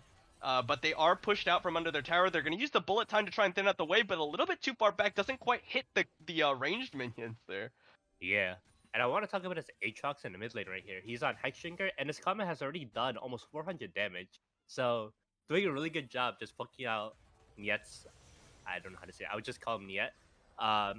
Doing a really good job poking him out and not really dying in the lane. It's just a farming lane. He's Actually, here comes Polish Pharaoh. They're going to get the chains off. He's going to be able to use the shifting sands. Now here comes the elastic slingshot over the wall. Alpaca doesn't have ultimate. They do pop the demonic ascension. There's the stopwatch coming up, but Alpaca's pulled back into the tower. Hammy now has tower aggro as they'll both go down surely here. XFW Hammy is healing up so much, but K-Peps with the second elastic slingshot and the winner's bite will finish the job. Yeah, I mean, the Zac damage is starting to come out now. That Bommy's in there doing a lot of work in that fight.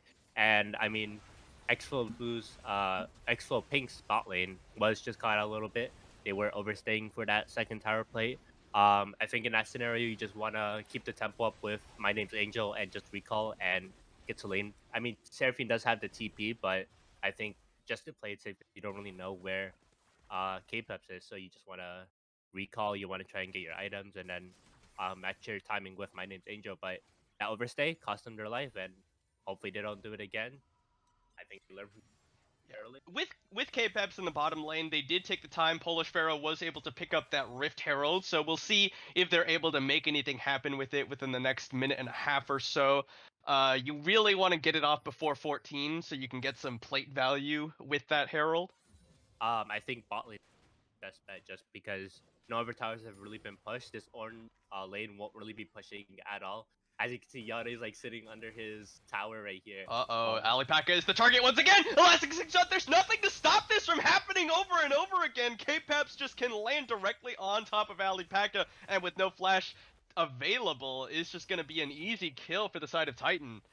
Yeah, so Zac doing it, or K-Peps doing this, it kind of ruins the chances for Polish to just go bot lane and put the Herald on, because now that MF has 2 kills, now that Braum is able to build a little bit of this Magic Spectre's Cowl, it's going to be a little bit harder to kill them. It's going to be a little bit harder to win just because... Yeah, they are going to force this one, though. Polish Pharaoh coming down. He's already burned the Cyclone. Stun Daddy is going to get knocked up out of his stand behind me, but they're too far under tower, and they don't have the damage to follow yet.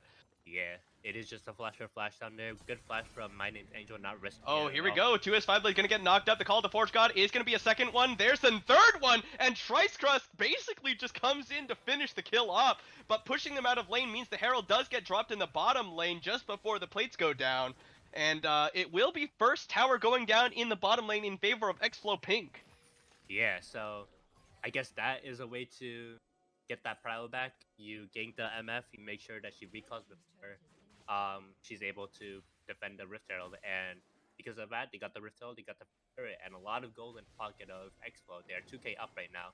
Yeah, This second guy- dragon is available right now. They're starting it up. A teleport coming out from Yone, but they do not have the Call of the Forge Gods, so this Yone is basically just a meatball here. The Winner's Bite going to be used. There's the Elastic Slingshot not going to connect, and that means K-Peps is in a bad spot. Stretching Strike's going to catch on to 2. Tricecrust on the play. They're just doing so much damage. The Encore is going to be blocked up. Bullet time instantly interrupted. Polish Pharaoh just trying to finish up Mighty's Angel. Will successfully do so. K-Peps going to fall into the passive as well. That's just going to be slowly but surely taken down. Teleport, I don't like this because it's not really going to save him. He's just going to go down immediately again, and 2S5 Blaze too late to the party, just has to run away. Neatsnit is gonna have to run for his life, flashing away as well, and it's gonna be a second dragon going the way of Xflow Pink.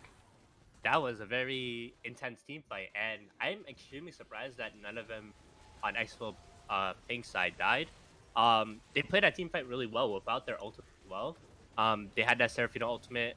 It did get blocked by the Unbreakable, but 2S Faibla does not have TP. He only has Ghost and Ignite, so he doesn't really get there as soon as Ornn did, which allowed for that early aggression from Xflow Pink and allowed them to basically team fight like comfortably. And they just ran into the jungle. That bullet time, MF was not in the right place.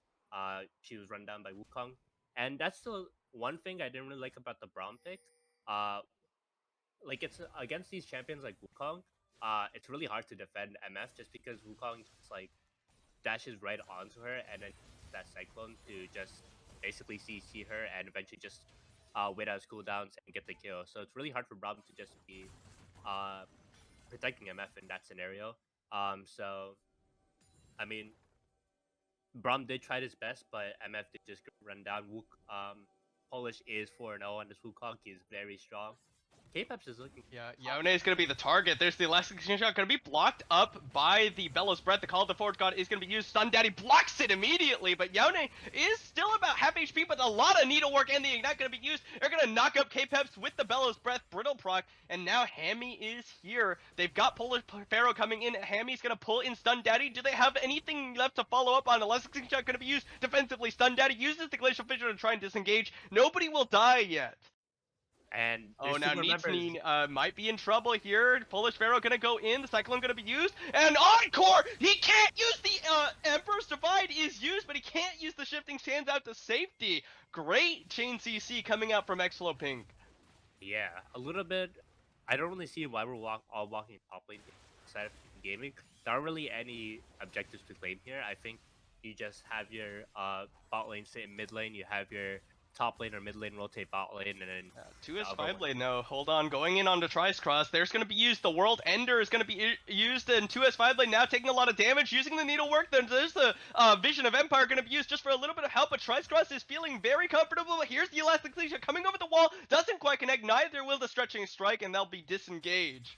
Yeah, I mean, Faibla was dancing around Aatrox there, and that is one of why Gwen is really nice in the Aatrox. She just dances around him. Her dash is on a much lower cooldown earlier than Aatrox, especially with that CD reduction that she gets from attacking. So yeah, I mean, she dodged all those Qs and she played it out. And Gwen will conquer and the 1,000 cuts, that healing. I think it's almost equally sustainable to Aatrox, which is very surprising. Aatrox with Eclipse now, that has been meta for a little bit, and I can see its damage. I mean, 18 lethality and 7% omnivamp. That's kind of what Aatrox really likes. Not the lethality, but mostly the omnivamp. But it's a really nice item to go. Yeah, a lot of damage actually going in on the Stun Daddy. Don't think he was expecting this one. The last Slingshot from K-Peps is going to be used. Stretching Strikes is actually not going to catch because Ali Paka flashing out. Call of the Forge God is thrown. K-Peps is going to get knocked up. So will My Name's Angel over the side, but no vision for them. They can't continue the chase, and K-Peps is able to make it out alive. and the second Rift Herald going over to Xflow Pink, and they're all gonna head into this mid lane and try to break this down, which opens up a lot of opportunities for them. They are 5k gold. Wow, that gold lead increased a lot last time I checked. It is Yeah, Rift Herald going to be dropped. The bullet time is going to be used to thin out the minion wave as the Rift Herald prepares its charge off. K-Peps is looking for it again. Elastic Slingshot is a threat from over that wall. Trice-Cross teleporting into the bottom lane to try and stop 2S Fible. And it looks like they don't really care that much to fight each other. Just trying to push the wave, push it back, back away, rejoin their teams. Yeah, Aatrox does have that Hex Drinker, so it's a little bit harder for Twist Fible to fight him. Just because once that Hex pops, a lot of magic damage shielding, and a lot less damage when it does the Trice Cross. So trying to refrain from fighting here. Gwen with the new execute on the minion just gets to push in these waves for free. And I guess it's gonna be looking for a little bit of trading. Yeah, I mean, like we said, Dorado is just dancing around, just dashes away from Aatrox, Darker Blades stacks. So a little bit hard for her to lose against this Aatrox. But I mean, right now it is just them trading a little bit and mostly just trading CS wave clears. This top lane a bit dominated from Nia. Nobody is really contesting him. This tower might even be taken just because nobody from Xflow is up there. The Cloud Drake is spawning. All of Xflow is down here. I don't think honestly, I think this is a mistake. Yeah, you're gonna get this top lane, but this is their third dragon. Yeah. So this being their third dragon, and I think them being this far ahead, I think you kind of want to contest it just because they're gonna be on this sole point now, and it's gonna be really hard for you to contest because they're very ahead. Trice-Cross! Surely you knew they were all here! Trice-Cross is just gonna face check into everybody, but how much healing does he have? With that World Ender popped, he's gonna be able to make it out of here. The Elastic Slingshot even getting canceled out by the chains. Wow. Wow, that was, that's the power of Eclipse. Like, Eclipse and World Ender, even with those little World Ender nerfs from a couple patches ago, this Eclipse build just like kind of negates that in a sense. And you can see Aatrox just healing his full like half his HP bar in like a second, and that's basically what let him survive that fight. And that Hex Drinker, he is into Stun Daddy, into Nia, into K-Peps, who are all magic damage dealers. So that Hex Drinker did save a lot of damage being dealt to him with the Merc Treads as well. So it's a lot of magic resist, a lot of magic damage reduced. So being able to survive and be able to heal through all of that damage without any type of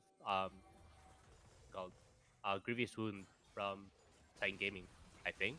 Nevermove gonna catch on to Stun Daddy as Polish Pharaoh was coming around the side, but instead they just go for the ward. Not really looking for a fight right there. Yeah. This Kraken on MF, I don't think crit MF is good right now. They haven't released the buffs yet. That's going to be... Well, Elastic's going to be used onto Hammy. They're going to look for some more. K-Peps will miss the stretching strikes, and so will the Winner's Bite go wide. Polish Pharaoh was waiting for them to overcommit a little bit more with the Cyclone available. Yeah, Nia was trying to look at the sides there as well, if they maybe caught out one of the members of the flow, but nothing really happened, and just resulted back then going back to lane, going back to farming. But again, onto that we're looking for a little bit of a Raptors contest. Polish Pharaoh just going to come in here, try and steal that one away, and then decoy back out. Trice-Cross maybe looking for an actual dive on the Neatscene. Not going to find it, just a little bit of damage, and now Neatscene actually going to go for the shuffle here, but Trice-Cross got the World Ender and the teammates. Here we go, Encore and Cyclone, the combo once again. Polish Pharaohs goes unstoppable as Neatscene going to fall.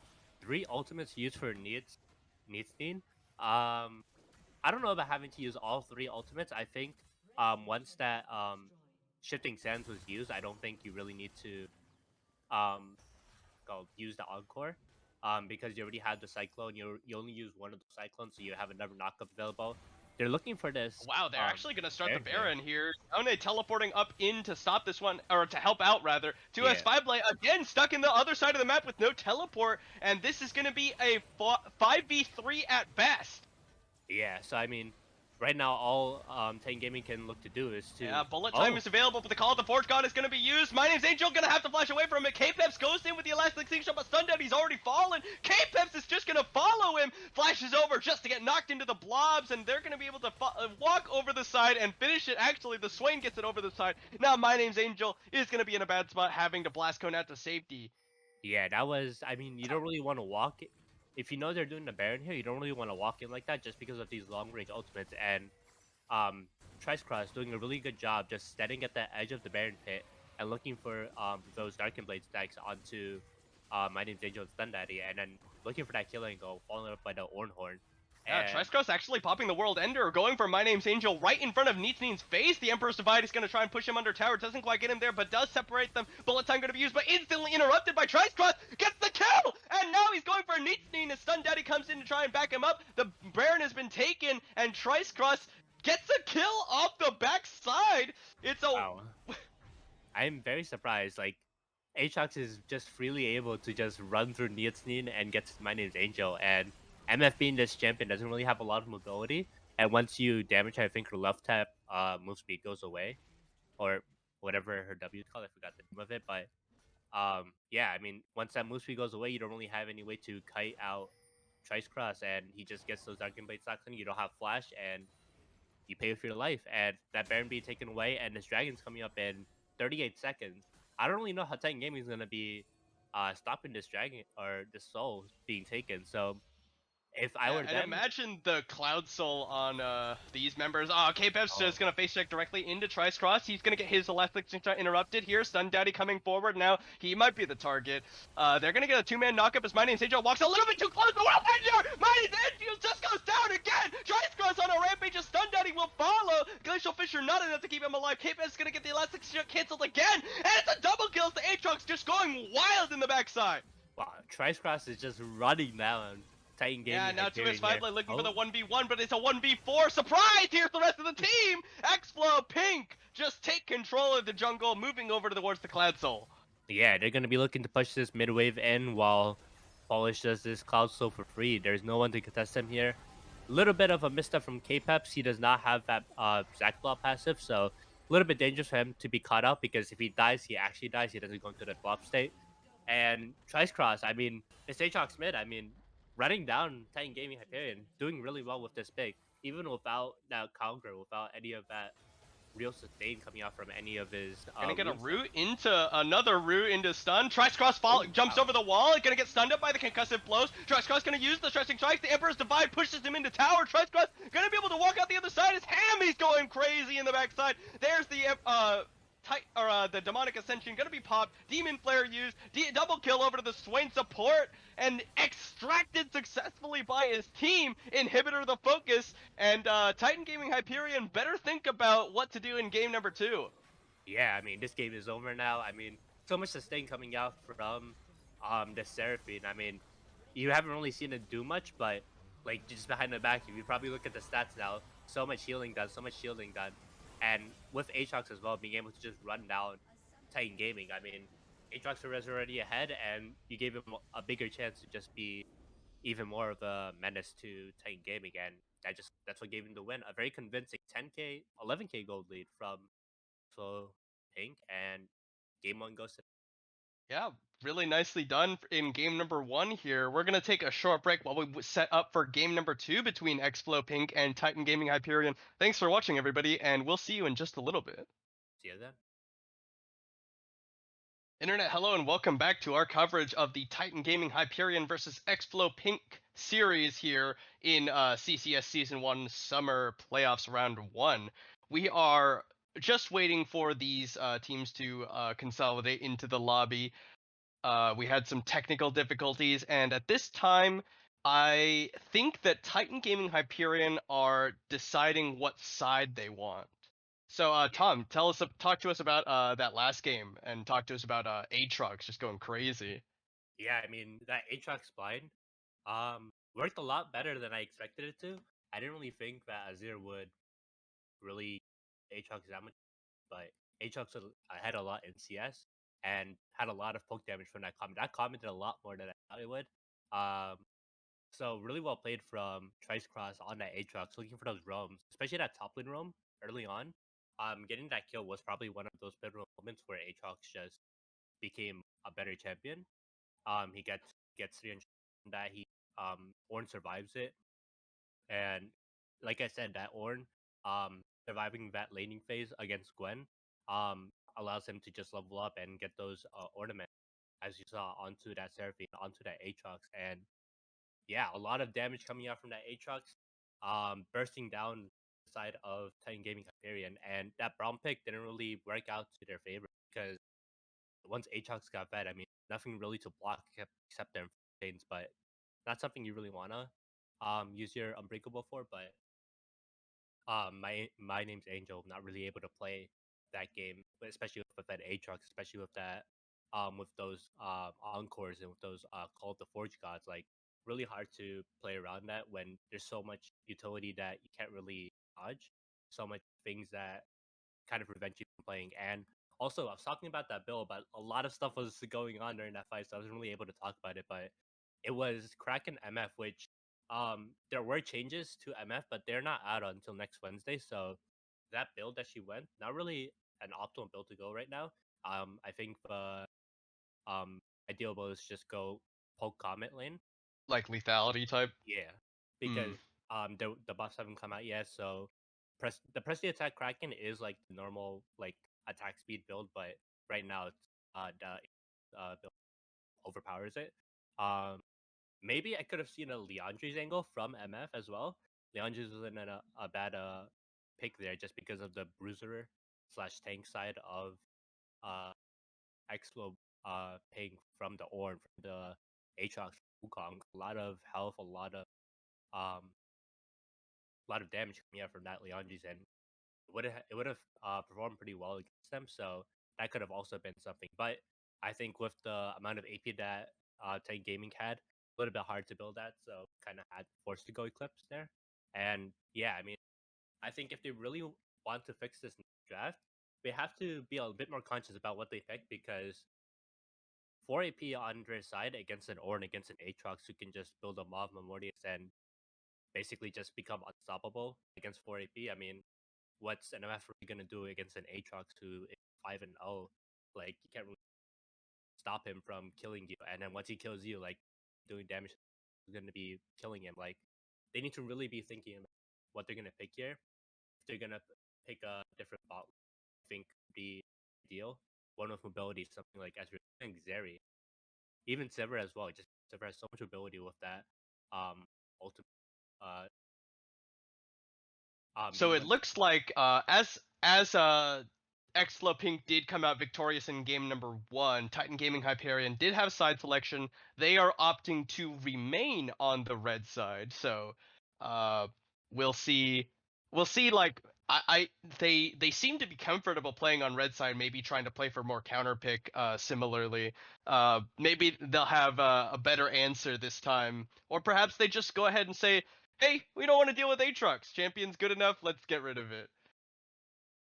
Yeah, so I mean, this red side is not bad just because like break like you said.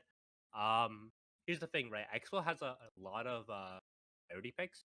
Like you said, that Ornn Yone from Yaone, like two champions that he is extremely comfortable on. Looking at his rank games, we see a lot of these mid lane these coming up Dice Cross and that Aatrox as well, a hidden pick that's not really on his.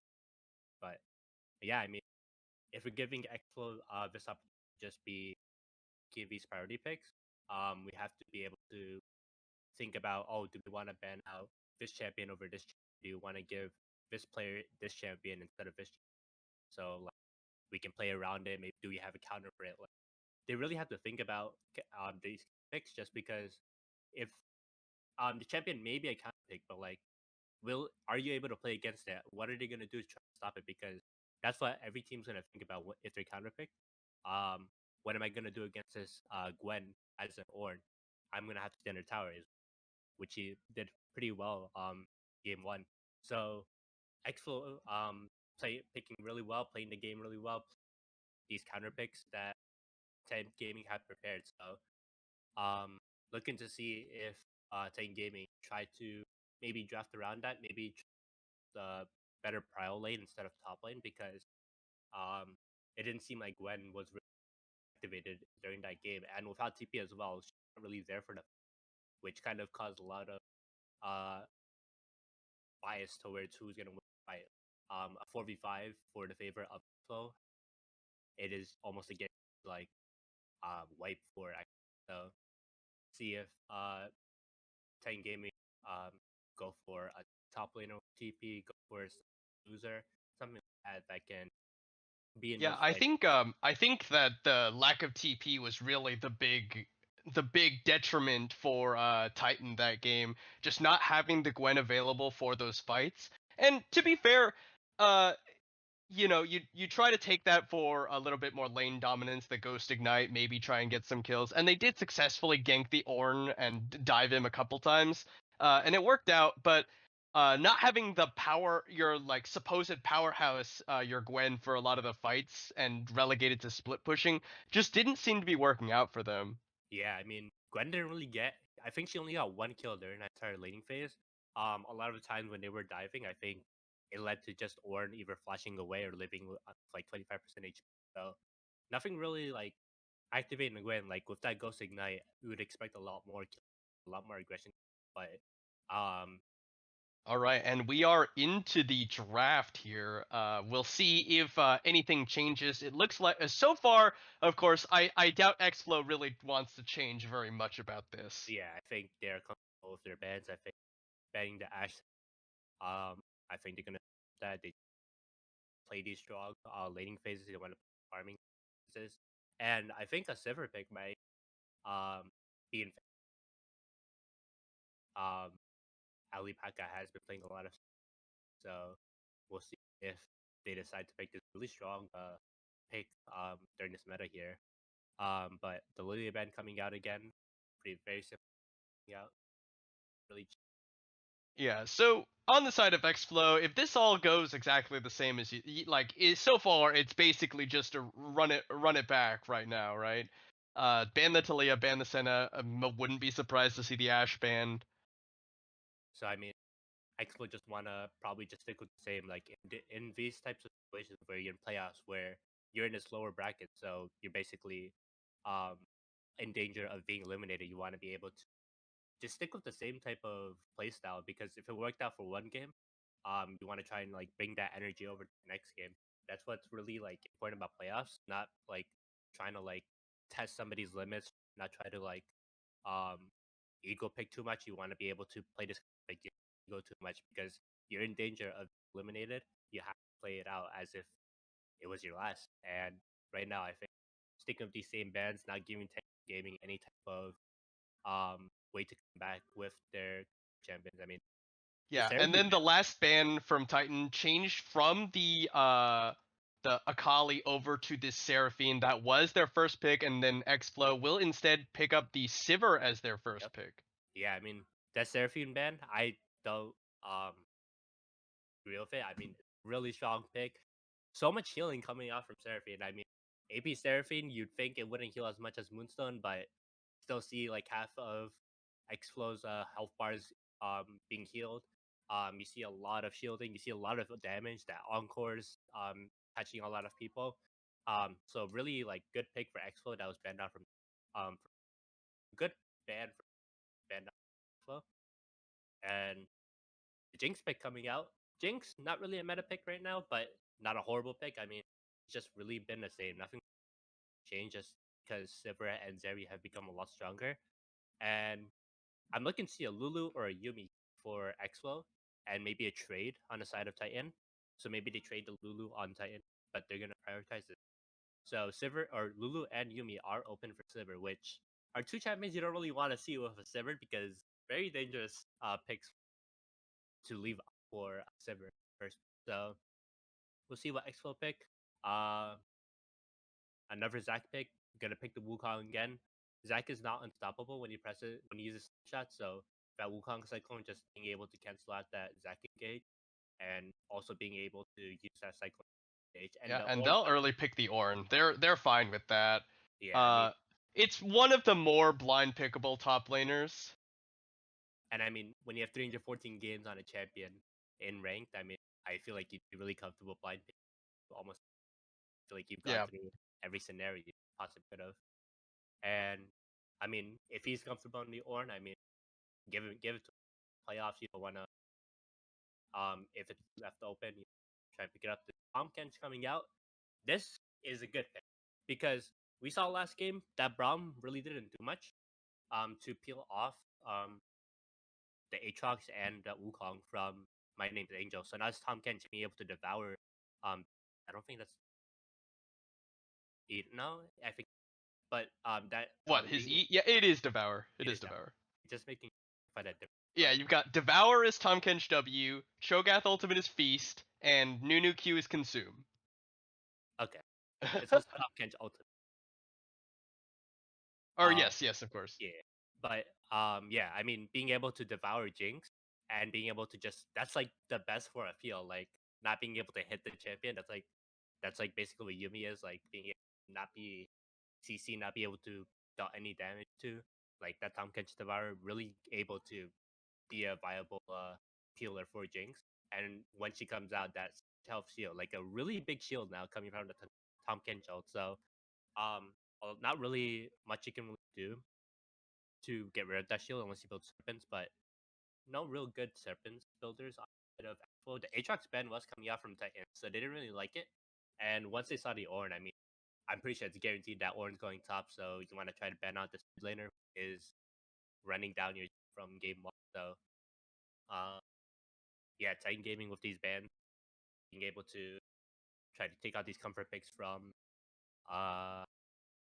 Trice, and hopefully they get able to maybe pick the draft a little bit. I mean, right now it is looking like it's a little bit similar to what was game one. That Jinx, Zach, Tom Kench. It's Zach is for the engage, but they have Tom Kench is trying to disengage because as Tom Kench support, you can't really go in because you're not really building Frostfire. You're not building those tank items that are able to help you survive a fight.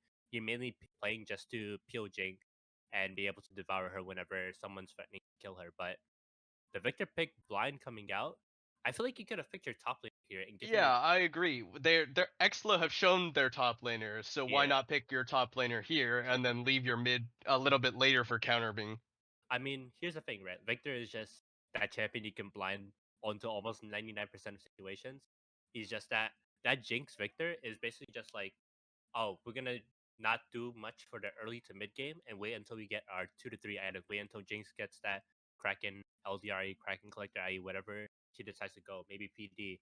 In this game, I feel like Kraken would be really nice into Ornn, into Wukong, into Sylas. You're not really playing dive, you're really playing front to back with this Victor. So waiting to get those item power specs from Jinx and basically just wait out the early game, don't go out early game, don't die too much, then basically it's your late game insurance with the Victor, with the Jinx. So we'll see if Xflow decide to pick, and they pick Sylas. Decent ultimates here, and that Devour being able to get stolen, it's another way to peel Sliver off. Morgana being picked, not my favorite pick here. I mean, you have a lot of AP damage coming out from Tom Kench, Zach, from Victor, so that Black Shield will go down pretty quickly. Whoever you put it on, if they're being targeted. Trundle pick, yep, that is kind of what I expected to see. That's one of the good picks into Ornn just because Steal subjugate. the stats. Yeah, I mean, He gets super tanky.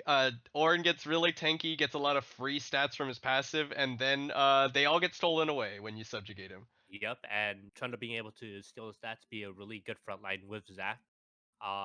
Being able to just basically help Jinx and Victor play front to back. And I'm really liking Titan Gaming's comp this game from their first game, of course. But Xflow's comp is really meant to like run over or dive Titan Gaming. So we'll have to see how they play out, or how Titan Gaming play out this engage type comp from Xflow. We'll see if Tom Kench is able to devour Jinx in time before she gets one shot by the Sylas, by the Wukong. We'll see if Victor is able to be dishing out insane amounts of damage in these fights. But I can't really give a favorite to which draft I like better. I mean, I really like Xflow's ability to just run down Titan Gaming, but Titan Gaming's ability to just peel off Jinx and the Victor. With that Zac, with that Tom Kench, mostly the Tom Kench, but being able to be that heal type calm into this engage is a really good answer to Xflow's comp, and that Trundle pick as well into the Ornn, into the Silas even, and the Wukong, who could also just build a little bit of tank stats, like being able to isolate these champions in a team fight and one shot them when subjugate is still going. Really makes it easier for Jinx and Victor to be front to backing and being able to take these priority picks out of the fight and being able to run down that backline Sivir and Morgana. And we'll see. Yeah. A little concerned, just because, and I think this was the case last game.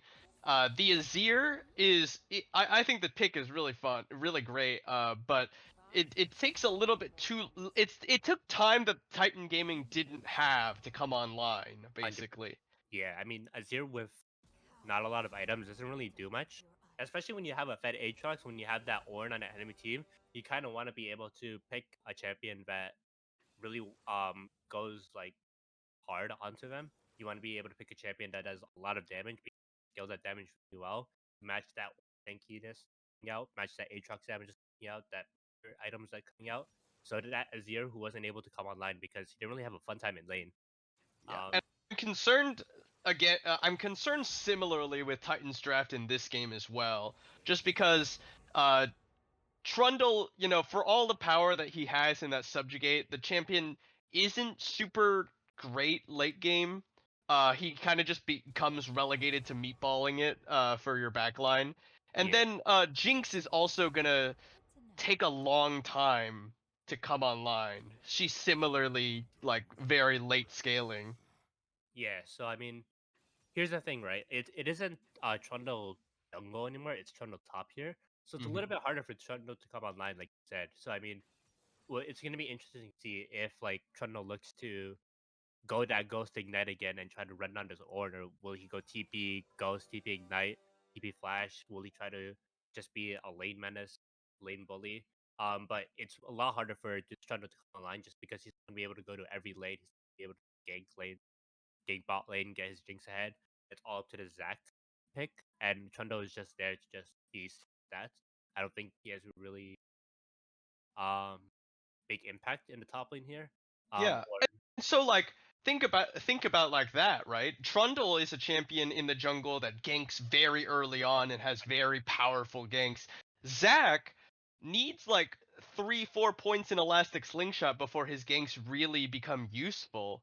And so without really that much power to influence the map right now, Titan Gaming Hyperion are in danger of kind of just like getting run over similar to game 1. Yeah, I mean, the Zac slingshot is good, but especially if you're trying to gank that bot lane where you have that black shield, all Xflow Gaming's bot lane has to do is just not play like bunched up.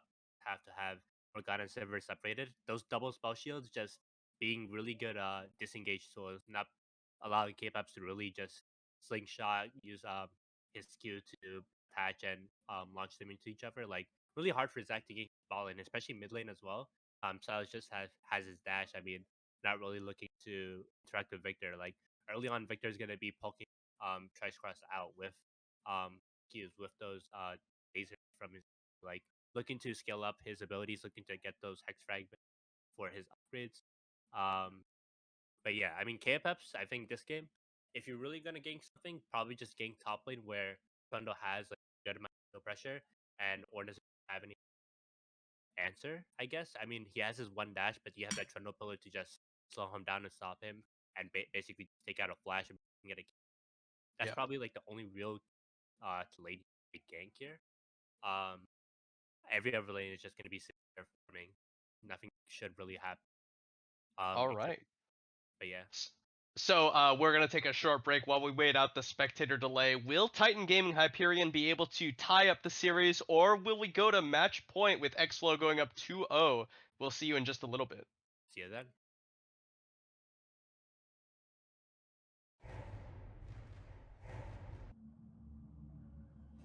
Internet, hello and welcome back to our coverage of the Xflow Pink versus Titan Gaming Hyperion series. Xflow Pink currently up 1-0. The loser of this match will be eliminated from the Classic Championship Series Summer, and the winner will play against the loser of the Goldfish Gaming versus Reign of Kings series, currently 1-0 in favor of Goldfish Gaming, as you can see by the display in the bottom right between the minimap and the scoreboard.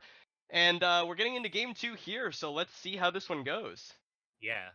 Look at this bot lane here. Morgana has Predator. Very interesting pick, but I understand it because this Sivir pick right here, you're not really gonna be dying a lot in this lane. Like the only way you really get caught out is if Tom Kench licks you or if he uses that voyage to knock you up. But you had that spell shield insurance to just cover that for you. So not really able to be caught out in this lane. So Morgana here gets to roam around in the map here for free with that Predator as well, being able to just walk into a lane really quickly, be able to land that binding and possibly lead to a kill. And that's what I really like about the Sivir pick. You just have so much like flexibility around your draft. Like you can pick a really tanky, really roaming style type support who can roam to jungler and get those kills. You can also just pick an enchanter and just be a really big buff for Sivir in the late game. A lot of things you can match with the Sivir, so not really like force onto any picks. Especially if you want to look to make another lane go ahead, because Sivir just does really well solo lane. And yeah, I mean, this Morgana pick, once she reaches level 3 and gets that first back, I'm hoping to see a lot of Boots Predator roaming. But yeah, right now, it's just going to be a lot of farming because not really any kill pressure for any side of these teams right now.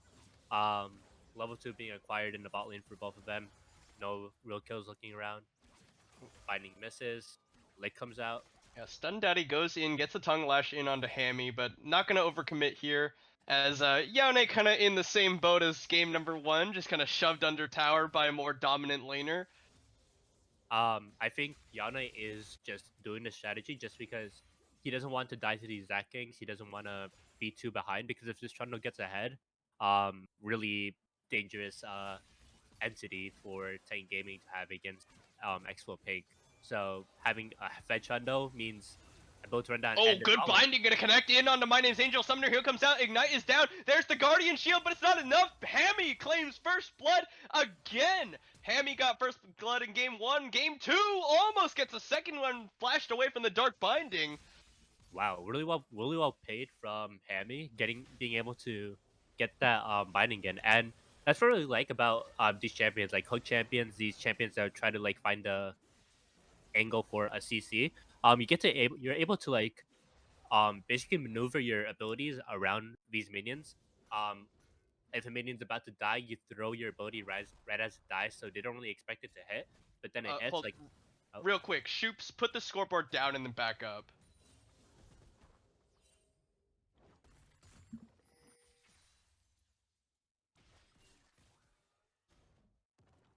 Are we good? Just because the scoreboard was bugged on stream, but now we're good. We're good. Okay. Yeah, I mean, scoreboard bug happening. It's a real pain for producers, but easy fix, but really annoying to deal with almost. Oh, here we go. Hammy with a gank in the mid lane. Doesn't connect with the Abscond of Duct, so they won't even bother throwing the... Well, I guess he did throw the binding afterwards, but... Yeah, this is exactly what I said. I mean, this binding coming out, or these Predator boots coming out, and her just being able to roam around, able to just walk in the map for free because Sivir is just this pig that can... If you push into her, she's going to be clearing the entire wave. If you don't push into her, she's going to push the wave into you. Like, really hard to decide what you really want to do against the Sivir, especially in this lane where you just really want to sit, because if you're not able to... Oh, Hammy's looking for a little bit of a flank, but not really able to find anything. But back to it, you don't really have any tools to catch up the Sivir, so your ability to just be able to adapt to any situation, whether it's being pushed in, whether it is pushing in, just really good for Alipaka here. And Hemi's back in the spot lane. Yone is reset here. Mostly even CS for these top laners here. Little bit of mistime back, but going to TV back to just match the tempo. Yeah, nothing really happening again. The first blood went over to Hammy here. So the spot lane is a little bit alleviated for Xflow Pig. But this Inferno Dragon is up. We'll see if any team decides to go for it. I really like his early Infernos. The Scribe Bloom gonna catch out K-Peps here. So Trice Cross gonna hit his level 6 here, so K-Peps was looking for a gank like you said, but spotted out by Scribe's Bloom from Polish Pharaoh. 2S5 Blade actually hit level 6 and immediately goes aggressive onto Yaone. Will be able to jump out of there. yeah, that's basically what Channel's able to do, because once you hit that 6, you're able to run down this Yaone or this Ornn, and with that subjugate, you just hold it until like he's about half HP. And you don't really want to use it too early, because once you don't have subjugate, this Ornn is able to just like play around in this lane really easily, because he's not really in a kill angle here. And 2S Foulblade doesn't really have a Bork right now, which I think he is going for. A little bit of trading going on here. K-Peps is here, so Yaone does have to play a little bit safe. But going back to it, Yaone just able to play really well, or play really safe if subjugate is down. So, is this a dive angle? I don't know if it's a dive angle, but K-Peps kind of wants to. He's spent a lot of time up there. I don't know if you want to dive in Ornn right now, because even with subjugate, Trundle is only a Vampiric Scepter. He doesn't really have enough attack speed, even with his Frozen Domain. Like with just 30% attack speed, not really able to just apply that DPS, and the Zac damage isn't really like viable early, like you said. Like you don't have those points in that slingshot, so not able to just dish out damage for 2S Blade to just security kill. So looking for we should draw some attention though to the mid lane CS discrepancy between Trice Cross and Neatsneen.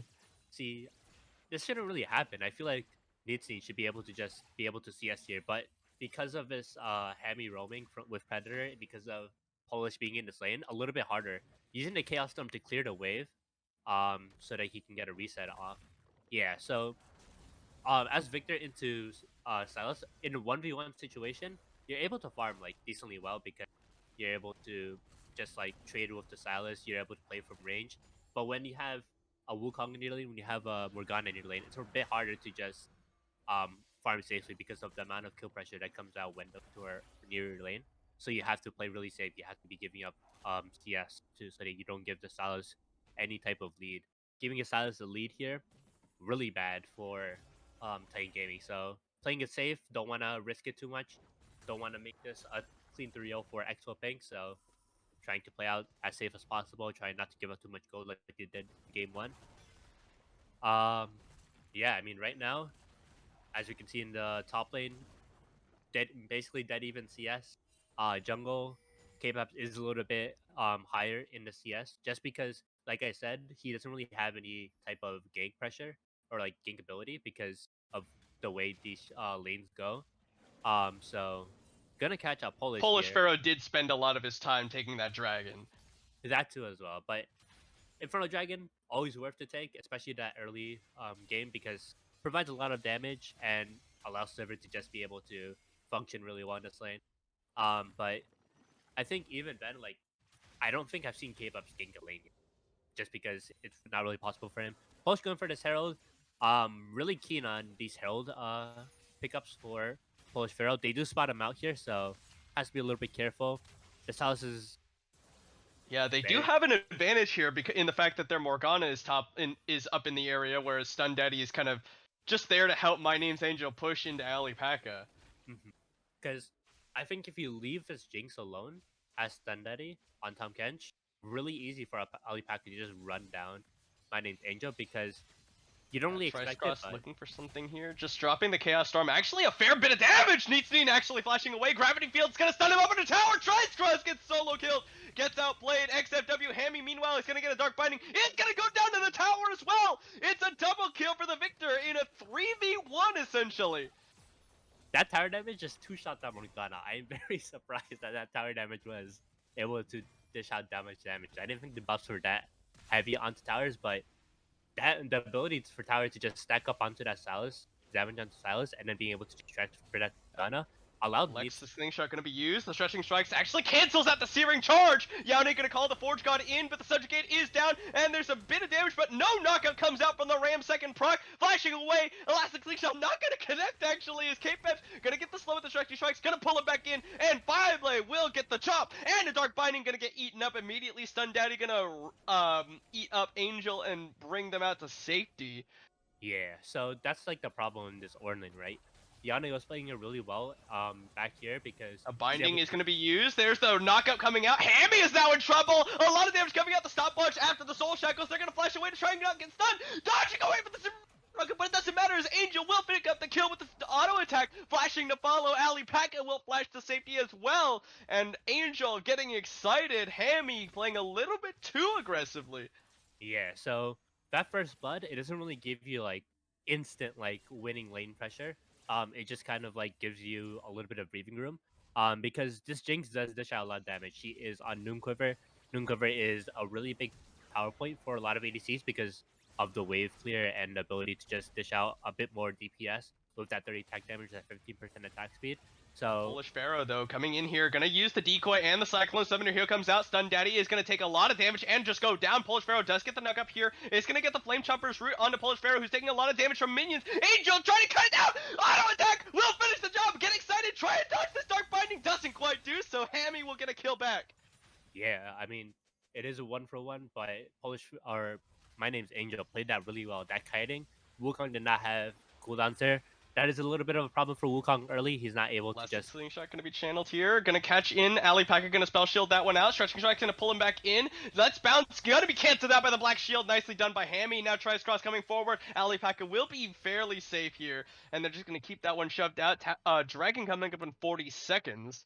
yeah. So right now, I think Titan Gaming have this trial for this dragon because they have their jungler bot lane here already. Polish did just respawn. So look and see if Sunday decides to walk into this river here and get some vision. Victor not in lane right now, but about to be in lane. Styles getting this push in, ready to get this second dragon.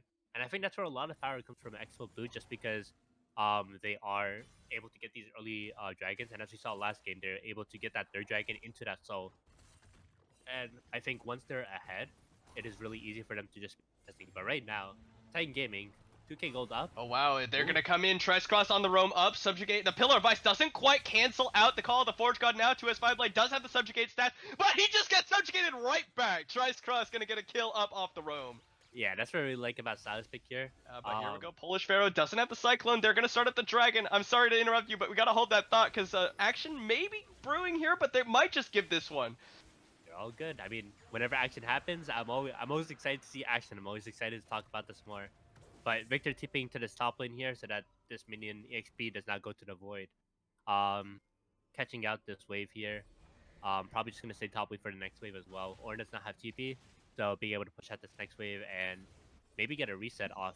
I mean, not really anything you could buy, but 2-1 on his Victor right now. Really nice. So Leandri's at 13 minutes. Really good completion time for Nielsen here.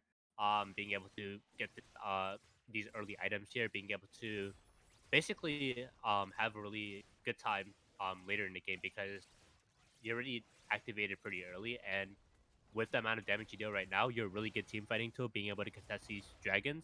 And I really hope to see Titan Gaming. Watch out here. Polish Pharaoh is down here. He does have the Cyclone. Decoy to close the gap. Cyclone comes in. There's going to be the Devourer. Stun Daddy going to eat up the Jinx. Spit her back out. Gets the shield. And they'll be fine. That's exactly what I was talking about in the draft pick. This Devourer just being able to take out my name's Angel, protect her from any type of CC, and you get a lot of move speed if you devour ally champion. So being able to just cut out that binding, not being bit by it, really easy for Stun Daddy to just take my name's Angel out of the fight, being able to protect her from any type of damage. And yeah, it's really hard to gank fourth side of Wukong unless they do have a lot of CC. But they didn't really have anything there, which allowed Stun Daddy to run out. But yeah, like I was saying, this Rift Hold is coming up in 30 seconds. I would really like to see Titan Gaming contest this, just because you already have this Victor who is pretty ahead. Interesting buy from Salas, Leandri's. I don't really know about Leandres here, just because I think Everfrost would have done a lot better because of this Trundle and this Zac be running into you. They want to run into you, so having that Everfrost damage. Yone gonna call in the Forge God here as Trice-Cross coming in for another gank. He's gonna flash away immediately, but 2S5 lane now gonna try and escape out the other side. Meanwhile, on the bottom lane, Alipaka going very low, but they've got Polish Pharaoh down here once again. They're gonna do the Stun Daddy actually just gonna walk out of this one. Polish Pharaoh, no Cyclone available. Super Rocket Rocket isn't gonna find its target, and I think they were just too scared of this fight going long and it getting turned on with K-Peps on the way down. But Alipaka's got to play very carefully here. As Minus Angel, Polish Pharaoh gonna go aggressive. There's this getting excited. Angel runs in and just annihilates Alipaka. Polish Pharaoh flashes to kill Stun Daddy. They're gonna try and get Angel. Polish Pharaoh just shoots him down, or gets shot down rather by Angel. Yeah, so this Jinx and his Victor getting activated really early because, like we said during the draft phase, What? Hemi, why? Why even? That does. It's not a kill even if you land the binding. Yeah, I mean, I don't know why you would stay into this Jinx who's already has all this kill pressure already. She's already half HP. You're like a 10% HP Morgana. I don't really know why you would go for that. Just instead of just resetting and getting your items. But yeah, like I said, Jinx and his Victor getting ahead really early. Jinx is already 2 items in 16 minutes. This Runan's coming out, a really good buy because of Xflow melee on side of Xflow. And yeah, this Riptail being contested like I would have liked from Titan Gaming. And Titan Gaming are looking really good game 2 here. Riptail's picked up by 2S5. And I hope to see a lot more Snowball come out from side of Titan Gaming. They have a really accelerated Jinx. They have a pretty accelerated Victor. I hope to see a lot of plays come out from these two as the game continues on. Alipaka looking to farm these waves, looking for the tower. Nathan going to be able to catch it. This top lane tower, I didn't really see it go down, but it went down. So 2S5 does just have this split push pressure. And I think he's going to be pushing in this wave and taking this tier 2 tower with Riptail while this dragon is coming up. It's coming out in a minute. Wow, they're actually just going to issue the call of the Forge God. Stun Daddy eats up Angel immediately. Trice-Cross is going to come in, gets the Abscond Duck. Stun Daddy is going to get the shield, but it's not going to be enough. Angel now getting Cyclone. Polish Pharaoh went a little bit too deep. Alipaka got stuck with the gravity field, and the rocket finishes off the monkey. Alipaka gets flashed on. Nitsin gets binded, but it's too late. Trice-Cross actually takes this one and immediately flashes out. Instant regret. Yeah, I mean, that's like the one thing. It's like that when you have an ability that has like a second cast, you're always like, I want to press that ability, but sometimes you have to pressing it, and that's what Trice-Cross had to do. But instead, he decided to take the chain connect and had to flash out immediately because he was going to just get blown up there by the Jinx, by the Victor, and this dragon going over to Titan Gaming right now. They are 2 dragons up now. This Hexa dragon is going to be really scary once they get on this Jinx and this Victor, being able to dish out more abilities on the side of Victor, being able to dash out more attacks from side of Jinx. So really excited to see how they use this pressure here. Hoping to see another easy pickup for them on that 3rd dragon and maybe even the soul here. So yeah. And 2S5 has been having a lot better game this game than compared to game 1. And a part of it is just like his team is so strong. We panned away from him getting ganked by Trice-Cross as we went to the bottom lane. The bottom lane won. Somehow 2S5 got out off camera, and that now 2 towers have gone down top lane just unanswered. Yeah, and Riptail charge also got onto that inhib tower, so that tower is just gonna be at about 1100 HP once it regens. Right, Trice-Cross and 2S5 gonna be fighting up. They're gonna trade subjugates here, and Trice-Cross is just gonna lose that one, I guess. Yone now fighting in onto him.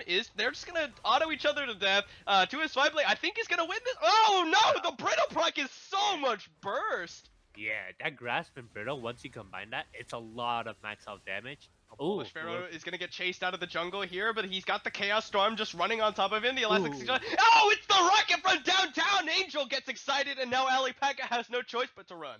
And this Baron is up, and a 20-minute Baron, this is something you don't really see in competitive play. But it's really given to them for free here because Polish Pharaoh is down, Trice-Cross is down. He does have TP coming up once he respawns. looking to see if we try to contest this. So looking a Yeah, little they bit got the dangerous. teleport coming in. The Slack 16 shot goes in. The Black Shield is a little bit too late as Triceratops does get rooted. And there's a lot of damage coming out. The chain's coming down. Teleport coming in from 2S5 play off the respawn. K-Pip starts channeling the Slack 16 shot, but will cancel it out. And they'll just disengage the Baron, nobody having gone down afterwards. I think it would have been better if they just re-engage that Baron because you already have a half HP Sivir. You have people that are recalling on the side of Xflow. So once you just restart that Baron, I think it's really good, especially when you have that Trundle there who's able to just zone out with that pillar.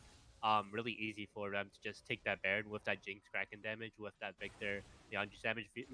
Victor on 2 items, that Shadow Flame Leandri's, a lot of penetration coming out from Victor. Going to be dishing out a lot of damage.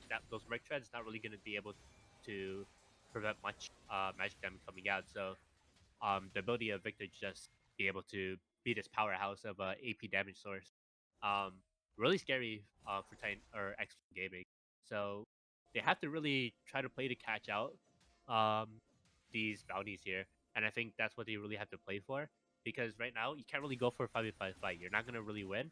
You have Jinx who's already 7-2. She has that rune ends about to get IE decently soon in about 1,000-ish gold.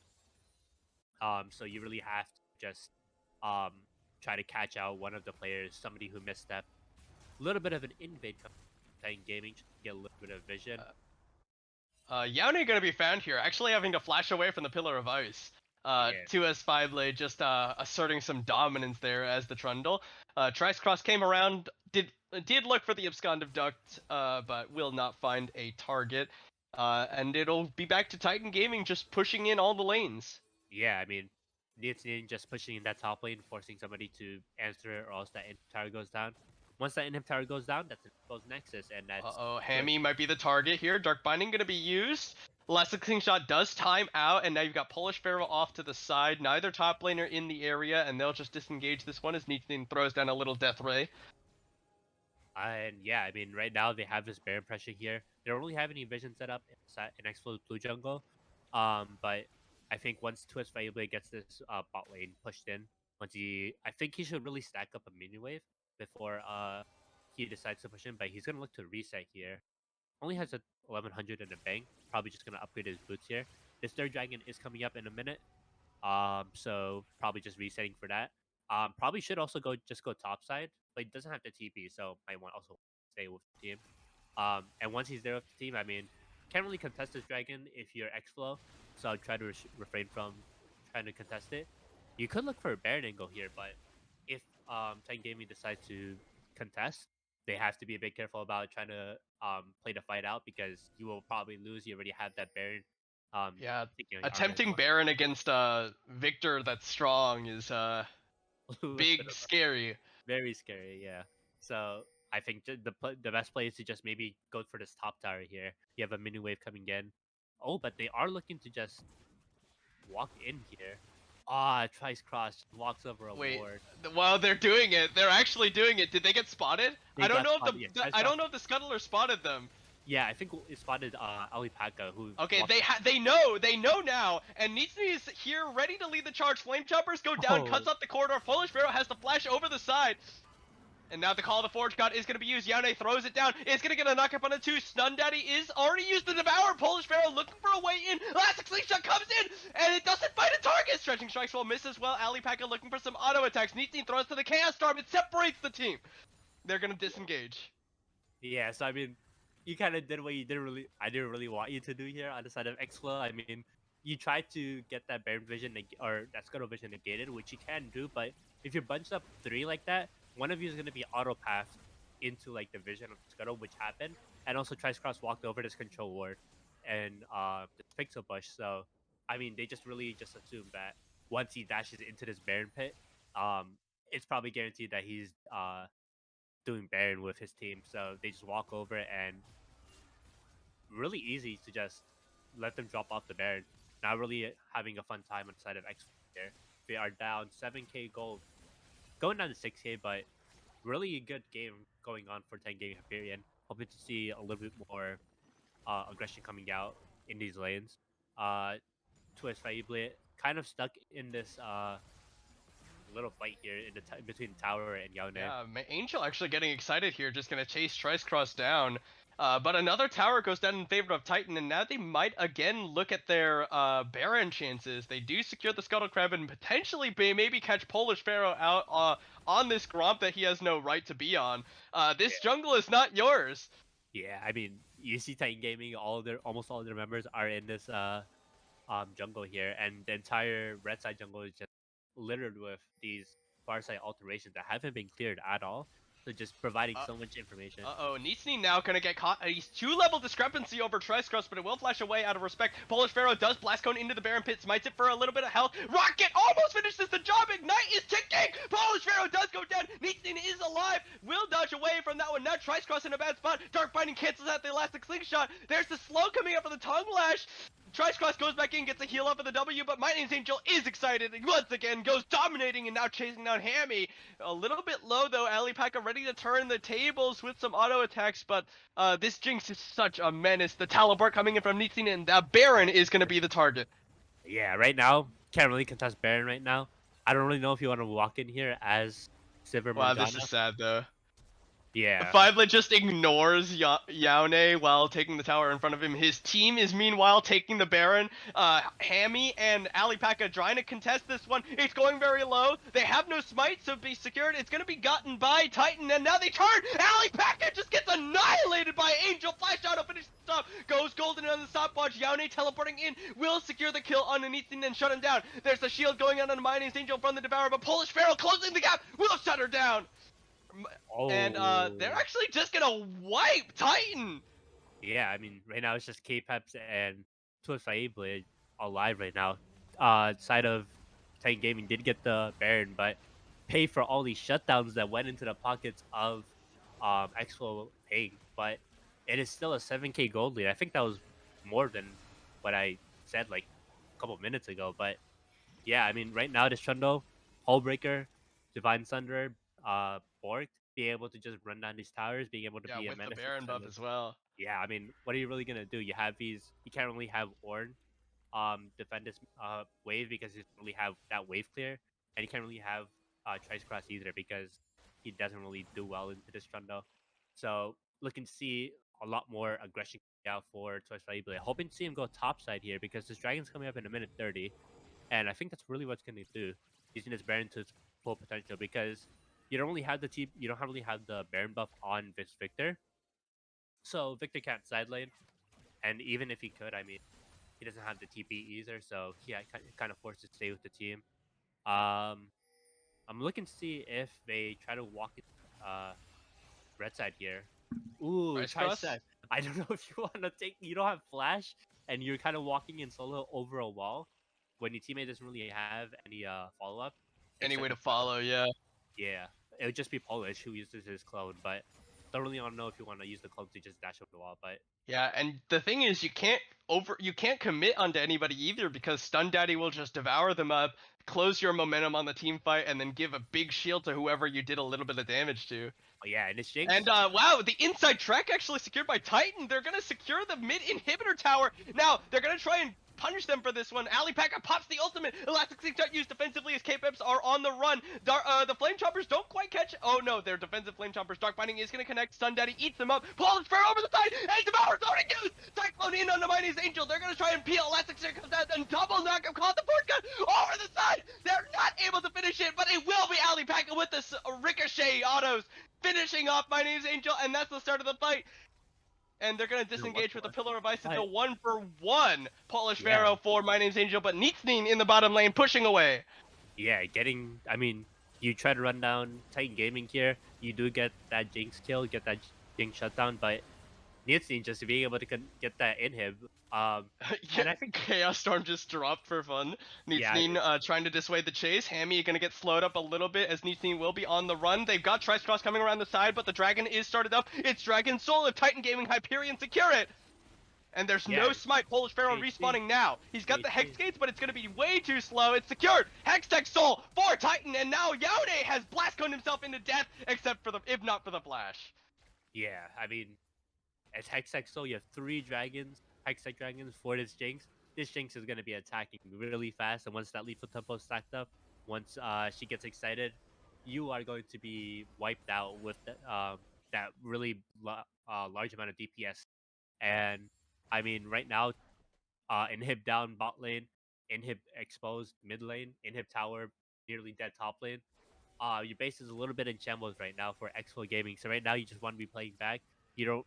The reason you kind of won that fight there is because Needstein wasn't there, and I think if Titan Gaming don't want to like throw too much, they have to be careful about fighting without Needstein because that is a big part of their damage. And this Ornn is basically just built around stopping Need or My Name's Angel's damage. So if you don't have this needs or be able to put that damage out and try to kill that front line a bit quicker, it's going to be a little bit hard for Titan Gaming to kill. Twist Faible. Yeah, he's going to be the target here. Nicely dodged away from the Absconded Duck. The Pillar Vice doesn't quite get the interrupt, and now he's going to get taken a lot of damage. That's 4 members. Actually, almost kills Polish Pharaoh, but all of those members dedicated top lane to stopping one troll will lose them the inhibitor in the mid lane. Yeah, no Cyclone, no On the Hunt. So you don't. Oh, yeah. It's the threw Stun Daddy back in, but the Dark Binding will not quite connect. Oh, okay, that was a little bit of a manga-esque moment for Sun Daddy there. Just want to be careful when you're hitting that blast. Oh, wow, the Elastic Sheen over the side. Oh, nicely used the smite on the Spell Shield. Really nice attempt there. Doesn't quite connect anyway, and the Black Shield did come out as well. Yeah, so I mean, right now, you have this mid inhib down, you have this bot inhib down. This Baron is yours to take once you're off this reset. I mean, you have this bot pressure here, you have this Ornn, he can't really take down these super minions really well. And you have this pressure here, and you could just send Trundle or Victor down here, preferably Trundle, but you have both of them have TP, they're able to be in this bot lane, be able to just apply this pressure in this bot lane, threaten the end, especially if you have the Trundle down there. So Xflow has to be a bit careful when trying to contest it, if they try to contest Baron, which I don't think they should. They should try to just have this top lane push in. This top teams are going to be flying over here. They're going to get a big slow. There's the stretching strikes. There's the call of the Fort God going to be used. It's going to come down. My Name's Angel gets eaten already. Polish Pharaoh is going to go in, but he's got to deal with a big shield. Just stand there and auto, and My Name's Angel is just ready to go crazy, getting excited. The Runas procs, the Rocket gets the double kill onto Yone, and Tricecross is going to pay for this one with the rest of his team. And I think this is a game, right? I mean, you have 4 members dead. I'm pretty sure Titan Gaming just end here. Tricecross does not have the ability to defend this. I mean, he can try, but I don't really see a world where you kill all 5 of these. Yeah, I mean, he's trying to clear the minion wave, but now they're just gonna finish the tower, kill Tricecross, and end the game. Titan Gaming, Hyperion with a comeback will tie up the series at 1-1. Yeah, I mean, well played from Titan Gaming. Bounce back, didn't let the mental take over from game 1. Bounce back game 2, did extremely well here. Accelerating this Jinx early, accelerating this Victor. So much damage coming out from both of them, and be able to these team fights really easily with the amount of resets, amount of damage. Like, really easy Titan Gaming just run over this game. And very little mistakes done for Titan Gaming. Well played to them. And that's game 2 for Gaming. Yeah, tying up the series at 1-1. This is a best of 5 as a reminder, so either of these two teams will have to win twice more. It's essentially a best of 3 now. Yeah. But in any case, we're going to take a short break before we get into game number 3. Thanks for watching, everybody, and we'll see you in just a few. Then.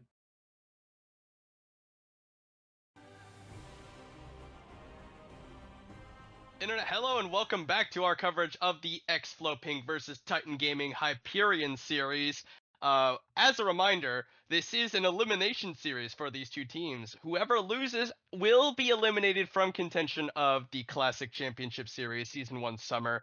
The winner will play against the loser of the Goldfish Gaming versus Reign of Kings series, which has just been updated. 1-1, Reign of Kings coming back in game number 2. As for this series anyway, Titan Gaming Hyperion taking a game back after a very convincing game 1 in favor of Xflow. Titan Gaming Hyperion come back just as convincingly in game number 2. Yeah, we got a series on it. Guaranteed 4 game. Maybe a 5-game series banger.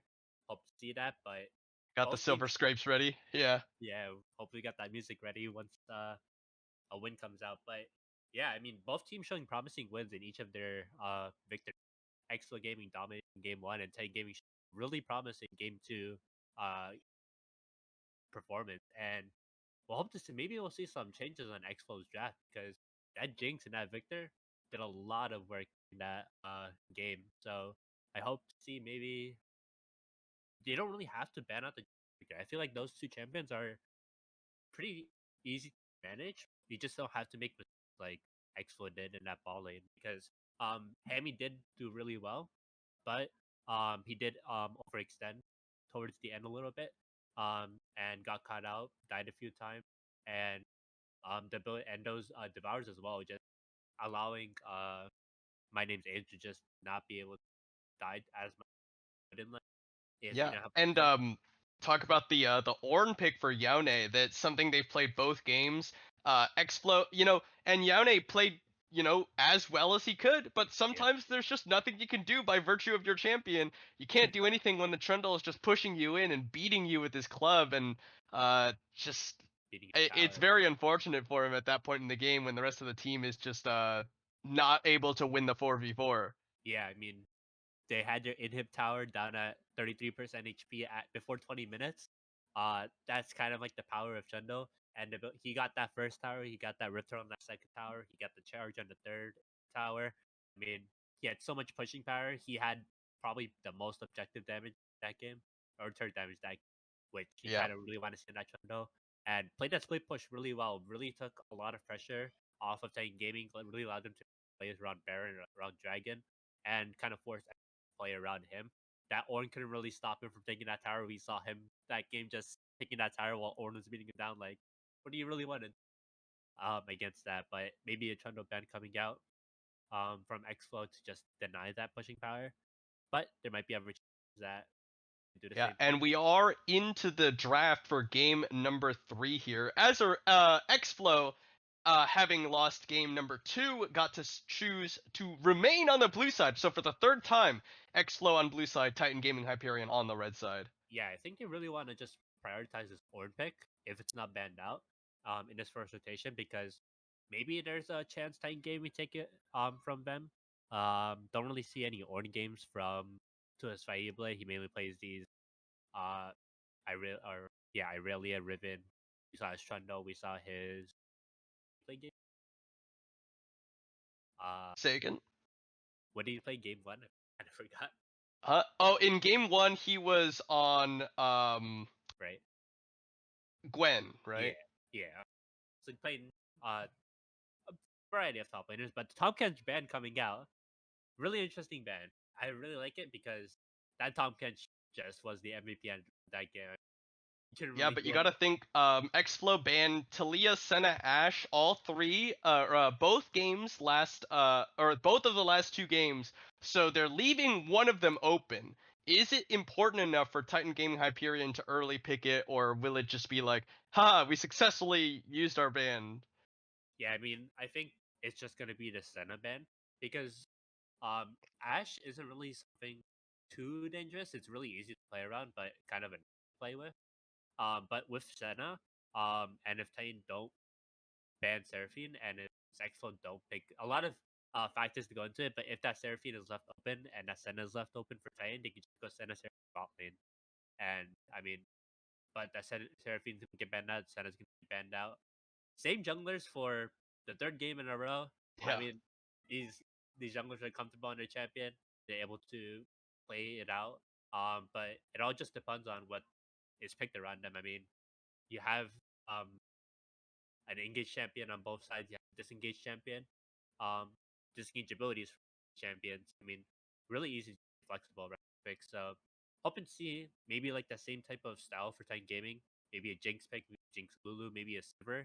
Take away the Sivir from Flow and put out for them. Since the Yumi and Lulu are open, I mean, you're able to pick them. So hoping just like that. The Ashe picked up. I mean, oh, Nope, it's Xayah. gonna be Xayah. See, I think this is just like to make up for that Tom Kench being banned because you're able to just use that Feather Storm. I think that's what it's called, right? Yeah, in a similar fashion, In a similar- like, if someone gets on you, you press this button and make some distance for yourself. Yeah, and then you have your Feather's callback to just root them right afterwards if you decide to have dash. The Taric coming out, not a bad pick because you're able to just beat his backline, you're able to buff your ADC. Those powered autos coming out, as his ability, being able to stack up that healing does a lot for that amount of healing it does. Like you are able to dish out so much healing. Ability to just vulnerable with Taric ultimate. Really good disengage tool. Seeing a lot of disengage type styles from both of these teams. I don't really know how that's gonna work out because at least one of them will have to be engaged. They're actually being picked up from Xflow as the Yeah, ADC. so it implies it's going to be ADC since the Taric is already locked in for Xflow as well. Very interesting here. I was going to talk about the Taric because Taric is pretty good against engaged champions such as the Zac. Ooh. And we're just going to pile on some more disengage. Titan Gaming Hyperion are going to lock in the Janna. Yeah, so Tarik's biggest weakness in lane, enchanters. You have the Janna pick here who's able to just throw out those tornadoes and kind of disengage, disengage the Tarik. So really easy for Zaya and Janna to just play this lane out, not really in any much of a trouble. Especially when that level 6 hits, you have that monster with Death Everstorm being able to just walk out of any type of game coming out. So I mean, the Tarik pick is interesting, but I don't think you should blind pick it. I think you should wait for the pick because I think if you're trying to like survive the lane and be that counter engaged champion, you kind of want to see if the support is picking an engaged type champion because picking Tarik into just Zac, Zac and both, like I said, both these champions, they're both engaged and disengaged. So you kind of just want to wait with that Tarik pick because once they pick more engaged, I feel like a Nautilus, like let's say like Yone on Titan Gaming, how maybe like that Chunno as well. Chunno is banned out actually, so probably another Ord pick here would not be surprised. But yeah, as I was saying, kind of want to wait for more engaged champions, at least maybe one more, maybe like from the support. Pick that Tarik because you have a much easier time in lane first of all, and you basically like forcefully putting yourself on disengage. The victory coming out again from Titan Gaming, comfort pick, did really well on it game 2. Victor is just one of those champions that picked blind like game 2. Corki coming And out. Corki would be interesting here. You get the sort of pseudo double marksman thing going from Xflow. But I'm interested to see, will they go to poke build or will they go the shield bow or thunder? Because as we saw like 2 or 3 patches ago, the Corki AP build got pretty nerfed heavily. So will be interesting to see if they still opt in that poke build, which is not as viable right now. But here's the thing, right? Poke build, there's like a triangle of type of comps: engage, poke, and disengage, and they kind of have like counters: engage counters, poke counters, engage counter, engage. So, oh, the Rengar top. That Yeah, this was banned out in both game 1 and 2 by Xflow, and now we're gonna see potentially why Titan Gaming Hyperion gonna pick that one up for themselves. Yeah, and Rengar into Mordekaiser. You have that Empowered W, which is a QSS for you. If you're basically just playing GP, but like an assassin, I guess. So looking to see if Titan Gaming just play out top lane like they did in game 2, hoping to see this Rengar pop off. I haven't seen Rengar top in a while. You haven't seen from Noob in this flat league, so looking to see some interesting stuff coming out from Twist by Ible. But as I was saying, that triangle of comps, Poke Corki comp, this Poke Corki might be a decent pick, but I'm a little bit interested in how fights are gonna go out for Titan Gaming because you have this Rengar. Maybe he's gonna go that Gore Drinker build, Gore Drinker Bruiser type build. Because I don't think you want to go. I don't think going top lane Rengar puts you in an assassin type form. You have to go kind of forced to go to Bruiser build. So looking to see like how the front line's gonna really play out because there's that can't really be a solo front line. We saw last game, K-Peps didn't die once that game. He was just and got how many assists, but just being that assist type jungler. So looking to see if he gets any type of lead this game. Maybe he tries to get a bit here because kind of need him to be that front line for this Victor because we already have this amount of disengage, but once you use those disengage tools, kind of a little bit harder for you to play disengage without the monsoon, without the storm, without the Zac ultimate. So really like to see how what ways they try to like that focus in. Now, given Zaya, really good snowball type champion, being able to run you down, he gets ahead. And into Taric Ash, I think it shouldn't be really that hard to run them down. Pre 6 and post 6, I think it should be easy to run them down just because you have that Thunderstorm, be able to dodge arrow, be able to dodge the Taric Dazzle. So really hoping to see some bot lane action coming in from Titan Gaming. And I mean for Xflow, I mean mid lane, this is like those two champions that were almost always picked in the meta, like during the spring split. It was just Corki and Victor. Like one side had Corki, one side had Victor, and like it was a pretty like decent win rate on both of those champions. So I'm kind of interested in how this meta plays out now that Corki is kind of forced into this AD type build. But I mean, right now, just really interesting comps. No like real foundation from either of them because Rengar isn't really that disengage type. Mordekaiser, decent, not really any disengage type with that.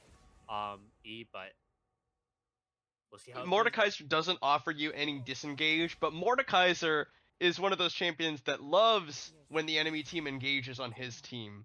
Mordekaiser doesn't have a way to get onto the back line himself or really like stick on a front line. If they're engaging on him, Mordekaiser is free to just stand there, get the metal running around and start wrecking the front line. You've got a Juggernaut. Juggernauts are designed to be frontline shredders. They're like melee tanky 80 carries sort of. Yeah, but I mean a little bit hard for him to play this game because the champions you kind of want to ult.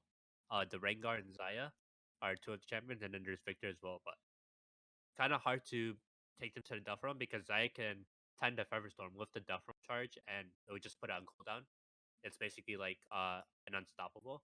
Your Death Realm on cooldown, and then you have that Rengar roar that just puts that's free QSS for him. So putting him in the Death Realm is kind of useless because he gets to get out for free. So your really only real targets are like Zac, Janna, and Victor. But probably the Victor just because if you ult the Zac, I guess they don't have a front line anymore inside of Titan. But going back to it, I think we should take a look at the bracket right. Yeah, I mean a lot of interesting things happening right now. There's only one team right now that is 2-0 right now, and that is Glaive Bingus versus Dorado Gaming. So maybe we'll get a banger, maybe we'll get reverse sweep from Dorado. Maybe we'll have a 3-0 sweep from Glaive. That, but every other match 1-1 right now. So a lot of bangers happening out in CCS playoffs that I'd like to see. But anything you want to say? No, I think we pretty much covered it. Yeah, I'm concerned though with kind of what we were talking about. I think honestly, I think Xflow they put together this team comp that's very disengage, kite back heavy, and Titan they've like got we got disengage and kite with Zaya Janna, and then we got Zac Rengar that don't really do that.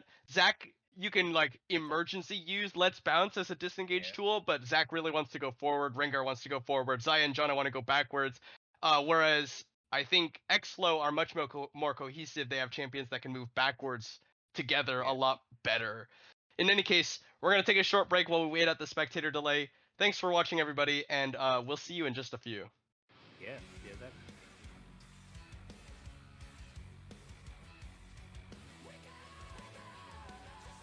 Internet, hello and welcome back to our coverage of the Xflow Pink versus Titan Gaming Hyperion series. Currently tied up at 1-1, and it looks like a 5-man top lane here from Titan Gaming Hyperion. Yeah, maybe looking to get these early wards in, maybe try and get some vision, but they're just gonna put a ward in this blue side bush and top lane here. So nothing really trying to happen not trying to look to invade. They don't really have any tools to really invade unless Janna takes middle first. Nothing you really want to prioritize. So going back to a 5-point here. Ash took Ghost. So here's my thing, right? I always thought like you would always just take Ghost on the 3 ADCs, Jing, Zeri, because of their movement speed, passives and abilities. But taking on Ash, I think a little bit weird. I would have kind of liked to see an exhaust from Ash because of the Rengar on the enemy team. But I think Ghost is fine as well, just because you're able to slow these champions with your frost shot. And this Ghost just helps you catch up with them. So not a horrible summoner spell choice, but I mean if you're playing to like disengage, trying to like hit back, exhaust is kind of like a nice tool for that. Janna has that glacial augment that exhausts as well. So looking back with that as well. Yeah, I mean, right now, lanes are just gonna be farming. Nothing really gonna happen. No real kill pressure from side unless some mistake happens. But bot lane, they're really just gonna be subjugated to all these. Not subjugate. I forgot the word for it, but they're gonna be susceptible to all this poke from these Zaya Qs, from these Janna tornadoes. They get the level 2 first, able to get a little bit of damage onto Zenjo, but nothing too crazy. To us Faible playing as Rengar top, sitting in these bushes, I mean Yone has to play real like at that area near the wall because anytime he walks up, he's just gonna get jumped on by Tuas Faible. And Yeah. Does get a little bit of a pullback, and now 2S5 Blade jumping onto him. He's got he'll be able to trade back as long as he lands those skills. And once he gets that W and a power W. Yeah, actually, Polish Pharaoh here in the top lane looking for a gank here. Oh! Flashing away from the claw. Yone does get a nicely placed one to get the summoner spell out.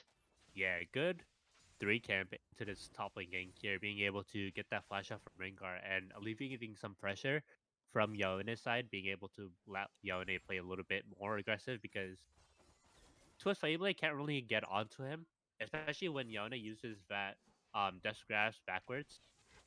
K-Pap's looking for a little bit of an angle, but I think he's spotted out by minions, not 100% sure, but Yone just falls back immediately, so that's what I assume. Yone actually look. What? I guess that happens. I was gonna say he's gonna look for the claw, but surely 2S5 lane will just walk and retreat. But it'll be a solo kill for first blood up in the top lane. For the first time this series, Hammy did not pick up first blood. Meanwhile, a blade caller on the 2 will root them both up, but Hammy will just have enough healing to go around. That was I was gonna go bot lane and be like, how's bot lane going? Maybe which side is winning, which side's getting poked out, but then I see first blood and oh, top lane. But yeah, interesting kill. I mean, nothing really much. This played a kill coming out. Frankly, it's just disrespect from 2S5. I think he's like, hey, Yone won't hit me with these abilities, and then he just gets hit by the abilities and dies. So, really bad for probably one of the more volatile lanes this game. Especially since you picked this Rengar into this Mordekaiser because you are comfortable with it, I guess. So if you're just like giving these kills up, being this egotistic, especially in this elimination series, like we said, it's gonna fall back onto you. You're gonna not have a good time, and your team won't have a good time, especially when there's a fed Mordekaiser. A little bit of trading. Oh, Elastic Slingshot from downtown is gonna connect. Hammy gonna get knocked up by the Halagale into the stretching strikes, and Hammy will go down. Nice gank from K-Peps. And Polish Pharaoh was in the area, but they weren't quite expecting that one. Yeah, so I mean, like I said, this Taric lane not really gonna be fun for Taric or Ash because the amount of poke coming out from My Name's Angel and Stun Daddy not really going to allow them to really walk up. They are really extremely low mobility champions on Ash and Taric. They don't really have any type of kite back except for the volley, and once the arrow comes up, then check press the arrow. But yeah, I mean, really hard to play into this poke bot lane. That's like Taric's main weakness, and I think, like I said in draft, I think you should always wait to pick Taric until like you see like a lot more support. You see what bot lane type they're trying to play, because then you're just susceptible for them to pick Karma, pick Janna, and you're not really gonna have fun. So the Sark pick really biting him back. A lot of trading coming out from Tuas Faible. Mordekaiser is He's happy. successfully able to dodge away from a lot of these skill shots, just how fast he's able to jump out.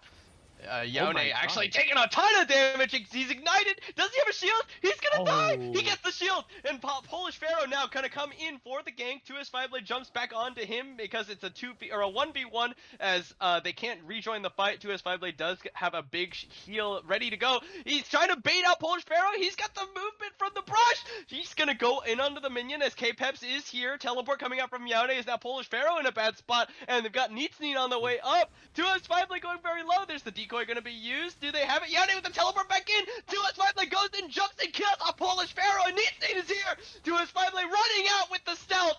On the hunt he goes, and Yone is in the death realm with Neatsneen as 2S5 and K-Peps just wait for them to re-emerge. Is he going to be able to survive? Elastic shield perfectly timed! Does he have it? Yone's got enough! He's got the shield! He's got the Rengar! He's going to keep going! He's got his mid laner here as well! Neatsneen going very low! The big one ready to come out! He's got it! Frost Bomb comes out, and they've got the support as well! Hammy's here to push off K-Peps, and it's a 2v1 or sorry, a 2-4-1 rather in the top lane.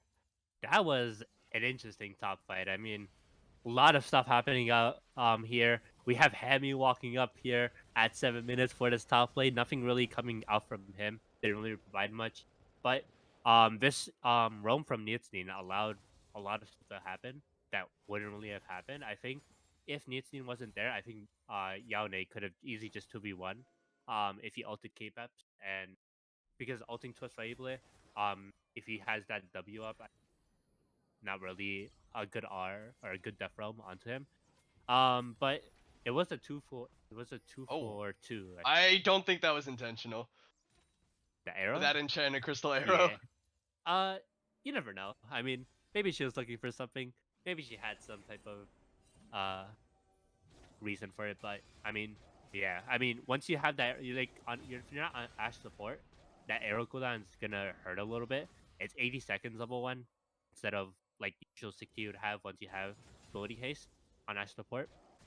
So, and it's one of the tools you kind of want to use, you kind of want to keep, because if my name's Angel and Stanady find an angle and you're about to be caught out, you have that arrow to just be your insurance, be able to use it to prevent them from coming forward into you. So not a really good use of a cooldown. Yone is actually opting in for what looks to be the Frostfire build, I think. Whoa. Yeah, he's really tanky right now. Tuas Fireblade not really doing much damage to him. First Dragon does go over to Xflow Pink. And surprisingly, I think they've gotten First Dragon all 3 games.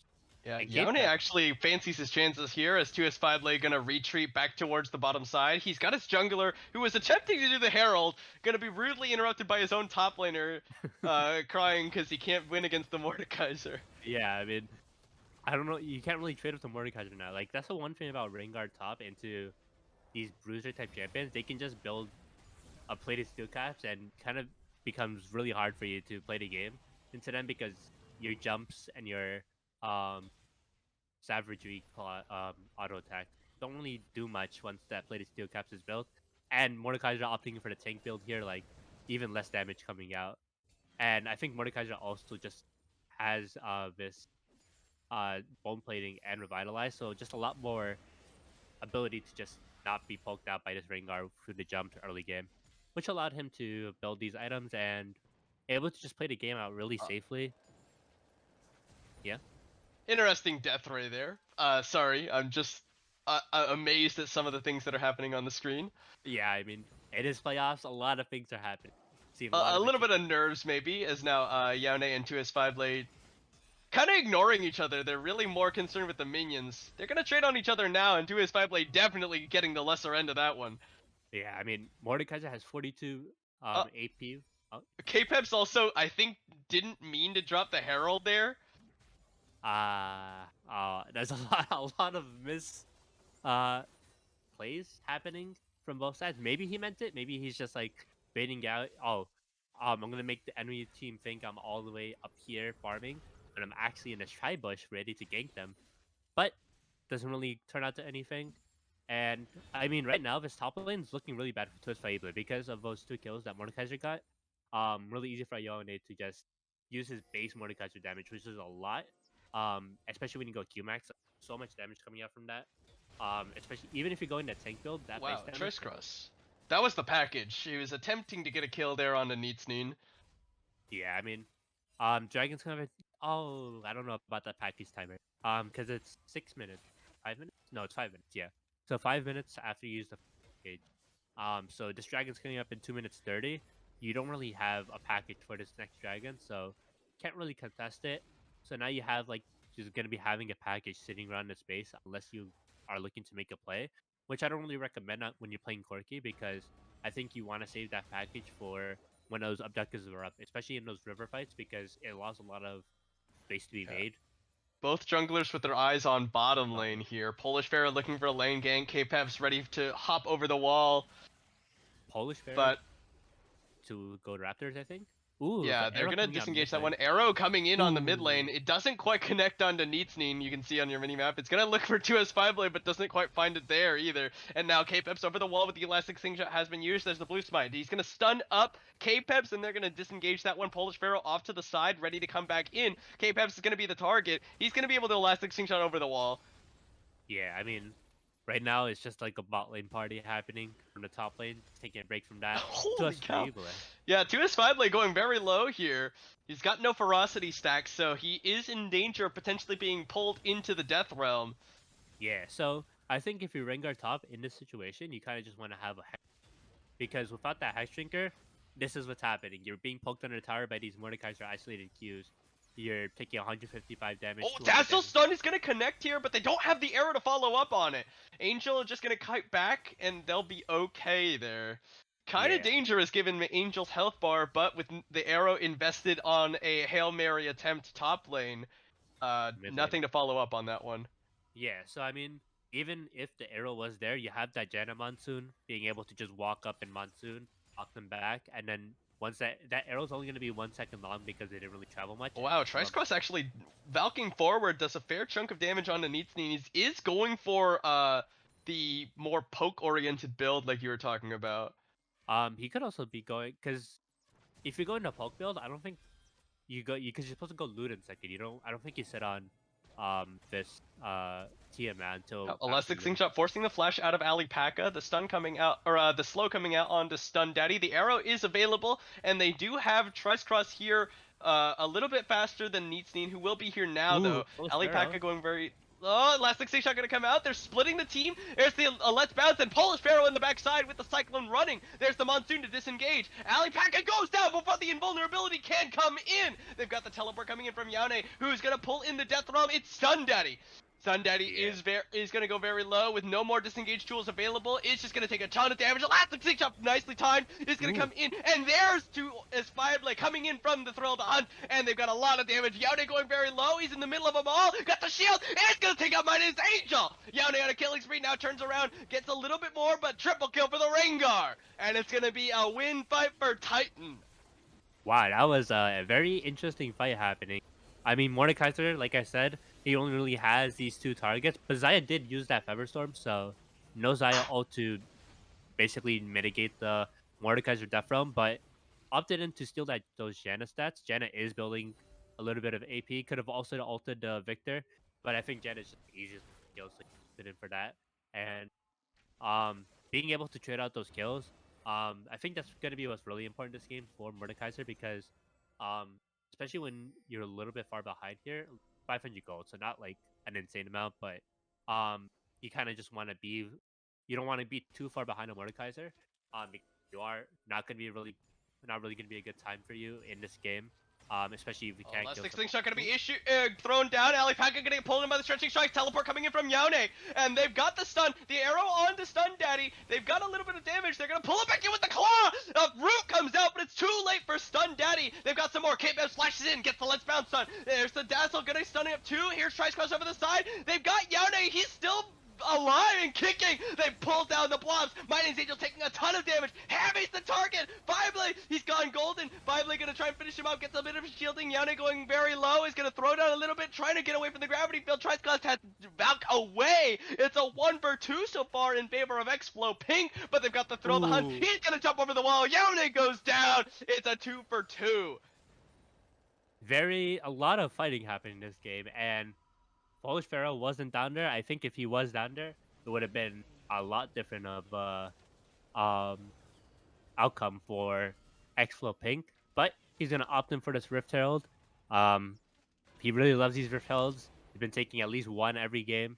But I mean, right now the gold lead dead even actually because of that first Yeah, turret. he's spotted out doing it though, and they've got the numbers advantage. Nobody even remotely close to coming to back up Polish Pharaoh on this one, and they could potentially keep doing it.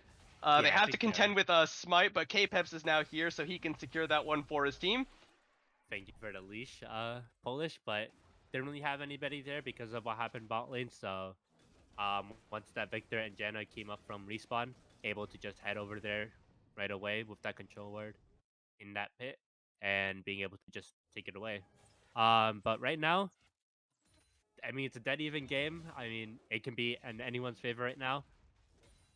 What is he? Is that what's it called? Ravenous Hydra from Corki? I don't. Is that what that build is? I think that's correct. I think those items will build in towards the Ravenous. Is there a pickaxe in that build? I'm not sure. I don't think it's not Titanic Hydra. It's not Titanic. Titanic needs help. And I have like 90% sure there's a pickaxe in Ravenous Hydra. So maybe no, it can't Yone be and 2S5 lane now trading a lot more Rengar favored here, but Polish Pharaoh is in the area. He's got the Thrill of the Hunt running, and he'll run on out of there. Yeah, I mean, basically really easy for him to just run out. He has that Thrill of the Hunt, but he has that Empire W move speed. Ooh, maybe looking to engage back on, but doesn't find anything. And this bot side, Raptors being cleared, nothing being taken because not enough damage. Oh no, one Raptor taken, but Dazzle gonna connect here as Stun Daddy is the target. They've got the Cosmic Radiance running. Hammy does get the invulnerability before too low. The Let's Bounce is coming out, but Hammy will go down anyway. They've got the Chaos Storm running, and Polish Pharaoh can't find a target. Tries cross, will get the snipe onto My Name's Angel before turning back forward, going aggressive. Will get K-Peps, and that gets small. It's a quadra kill for the Corki. Wow, that was unexpected. I mean, he got that snipe off from the rocket onto My Name's Angel, being able to finish her off, and then just being able to dish out this much damage. I mean, right now there isn't a lot of what's it called, defenses from the side of Titan Gaming, so really susceptible to this Corki damage. And it was Ravenous Hydra. He just had an extra long, so it's a lot more sense. But yeah, I mean, right now Corki is just building this giga amount of AD, like so many long swords, so much AD from Mirror Mana, from Ravenous Hydra. Not opting in to build that or AP because of the nerfs to the ratios. This dragon is coming up in 20 seconds. The package is up. It's going to be going down in about 40 seconds. So look and see if any plays are made.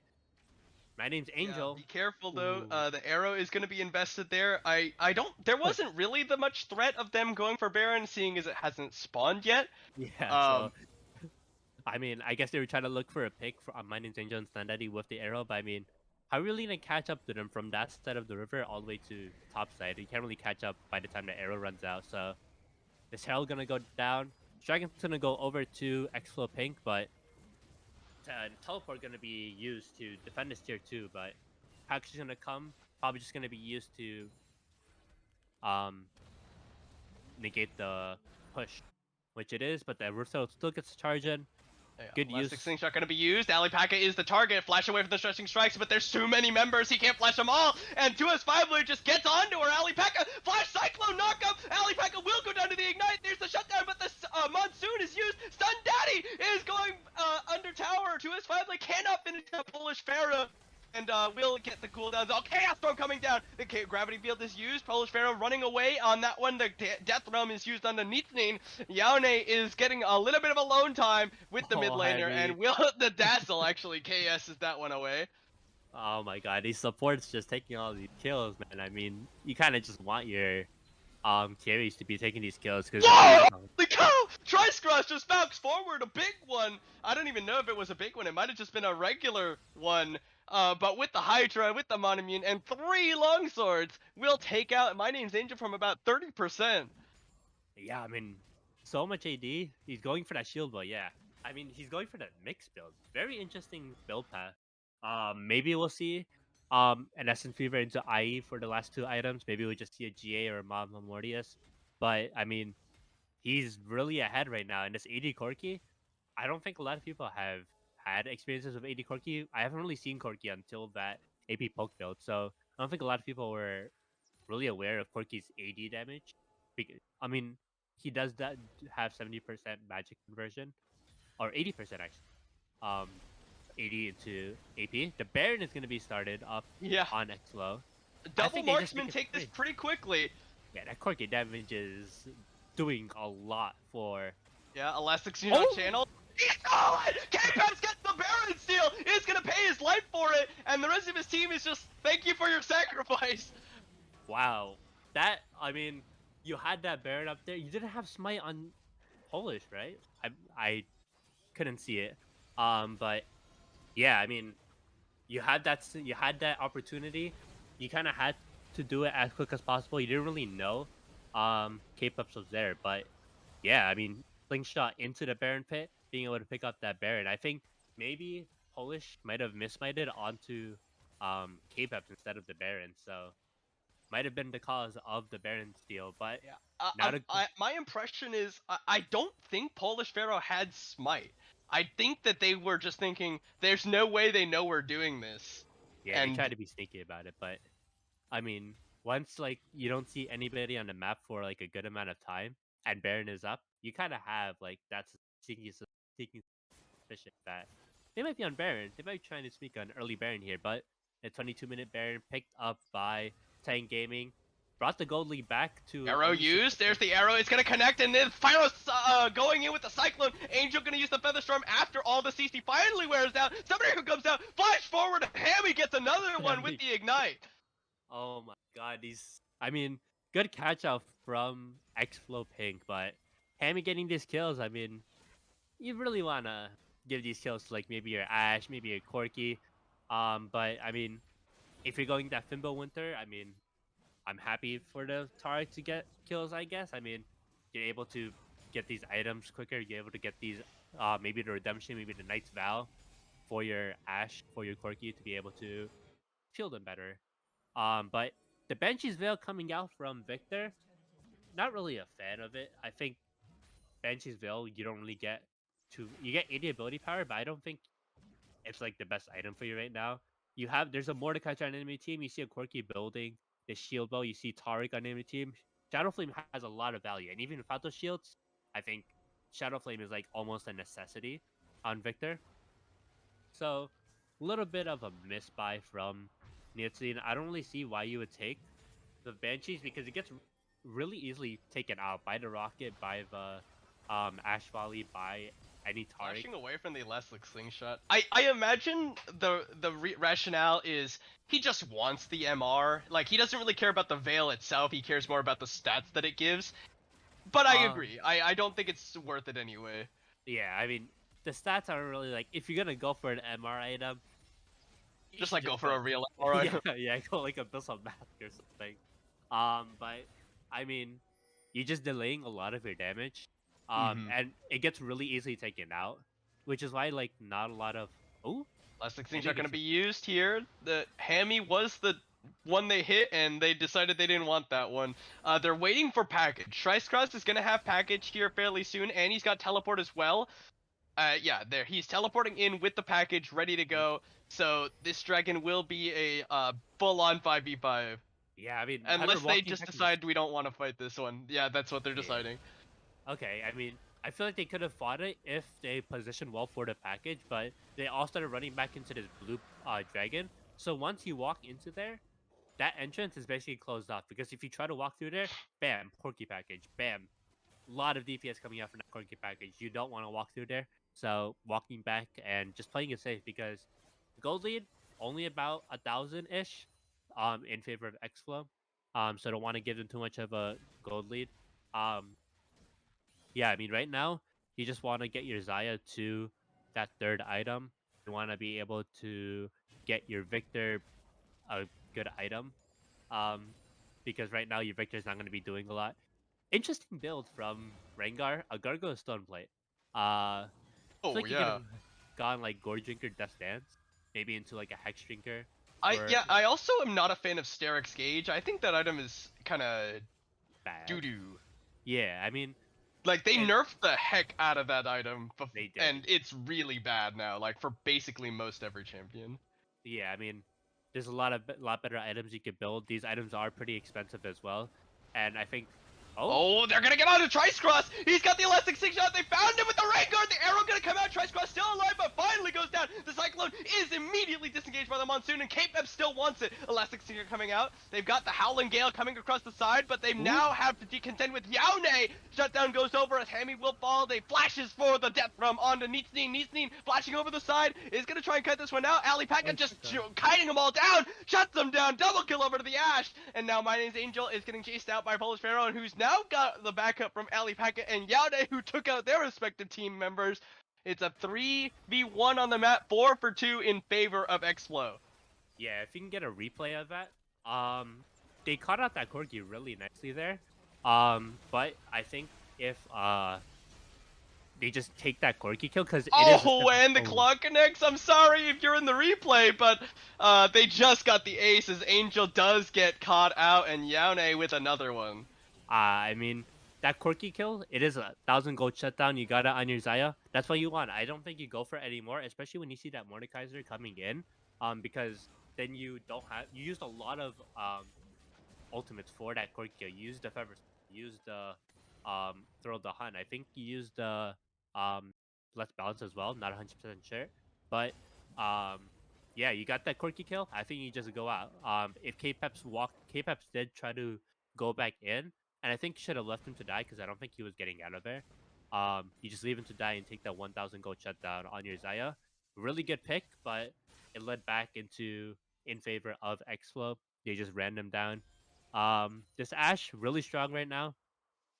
3 items, and I wouldn't really look for it on Ashe just because of the way her passive works. The slow is like doubled, but I don't think it's really something you want to prioritize. Oh, here we go. K-Pep's actually getting in there, stretching strikes into the Let's Bounce, but the stun will actually disrupt it enough that Alipaka is able to make it to the other side and not get bounced into the team.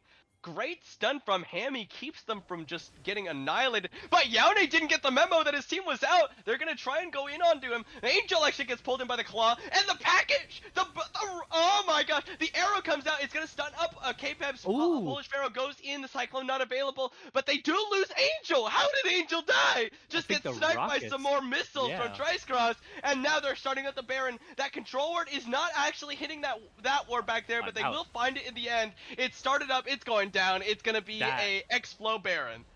That was a really quick Baron, and that team fight was really well played from Xflow. Yaone kind of looked like he was getting caught up, but he did have that Death Realm. So if somebody did try to go on him, he just has to find Neatsneen or maybe Stun Daddy, just ult them into the Death Realm while giving his team more time to just walk in with him, being able to be there for him. So being able to just have that backup plan ready. And I mean, Trice Cross 9-1, 4 item Corki, has the Guardian Angel, doesn't have the package yet. It should be coming up fairly soon. Yeah, in 50 seconds. It's not gonna be up for this dragon. But yeah, he is not something you want to mess with right now. I think if you are ever going to go for a fight, here we go. Elastic shot nicely backed away from my Trice Cross. No, just annihilates Angel. Angel cannot play the game. Trice Cross just taking out the Chaos Storm with the Immortal Shield, bow shield. They get the blobs. They get K-Peps as well. Oh my god, and another big one gonna connect onto Stun Daddy. There's Gravity Field. They have enough. Trice Cross is alive. He's still got the Guardian Angel as well. It's not even gonna matter. They're gonna pick up this Cloud Soul. I mean, you just saw Trice Cross just Valkyrie into 3 people, Jenna, Zaya, and Zac, and he just absolutely one-shot that Zaya. I mean, what are you supposed to do as Zaya there? I mean, you have your Featherstorm, but is that really going to do anything? You come out of it, and Corki just autos you once, and you are donezo. So, right now, I mean, in a really good spot for Xflow, you have this extremely accelerated Corki. This Corki is not going to fall down easily. This Corki is going to be dishing out so much damage, and with the Valkyrie right now, they are going to be looking for this end angle. He's just Oh going wow, in he's solo. just packaging in. Stun Daddy almost gets one shot. Exhaust and the Monsoon invested. They got the claw. The the Featherstone came out a little bit too late, and Trice Cross will get rooted up, and they'll back away with the inhibitor. Trice Cross still raring to go. Chaos Storm gonna be dropped to his finally jumps onto, and Trice Cross goes into the Guardian Angel. There's the Enchanted Crystal Arrow onto Stun Daddy. There's the Monsoon coming back down. Hammy is getting Let's Bounce on. They do get Polish Pharaoh, but they're just getting annihilated on the other side. Flash forward from Trice Cross, and they're just gonna finish them all off. The Claw not gonna connect us to his Fire Blade, is retreating into the fountain. He'll get slowed, he'll get taken down, and it's only Stun Daddy left. He's never mind, and there's the game. Yeah, I mean, this Corki, I can't wait to see the damage this Corki has done. I mean, it has to be like at least 70, right? I mean, the amount of folk that came out, the amount of damage, the amount of one-shots from this Corki, that's the power of this AP or AD Corki build. And he didn't really go the right build either. I think there would have been a lot more damage coming out from something Shield Bow IE build. But I mean, he performed this game as you saw. I mean, just walking in, Valkyrieing in, no dang giving about whoever is trying to frontline for the Zaya. I mean, he just Valkyries in, auto attacks, presses his E, and just violates. And quirky damage comes out to only 31,000. Ash did more damage. Surprise. Yeah, I mean, well, the Kraken Slayer is a fair chunk of damage, but wow, Xflow putting this a series at 2-1. They are now at match point, one game away from eliminating Titan Gaming Hyperion from the Classic Championship Series. We're gonna set up for game number 4. We'll see if Xflow can take it or if Titan can push us to a game 5. Thanks for watching, everyone, and we'll see you in just a few. See you then.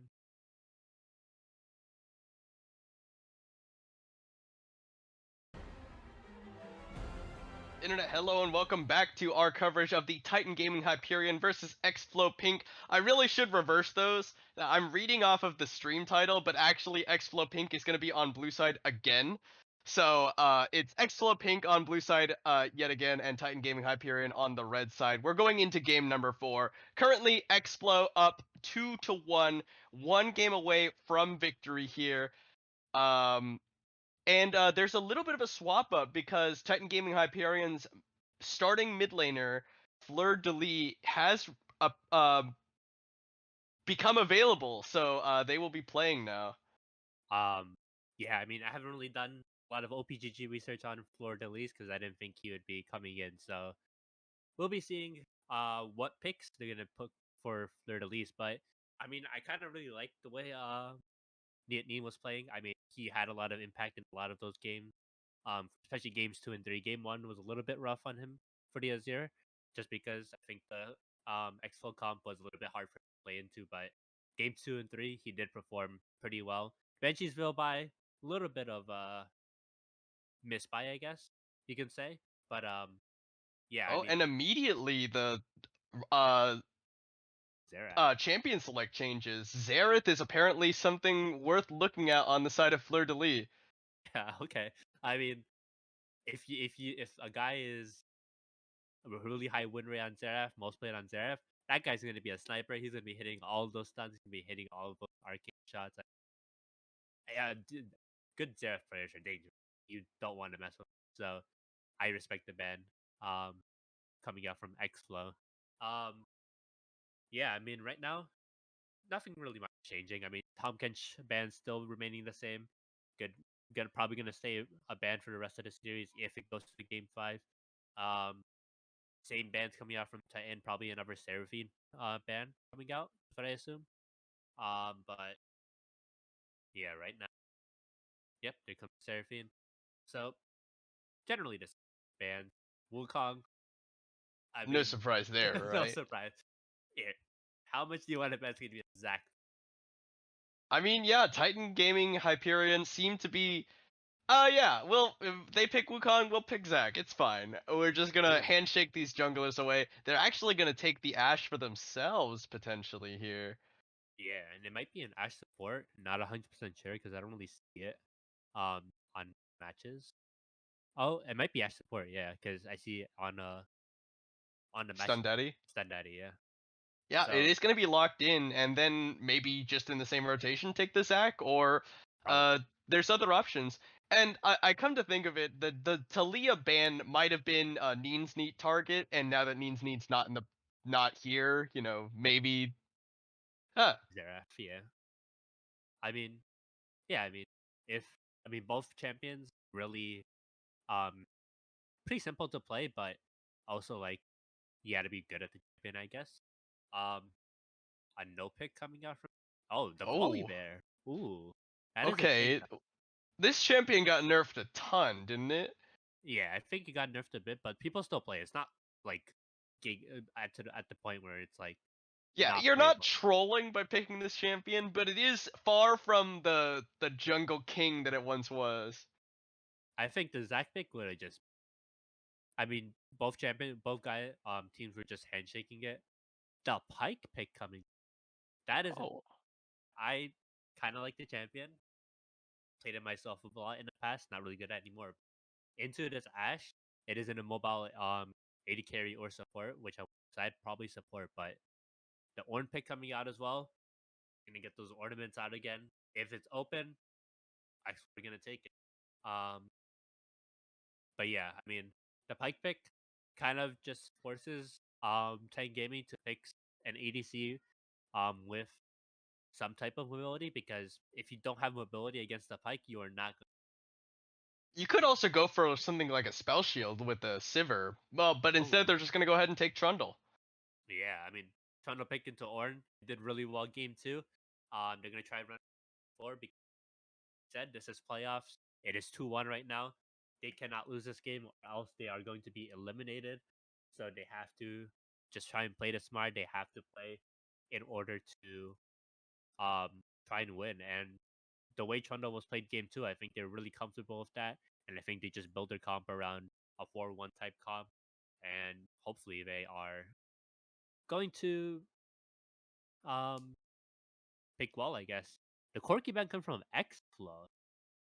That might be something that Fleur plays, but Yeah, Fleur de Lis might have some games on that Corki.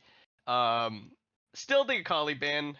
We haven't seen the Akali. I don't think we will, just based on how these teams have been playing or banning rather. yeah, And then, 29. do you expect to see something like an Aatrox ban here? Aatrox? No, I don't think so. Yeah, so because I don't think I think they know how to deal with the Aatrox. I think it was just kind of like unexpected. The Azir ban coming out. Oh my god. Okay, so a lot of new picks for Fleur Yeah, that.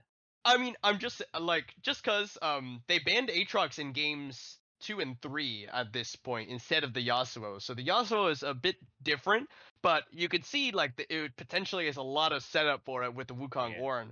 But and Pike is if you pick Yasuo, your damage profile is very 80 physical heavy. heavy. Yeah, so you'd have to pick something like a Swain ADC, or like maybe like find a different place to put one of your champions in. But yeah, picking the Yasuo would be a little bit of a bad pick into a Volibear Trundle. The Amumu coming out, so it's gonna Oh, be support a Ashe Mumu. support. So it's gonna be Ashe ADC. Okay. Don't really see that in My Name's Angel 3. Oh no, I Okay. do. I see one game. All You right, could so assume. we've got a Mumu support. This is something that like kind of popped up whenever a Mumu got like mini reworked and then it fell off and then it's like coming back again. Uh, And now Xflow looking to answer with potentially a Vayne pick, all right, here's and the it's issue locked of in. this Amumu pick.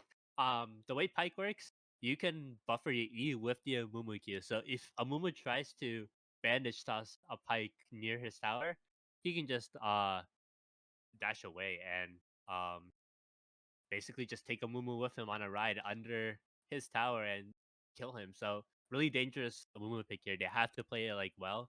They can't really fight 2v2 because I do think the Pyke and Vayne just annihilate them in the bot lane. They are zero mobility. The Mumu was picked to try to like maybe like counteract the engage a little bit, but Amumu is like a go in and I can't get out type champion. You don't really have an escape after you press the bandage toss on the champion. So you kind of are forced to go all in, which you don't really want to do into Pyke, because Pyke is just gonna dash away. So All right. Trice Cross picking up Vigar, and then Fleur de Lis, first game back in, will be picking up the Cassidon as the counter.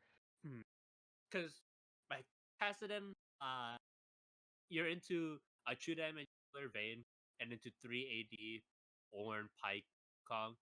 A little bit of I don't really like here. I mean, sure, it's like I'm gonna be taking 50% less magic damage from Vigar, but who else are you gonna take 50% less magic damage from? Because you're not really gonna catch anyone. You have the Vayne who's gonna tumble away. You have the Ornn and the Pyke and Wukong who are just gonna go invis or dash away. Not really. It's gonna be really hard for Cassidy to play unless he finds like a good angle, unless he gets kills early, really fed. Because if Cassidon is not ahead, again, one of those champions that don't play really well from behind. So I think they are just going to be playing 1-3-1 type comp where they put Cassidon in this lane, solo lane, just for him to get to level 16. That's when he was really strong. They put this Chundo in this other solo lane where he would just be split pushing across the objective that is up. So they are really just playing for this 1-3-1 here. But Xflow have this team fight type comp that they really want to stick together. So will be interesting to see how they respond to this Kassadin and or Chundo side lane. I am concerned again. Actually, all 4 games so far, I've been a little bit concerned for Titan Gaming Hyperion because they've got a lot of stock in scaling. They have these champions that don't really come online until like 3 items or level 16 or whatever, and Xflow in the games that they win don't really give them the opportunity to do that. Yeah. And yeah, I don't know. Cassidon is Heavy. yeah, you gotta wait a long time before you hit level 16. But you know, they've got some things that they going for them that were good for them in their win. They've got the Trundle top lane into Ornn. This split push threat can't really be answered by the Ornn. I think in this game you can really only answer it effectively with the Vayne poking out, or kiting out very, very well. So I mean, yeah, like you said, Xflow doesn't really give them a chance to scale, and I think with Pyke, you are looking to just like be this early mid game threat because Pyke late game, you're heavily dependent on your team. And I think this Vayne and Vigar are just that late game insurance, but they're perfect mid game. They're perfect champions mid game.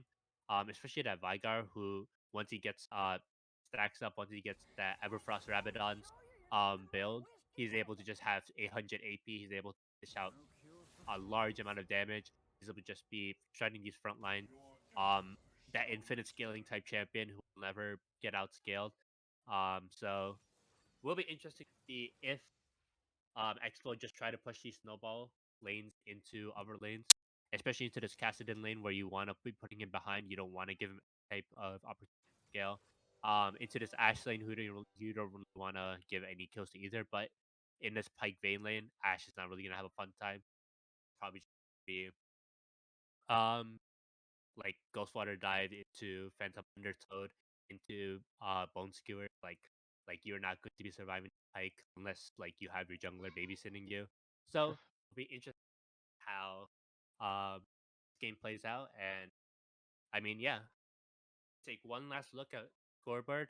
A lot of have updated. Um, it is 2-1 for Team Ambition versus Glacial Charm. Glaive versus Dorado Gaming. It is 2-1 now, so got a series on that.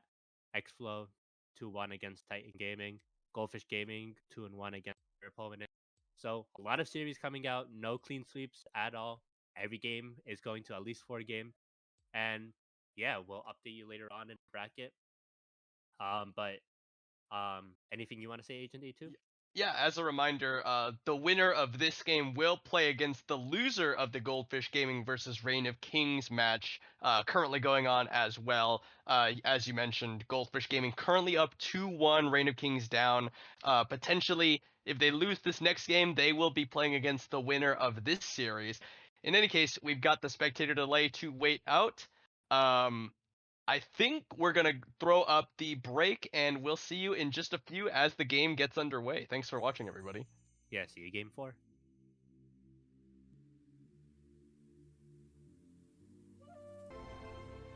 Internet, hello, and welcome back to our coverage of the Xflow Pink versus Titan Gaming Hyperion series. We're going into game number 4 here. Xflow for the 4th time on the blue side, Titan Gaming Hyperion on the red side. And Yeah. Xflow 1 game away from clinching this victory. Yeah, I mean, as you said, elimination match here. If Titan Gaming loses this game, they are eliminated from CCS. They do not have the opportunity to go to another bracket. They are no. So very important match for them to win. But Xflow's draft, it is a really snowball draft, like I was talking about, and I hope to see some snowballs coming out from like a lot of roams coming out as well.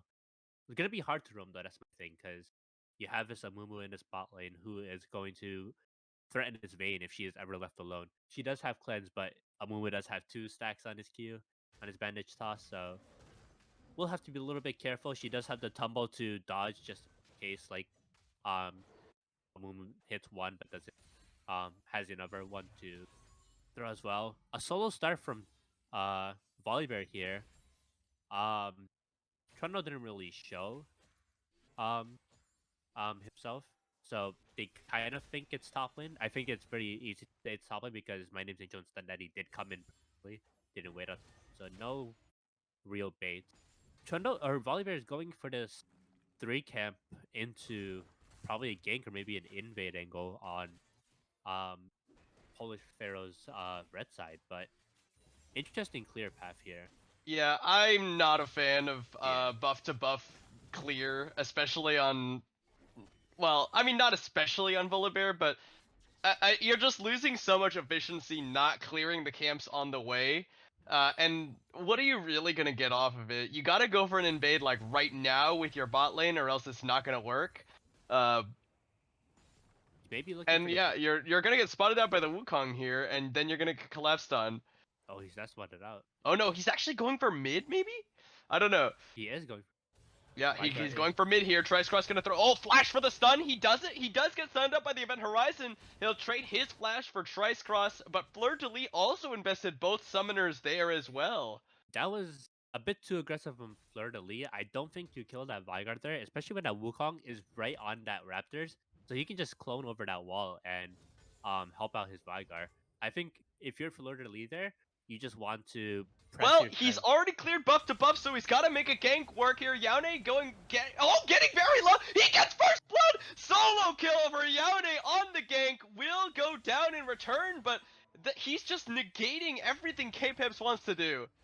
Yeah, I mean, this wave holding in right now, oh my god, this wave state for Yaone is a little bit bad right now. He's going to TP in here. Might want to be a little bit careful because K-Peps is still in this area. He's going to take his Scuttle Crab here, but he might look to re-gank this top lane. Yaone probably just going to put ward here. A little bit of bantering going on in the all chat here. Yeah, this bot lane kind of going how I expected it to. This Vayne and Pyke at this level 3, very threatening to this Amumu. And They do have vision here. Are they going to go for this? Bandage Toss can reach over the wall. Okay, they're not going to commit for that. Just a little bit of an auto to break the recall. But yeah, K-Peps actually got his Gromp invaded by Polish Pharaoh as well. So a little bit of vision coming out from Flow on that side, but Volibear, decent gank top side, but I mean it was a 1-for-1, so it isn't exactly something you'd hope for. And Yaone also got that first blood, but you did get that assist gold. A little bit of trading going on in the top lane here. Yaone left at 25% HP, so Faible half HP. Kind of what we saw in that Game 2 series, or Game 2, where Trundle just kept running down this ore, and then level 6 ran him down even more. But I'm excited to see Hemi try to get a recall off and make some plays around this map, because right now I think it's really nice for him to gank around this map, just because Trundle and Cassidy pre-6 not really threatening, especially Cassidy because he does not have any mobility. And now that you know that his flash is down, if I were Hammy here, I would try to look mid lane with my jungle here and try to get that kill. It's a pretty free kill. You have your flash, so you can just Phantom Undertow and most likely just guarantee a kill. Yeah, you've got a Polish Pharaoh blast coning over the wall here. 2S5 Blade doesn't know. He's going to get a little bit of damage here. Frozen Domain going to be used to try and boost out of there. 2S5 Blade will be able to make it out safely. Yeah, he also has that pillar, I think, yeah, he also had that pillar just in case, like, he wasn't going to make out the Frozen Domain. But Volibear, right on the Dragon. Really good macro play from K-Peps here, taking the Dragon while Polish isn't in the area. He is spotted out by Hammy. Hammy gonna be make a little bit of a. Yeah, Stun Daddy is there, and sorry, Hammy is there. Trice Cross is on his way down. The call at the Forge God is done, and no all 6 for 5. It's gonna be a solo kill once again. Yaone getting that one. Meanwhile, Stun Daddy is caught in the event horizon. Bone Skewer gets the stun. He's gonna get a bandage toss off. Hammy flashes away. There's the stun from Stun Daddy going in. Trice Cross going very low. He does get Stun Daddy with the Primordial Burst. Flirtily looking for more. Ooh, But you're back over the wall after the Rift Walk, and Blasco gets Ali Pack out to safety. That was a really nice predict from Pyke. I think it was pretty obvious that Cassidy was gonna use the Rift Walk over the wall there, but really nice read from Hammy, guaranteeing the kill onto Fleur de Lis. And yeah, I mean, really well played from there. Solo kill in the top lane. I'm surprised that the Ornn was able to solo kill the Trundle here. He does have his Warden's Mail now. He has his Bomby Cinder. Really hard for 2S5 Blade to get any kill pressure onto this Ornn. Wave State mid lane, a little bit bad for Fleur de Lis just because his pushing power isn't the greatest right now. Doesn't really have a lot of AP to be clearing with his Rift Walk. A little bit of trading done, just trading out with the Electrocute. Really nice trading pattern for him, and really easy to get out because that Rift Walk is only on a 5-second cooldown, 4.13 seconds actually, but really easy for him to get out if an Event Horizon plays. Hammy looking to roam a little bit, but instead opts to go bot lane. Would have really liked to see him go mid lane with Wukong in the area as well. No flash still on Fleur de Lis. Stun Daddy looking to roam up this river here, but I don't think he's going to find anything because Trice Cross is backing, so no real kill pressure. Doesn't have the TP up, so he's going to be walking back to lane. I want to say, I understand. Obviously, you have to. Oh, hold on a second. Yaone is gonna get. Oh, nicely.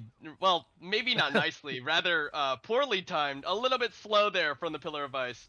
I was gonna say nice job from Yaone, but more like a little bit of a misplay from Fible. Meanwhile, there's going to be the slow. Hammy is going to be the target. Stun Daddy looking for a bandage toss, but doesn't want to get baited like you were talking about. The Bone Skewer are going to get found onto Stun Daddy, and the bandage toss is actually going to find the Vayne. Cleanse immediately. Will dodge away from the Phantom Undertow. Ali Paka now moving forward, but not taking the better end of this trade there. Fleur de Lis now Rift walking onto Trice Cross out of the event horizon, and the Primordial Burst is going to be thrown down. The call of the Forge God in the top lane. Everywhere is fighting. The Cyclone, it's a 2v2 in the top lane. You're going to get a knockup. There's the ultimate coming out, and they just annihilate Fibla. K-Peps is going to try and finish on Polish Pharaoh. Does have it with the chomp. Trice Cross going very low. Will get soloed out by Fleur de Lis. K-Peps getting a shield. It's a 1 for 2 as mid lane goes down. Fibla and Polish Pharaoh going down in the top side. And Hammy is trying to look for a little bit of a kill angle here. Doesn't have the flash, doesn't have the ignite, so won't really find anything, especially when Cassidy does have that Rift Walk up. But yeah, looking a lot of excitement going on in this game. Yaone gonna get jumped on here. The Bomby Cinder actually gets in tower aggros, but K-Peps is only a level 6 Volibear, will not be able to kill a level 8 Yaone, surely. Right? He does force the flash, I was wrong, I guess. Oh, nice dodge out of the Curse of the Sad Mummy. Yeah, I mean, here's the thing right now, right? In this bot lane, if Phantom Undertow is down, that's when you want to get your angle for the engage, because it's really hard for Pyke to play into a Mumu without the Phantom Undertow, just because of the way the interaction works. So you kind of just want to wait that cooldown out, and it's a 16-second cooldown, early 15, sorry. So pretty big cooldown that's going to be used. Really easy to abuse that cooldown. And should always look to abuse that cooldown, especially when you have your Curse of the Sad Mummy, when you have that Enchanted Crystal Arrow, and Vayne doesn't have Cleanse either. So really easy to just get a kill if they wanted to. Hammy here in the mid lane doesn't quite have the Umbral Glaive yet, not really able to clear our vision as efficiently as he would, but hoping to see it coming out soon. I really hope he doesn't build Prowler's Claw this game. Not really a good Prowler's Claw angle just because of Volibear and Chundra being on the enemy team. Looking for a gank mid here, just gonna hover around in case somebody decides to come. Stun Daddy hovering around as well. Spalling just being left alone, while ADC is just farming. I have to say, I really love like these very little things that I don't notice the first time. But Yaone is such a respectful player, on this Ornn, and I don't know, he's playing really well this entire series, and he just does these really small micro things that show that he's like respectful of his opponents, but also like playing well. You know what I mean? Yeah, I mean, I think if a player who had 350 games on a champion, I think I would kind of expect him to do well. But yeah, I mean, he's not giving up these kills early. Trundle's 0-3 in this lane instead of being ahead, as we saw in game 2. So not really going the way we kind of expected it to. I think this is a potential face check here as K-Peps is going to get sorted out by the sweeper. Here the call to Forge God is issued as Yaone did make his way down here, and Bone Skewer follows up. Mighty Angel flashing over the wall, Polish Pharaoh flashing to follow, gets stunned up and chain CC. K-Peps is on the run out the other side, will get a shield up here, and he will go down to Yaone on the other side. A teleport well used by Yaone there. Is ghosting at them as well with the unsealed spellbook. Bone Skewer looking, he's going to find Angel, and it will be a kill. Stun Daddy going to get knocked up by the brittle proc. Tries cross last primordial burst is gonna finish the job. Yeah, I mean, really good 5v4 here for no 5v3 actually, because Florida Lee didn't even walk down, because I think there was this one misplay where My Name's Angel auto attacked the Sky's Boom, which stopped her in her tracks, and that kind of just made her get caught out by the Call of the Forge God and resulted in her having to flash heal and then eventually dying. So yeah, I mean, auto attack. Oh wow, Trundle. Yeah, you don't want to leave Trundle alone in the lane, especially when you don't have TP up, because that's what he does. He just takes that tower. He only has 2 daggers. He has pickaxe as well. He has his breaks, but like this Trundle, 5 solo plates, a full tower gold, so 550 and then 800 gold, so 1350 gold in pockets of 2S Faible, and that's a Borg finish at 12 minutes for him. I remember what I was gonna say. I understand doing it on Kassadin, but I don't think Vigar is mana hungry enough to warrant going in Archangels. The item doesn't give you very much AP. No, because I don't think he's gonna go. Because the strat on Vigar is to build the tier but not finish. Oh, I see. Because I think somebody told me that like apparently if you sell the tier, the 360 mana that you gain stays. Like the 250 that. Tricecross actually potentially caught here. Event Horizon, they're gonna stun each other. Everfrost comes down. Is that true? That sounds like unintended. I think it is unintended, because the mana that you gain from Tier of the Goddess is 360 that you gain. That stays, but the 240 that the tier gives doesn't. Yeah, the base, but the extra stays. That's weird. And also, sounds unintended. Polish Pharaoh actually going to get spotted out as he drops the control ward, so that'll abort that gank. Tricecross not getting jumped on by Fleur de Lis. Here comes the Volibear. And there he goes. Yeah, K-Peps does have Stormbringer. Could just dive the Vigar, no flash. Might be looking for it, actually. Vigar did opt in to stay. Oh yeah, they're gonna dive this one. K-Peps does have the tower disable, and the Event Horizon has already been used. There's the Everfrost gonna be used, and Fleur de Lis tanking tower. He doesn't have to anymore as it's turned up. Yeah, I mean, Omrecker passive on that Volibear ultimate, just allowing Fleur de Lis to not tank the tower anymore, not die, not trade a 1-for-1, and yeah, I mean, looking decent for Titan Gaming. They're only 1k down now. Xflow are still up 1k, and no real kills from death from below, no real assists coming out, so not a lot of extra gold just being given to allies, but hopefully we'll see some of that action from the Pyke very soon. Might catch out the recall. Hammy gonna find them recalling. Bone Skewer's gonna be channeled, is gonna pull in Stun Daddy. Stun Daddy looking to go back in Banish Toss, and not gonna invest the Curse of the Sad Mummy yet, and now Ali Pack has gone in with the final hour. Alipaka. Banish toss, nicely done. Curse of the Sad Mummy in after the cleanse. They got the ultimate, and they've got Death from below. Stun Daddy's the first member to fall. Polish Pharaoh ganking in the top lane. They're gonna get on the 2s5 like good. Flash away. Hammy not gonna get the Phantom Undertow, but it will be enough damage as the Death from below gonna be used onto the minion. K-Pep's gonna try and finish him up, but Alipaka ready to back up the support. A lot of damage coming out from the Silver Bolts, and they'll back away. K-Pep's not gonna go down, but both members of the bot lane do, in spite of his presence. Yeah, well played from Hammy there. Gave a lot of assist gold to the Vayne, I think. Oh, this is a potential dive angle from Fleur de Lis. I don't think that he wants to. But yeah, I think right now you still have the pressure from the Condemn from the Phantom Undertow. Don't really want to go in there because Kaz didn't want TCC'd. Not really a useful champion. He will just get bursted down. A lot of value from cleanse in that fight there. Alipaka did get hit by the bandage toss, cleansed it immediately, and then Curse of the Sad Mummy and the arrow were used, but the 65% stun CC duration reduction. Tricecross actually potentially just gonna get dove here by Fleur de Lis. He's got another Rift Rock. Whoa! Primordial Tricecross with the outplay. Well, that was just a good read from Tricecross. I mean, he predicted the flash rift walk and just flashed forward, tried to dodge it. And that was a really alpha move from Tricecross, and getting the solo kill on Fleur de Lis. The Zanya's coming out second. Not really a fan of it. I think as Vigar, it's gonna find Stun Daddy. Stun Daddy gonna get a bandage toss in onto Alpaca. Bone Skewer coming out. There's the call of the Forge God. The Stormbringer is down. They're gonna stun up Alpaca. Arrow is gonna be chained in, but the Immortal Shield Bow is already finished, and now they cannot finish him up. K-Peps just doesn't do the damage, just kited out. Meanwhile, Angel just gets soloed up by Polish Pharaoh on the other side. Yeah, and now this gold lead has accelerated to almost 4,500 gold. Xflow just... Fleur de Lis gonna look for Hammy. He's gonna get stunned up by the Phantom Undertow, knocked up and pulled back in by the Bone Skewer. Will get the shutdown, and finally will go down to Polish Pharaoh, but not before taking one with him. Yeah, I mean, this Kassadin, he's getting these kills. This Trundle, he's already really ahead because of all of that tier playing that he got. He brought that gold lead only to, or gold differential, back only to 600 below Yaone. So really good on him bringing the gold lead back. Going for this Herald here, he is just going to be a split push menace this game.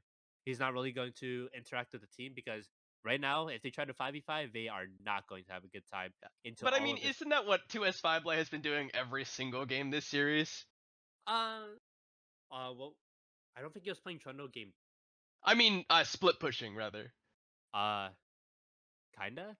But I mean, he was also fighting with the team game 3 on... forgot the champion, but I remember him just being with the team a lot more. Game 2, he was just perma bot lane to this Ornn. We saw him just take that 2-2 tower with no worries about the Ornn damage. But, I mean, yeah, that's what most top laners do, and I think that's like probably the best way to win when you're this far behind, when you are in a series like this where enemy team is looking to just run into you guys, run you guys down about all of these leads. Oh, Hammy? He's Pike. He's fine. Yeah, he's fine. I mean, I do this on Pike all the time. You just sit in base. You have your Phantom Undertow. You have your Ghost Water Dive. Just easy for you. You're extremely slippery. That's why I really like Umbral Glaive on him, because he's able to just go into these situations. Not all situations, but like a lot of situations where he could just like walk into the enemy jungle, place a ward, take a ward with that Umbral Glaive, and just... Oh yeah, he's gonna be targeted here though. Fleur de Lis going in, Everfrost's gonna slow him up. K-Pep's nicely dodging away, and they're gonna get the stun. Arrow goes wide, but it doesn't matter. Fleur de Lis gifted that one. Very intentionally handing that kill over to the Kassadin. Now Tricecross over the side with the Event Horizon already used, though. Tricecross gonna get flash stunned up. That's a little bit too bold there from the Vigar. He'll be taken out, surely. Who's the kill gonna go? Of course, it's Fleur de Lis on the Kassadin. Yaone now gonna get some assistance from Polish Pharaoh. They don't get the knockup from the Searing Charge. They do get the Cyclone, and now Polish Pharaoh gonna be targeted. Cyclone knocks him up once again. Decoy is gonna try and stall out a little bit of time for the Subjugate, and they do get the kill. Rampage over to the Wukong, but they lost their mid lane tower. Yeah, I mean, these kills onto the Wukong, pretty good. This Wukong's 5-1 now. The Ornn is 4-1. Both are really ahead. I mean, right now, this Ornn, really hard to kill unless you are Fleur de Lis, but even then, Fleur de Lis only has the Everfrost. He's going for that Seraph second. So not really a lot of damage being built right now. Gonna wait until probably like a Zanya's Hourglass third item, or maybe something like a Banshee's Veil, or maybe like I don't know, Void Staff maybe. But right now, I mean, he's not Oh, really teleport that being good. used. They're trying to catch K-Peps out as the Baron is spawning. This is a potential angle if they can catch out the jungler, and it looks like they will. No flash available for the Volibear. Phantom Undertow is just a matter of time. They get the knockout, they get the Bone Skewer, they're gonna get the kill.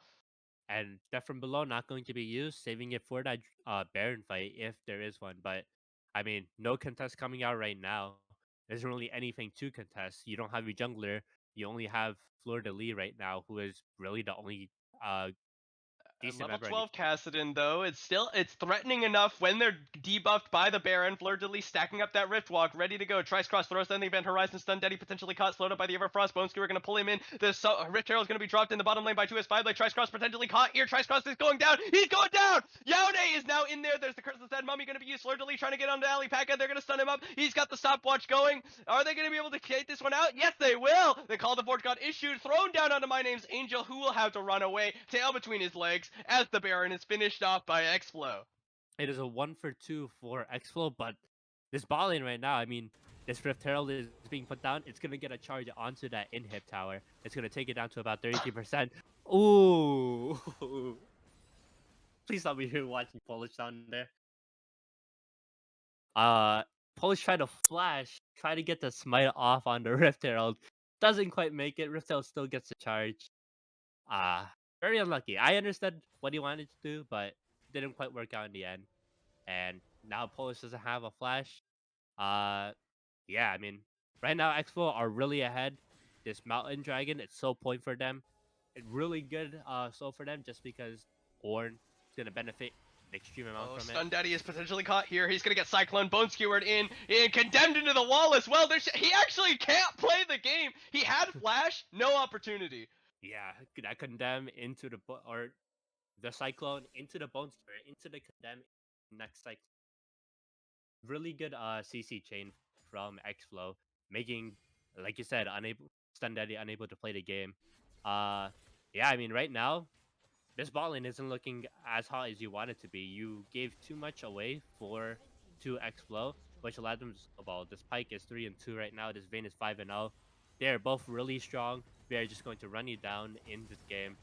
Right now, We've seen this one before. 2S5 late gonna one. ignore Yaone and just take the tower right in front of him, flashing over the Call of the Forge God, but actually taking the Yaone doing a fair tower. chunk of damage! Wow, will get the kill before the tower goes down. Mountain Drake is now started up by Xflow and secured. That's their third dragon, putting them at soul point. Yeah, that I don't know how he started taking tower there. There wasn't really anything to make him take that tower unless he somehow got like an auto attack or something off on Yaone. But yeah, if that tower didn't start targeting him, I think he would have just taken that tower and ran away like we saw in game 2. But yeah, this Mountain Dragon, so point for them right now. 18% extra armor and magic resist for this Ornn, for this Wukong. This front line is just not going to be dying as easily as you would want them to. Fleur de Lis looking for a Rift Rock over the wall, but they do have vision of him. The Everfrost has been used. Okay, sorry. I thought a fight was gonna break out, but go ahead. You're all good. I mean, oh, there is a fight breaking Well, out. Bone Skewer gonna connect. Event Horizon not gonna catch him. Fleur de Lis Rift walking out to safety. Stun Daddy looking for it back in, but now they're ready to go back again. Bone Skewer going wide, and we're okay. Yeah, Stun Daddy had to use the flash there. Couldn't get caught out again because I Okay. just lost so much pressure. Yaone is gonna get focused here. The subjugate is used. They're just gonna beat him down. Like, he's gonna go for this. Pharaoh. Oh, well, hold on. Meanwhile, on the other side of the fight, Polish Pharaoh has already used the Cyclone Fleur de Lis, Rift walking in. Now Alipaka's going aggressive with the final hour. Oh, great Event Horizon stuns 3. Hammy goes wild with that fear or death from below, and Yaone somehow made it out alive. Yeah, I mean, they try to stop the advance from Xflow with the Mumu Curse with the Sad Mummy, but I mean, they just get run down right afterwards. They walk up too far and allowing these picks to be made for Xflow. Just allowing, I mean, it's not looking good for Titan Gaming right now. They're 6k gold down. They have to try and make a pick. Oh, Alipaka gonna get flashed on and not stunned because of the condemn. Call of the Forge God gonna be used, and K-Peps is just really sad. Yeah, I mean, it was a flash for flash. Alipaka had to use flash there. Recall is stopped. I mean, right now, all you have on shoulders is 2S Faible. I mean, right now, you don't really have any type of insurance back into the game unless it's casted in. somehow Miraculous gets that Vayne shutdown, that Wukong, that Orange shutdown. Like a lot of shutdowns need to be taken, and a lot of macro has to be played very well in order for this game to be won back in Titan. They need to be able to push these lanes in, threaten a take onto a tower. They should probably put like 4 people mid and have Chundo go into that top lane, push that inhib tower, and match these waves so that they're forced to basically like spread out their team into where they have to put at least 2 for Chundo, because Ornn can't really stop Chundo. Like if Chundo doesn't auto attack him at all, and Chundo's already gonna go for Hullbreaker here too, so even less damage. Like Chundo's not going to be dying just to Ornn, and you already have these 4 people mid lane, so you have to give up one or the other. And honestly, I would probably just give up the mid tower here and let the Chundo just top tower. That's what they really need to do. But I mean, right now they're just farming their jungle. Fleur de Lis, level 13, halfway to 14. Yeah, I mean, Xflow walking to mid lane, just trying to get this mid tower here. I mean, once they open up this inhib, a lot of pressure being able to be put on. Okay, Sundaddy looking for something. Banish toss onto a minion. Everfrost gonna come out. They they bone skewered in K-Peps, and they got Fleur de Lis over off the side. It's a level 13 Cassidon, so not quite that level 16 point you want it to be. Event Horizon gonna be used. The arrow's gonna be caught catching in onto Polish Pharaoh, but that's not the target you wanted, and he's got the Mercury Shred, so he's got a little bit of tenacity. Everfrost gonna be used to try and disengage that one. Meanwhile, the Trundle is pushing the bottom side. K-Pep's looking for something. There's the Event Horizon gonna catch Stun Daddy. Bone Skewer not gonna connect onto him. And they're just playing a very, very close tightrope type game here in the mid lane, while the bottom lane, but they're looking for the flank. They've got the flank coming in for 2S5 lane. Xflow knows, so they're gonna try and back away. Yeah, I mean, they're just trying to play out these fights really slow. They're trying to just stop any recalls from happening so that Twist Fable can get these kills. A little bit of a thingy happening in the Pixel Bush, but nothing coming out of it. But yeah, they're just trying to drag these fights out. They're trying to make sure that this Chunna can be in this lane for free without having to worry about a Vayne or Wukong coming in to help stop his push. Now that an inhib is open for Titan Gaming, they're able to just walk into the base now and try and get that inhib. And this Baron is up, this Mount Dragon up in 20 seconds. Xflow Blue already in this river. They have taken control of this. Ooh, the flash. Oh, flash! Everfrost! And the Call of the Forge God! Angel's gonna get knocked up, the Event Horizon stuns up too, and the Cyclone in the back line! Angel just gets soloed out! There's Polish Pharaoh cycloning them all up. Curse of the Sad Mummy gonna be used. Polish Pharaoh gonna E back in onto him, and he's gonna get stunned up. He's taken down. It's a 4-for-0 in favor of Xflow. And I think this is game, right? I mean, there's 40-second death timers, and they have a wave. I think this is just game. Chundo cannot really do anything to stop a 1v5 push. They're going to look for this end, and 26 to 9. He's gotta try. This is the last game. If he doesn't stop this one, and he's gonna get Bone Skewered, Event Horizon stunned up. He's taken down. Ace goes over to Xflow, and they're gonna take the victory 3-1 over Titan Gaming Hyperion. Very convincing win. Triple the kills of Titan Gaming's Hyperion. 27 to 9. 9k gold lead. Really well played from Xflow there. Playing the snowball comp really well. Being able to these out of their lanes, put them in a different lane, get these kills, plays, and promising game 4 just to give them that series victory.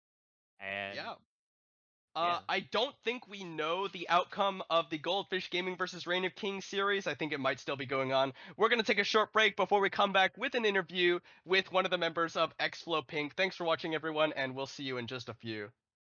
Yeah.